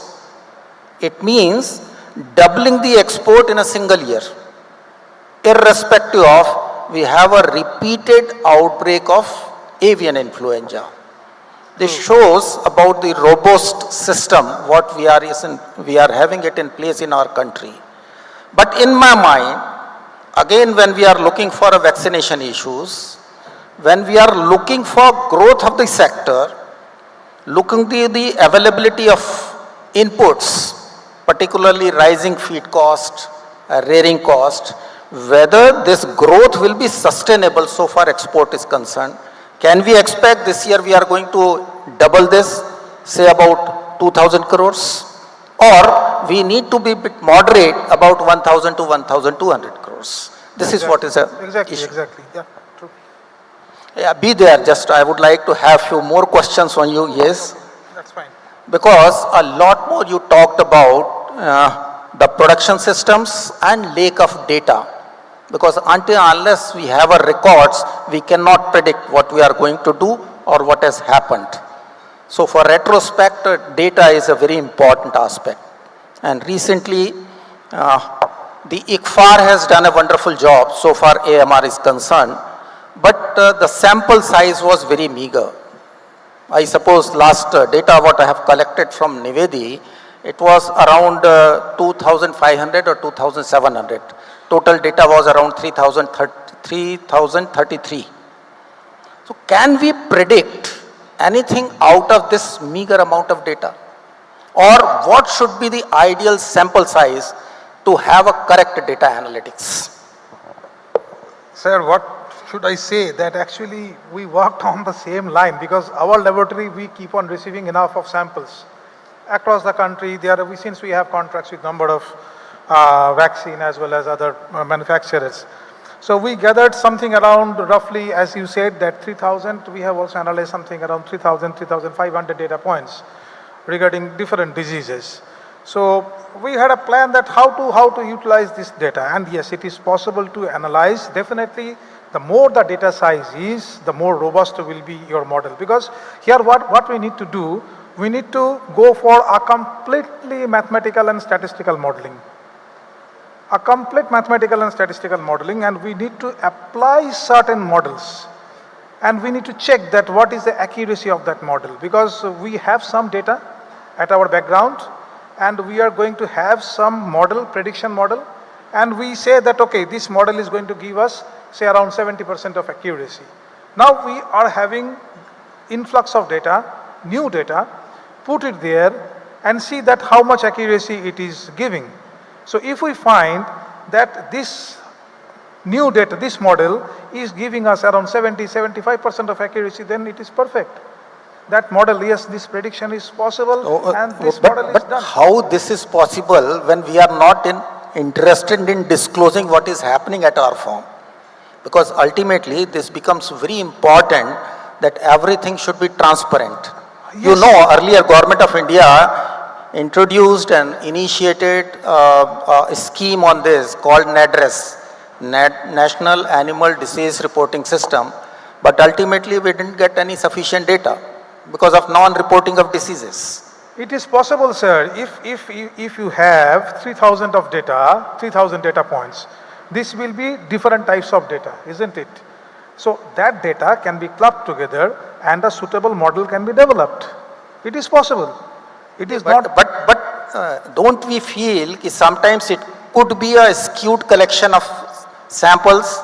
Yes, that is the problem, because if the smaller the sample size is, the chance of the model getting skewed is more. So if we get more data, but the initial task is that The basic funda of this particular analysis is that we need to develop 4 or 5 models, put on the data there, and then try to find out that which model is giving us better result, better output. We have done some preliminary work. I don't have my system here. I could show you that analysis. But anyway, I can share with you later on. The point is that we can predict that one, that even with a meager amount of data, it is possible to develop certain models and to predict the accuracy that yes, this particular disease is coming in this month. This is possible. Prediction is very much possible. Do you think we need to implement blockchain technology in our production system? Blockchain technology? Yeah, and to some extent we can draw some inferences from the data logged over there. That is definitely good, because data ultimately it will be the data that will speak for us. Ultimately it will be the data, unless we have the data, and it is very unfortunate, sir, I do repeat, it is very unfortunate that we do not have any concerted data on any of the subjects we are discussing here. That is very unfortunate part of the story anyway. Thank you. Thank you. Dr. Tiago, to you, lot more have been spoken about BE. Okay? Now we would like to know when to use antibiotic and when to use antibiotic alternatives to antibiotic in case of BE. Go over there. Sulabh. So it's not an easy answer to reply to, and it will vary depending on your first of all your availability to antibiotics and if you can use it or not. But I would say that all starts with monitoring on your structure and for a long time to understand what's your average and what's your scoring when you have a problem versus when in a normal situation.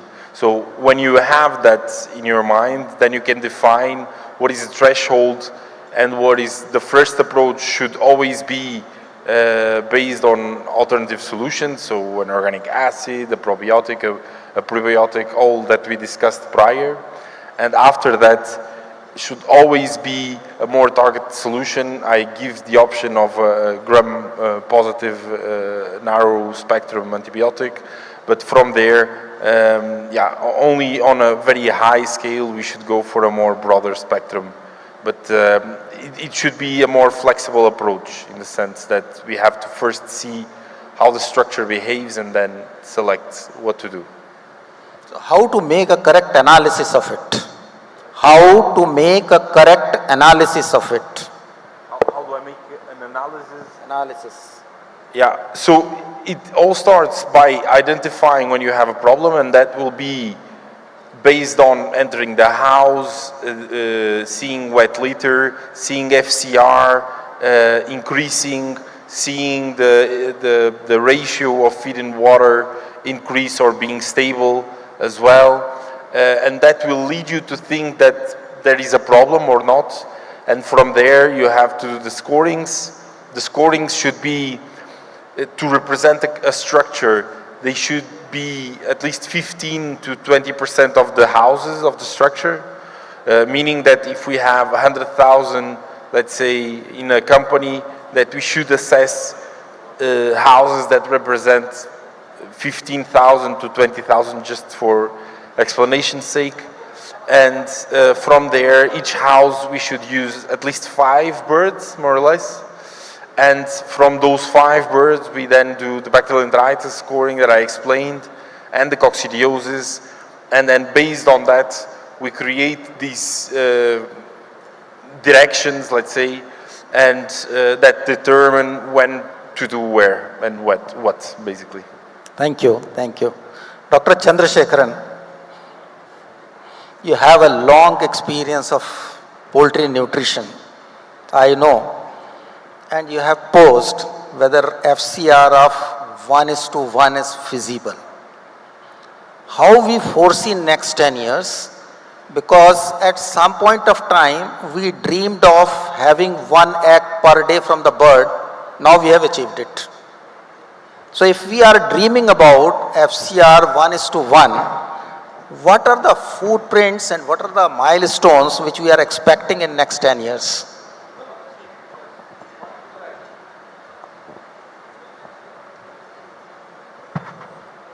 One is to one is 900 grams of feed is to 250 grams of meat dry matter. No, sir, but once 1 is to 1. we have come down from 1 is to 2 to 1 is to 1 3. kg of feed means 900 grams of dry matter. 1 kg of meat is 250 grams of dry matter. So, theoretically, it is 4 is to 1. So, 1 is to 1 is not impossible because in prawns, 1 is to 1 they are achieving easily because it is 90% water, only 10% will be dry matter. So, 1 is to 1 is the norm in prawns. Here, if we are able to, see now we have come to 1.19. 1.19 we have achieved in our trial farm.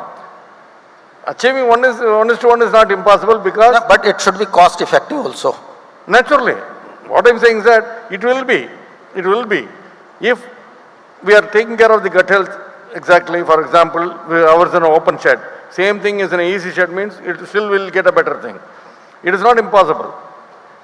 If we are able to take care of the gut health, optimize the gut health, we can achieve. Because theoretically it is 4 is to 1 only. Even if I achieve 1 is to 1, it is 4 is to 1. Because water is added there. 70% is water, 10% is water here. So it is not impossible. And how probiotic, prebiotic, symbiotic and phytogenetic, these are going to help in achieving this target? Exactly. Every point has a role. Tojo he was able to give a very thematic expression, excellent thing, how these are going to work. And in my study, antioxidants, other, so it is, how are we going to stimulate the host defense proteins without inflammatory reaction? Sudipto also has given a very good example in his antibiotics. So we can achieve. It is not impossible. It is not impossible, but we have to strive for that. Overall, we have to strive that we can achieve. When we are able to bring it to 1.19, it is not impossible to bring it to 1 because it is only dry matter basis, it is 4 is to 1. Yeah, environment also plays an important role. Thank you. Thank you. Dr. Jayaraman, do you have some question? Please. I have one question from Dr. Sukumar. In your presentation, you mentioned that HVT plus H5N1 matrix gene protein gene insert will protect all clade of outbreak. Can you explain how this vaccine will give protection? Okay, I little bit explain it once again. The HVT and H5N1 was not the one which is the latest one. It has been they have tried. It is actually H9 commercially which is been on registration is HVT plus H9N2. That's the one which they tried with conserved G. Okay, the idea of why they tried it with H9 is in most of the countries still H5 is not officially approved. So they tried initially this technology with H9 and it is under registration. What I am trying to say is that when compared to the inactivated vaccine are very clade specific because they don't have got a bigger protection. But when the very old clade itself, 2.3 itself, when it has been done as a vector vaccine, even today they are giving very good protection because they are intracellular. So, but now they have, scientists have gone one step ahead. Okay, when the base clade itself, very distant itself is having better protection, why can't we try, for example, G1 lineage and Y2 lineage and Korean-like lineage, they have done a construct based upon the matrix gene, which is common for all. They have done it, and so far the results are very encouraging. So what I was trying to tell, in the future, maybe they would try the same trick for H5 as well. And we don't know, we will be having better protection. But as of now, this is giving good protection for, this is under registration for the H9. That was done as a, so far H9 vector is not available, only H5 vector is available internationally. Right now, H9 vector is also going to come very soon. That too with a reconstruct vector. That's these things. I believe that it will be working very good.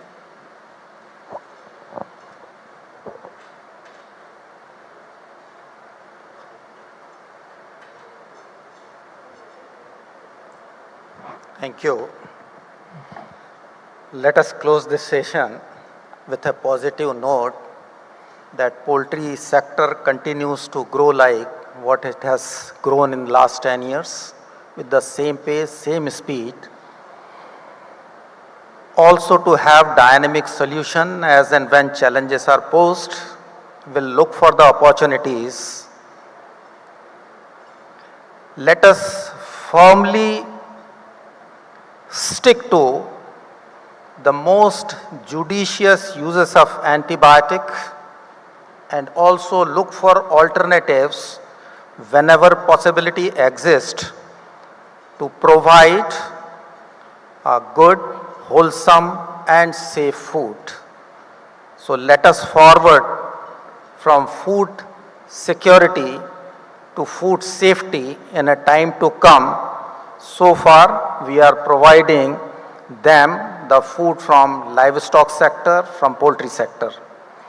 Let me thank all my panelists on the dais for their vibrant interaction, the new inputs, and also to pave the way forward in a time to come. Thank you so much, and let me thank the Provet for providing us the opportunity to present our views, to interact with such an elite gathering, also looking for a better future for poultry sector to grow in our country. Thank you one and all. Jai Hind.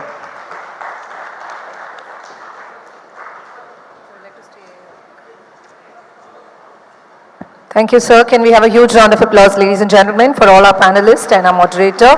Now I would request our MD and Director, Dr. Muthuselvan sir and Sendil sir, to kindly join us. Well, ladies and gentlemen, that had been truly a very thought-provoking and an engaging session. Thank you, sir, for also clearing all the queries and the questions. So we have a small token of love and gratitude. On behalf of Provet Pharma Private Limited, we are proud to honor our dignitaries on the dais for sharing the expertise on the occasion of Mahasangamam 2025. Ladies and gentlemen, first and foremost, let's give it up for our moderator, Dr. P.K. Shukla.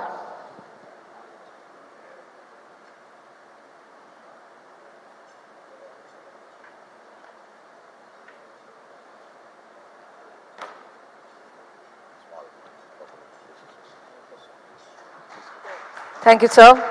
Sir, can we join a little forward, sir? Sir, konjam appadiye munnadi vandalam, sir.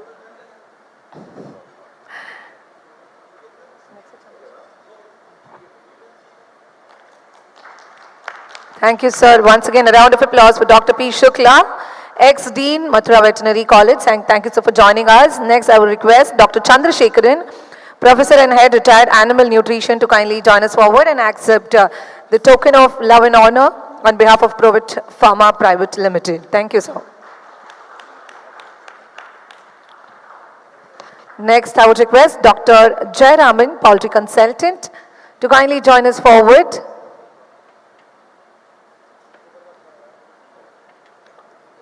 Thank you, sir, for sharing your lovely expertise.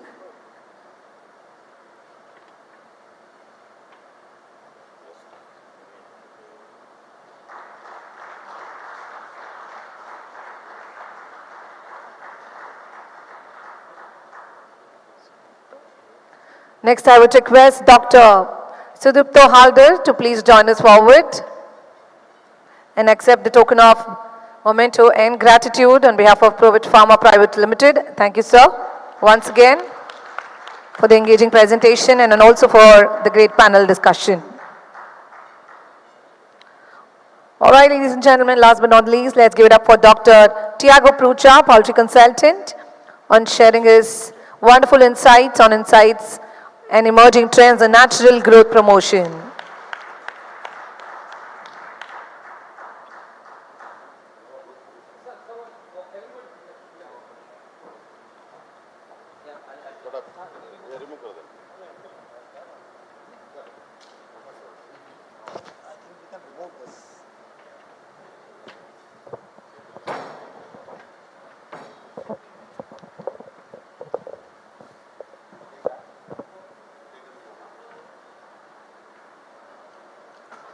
So, well, ladies and gentlemen, once again on this wonderful technical session of Mahasangamam 2025, let's have a huge round of applause for all our dignitaries on the dais for making it really fruitful and engaging. Thank you.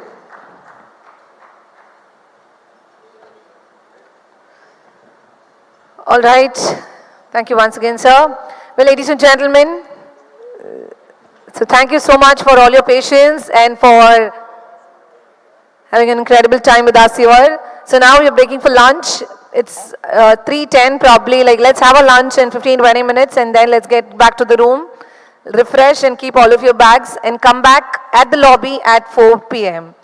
So the buses are waiting for all of you for the Mahabalipuram tour. So we would wait for all of you at sharp 4 p.m.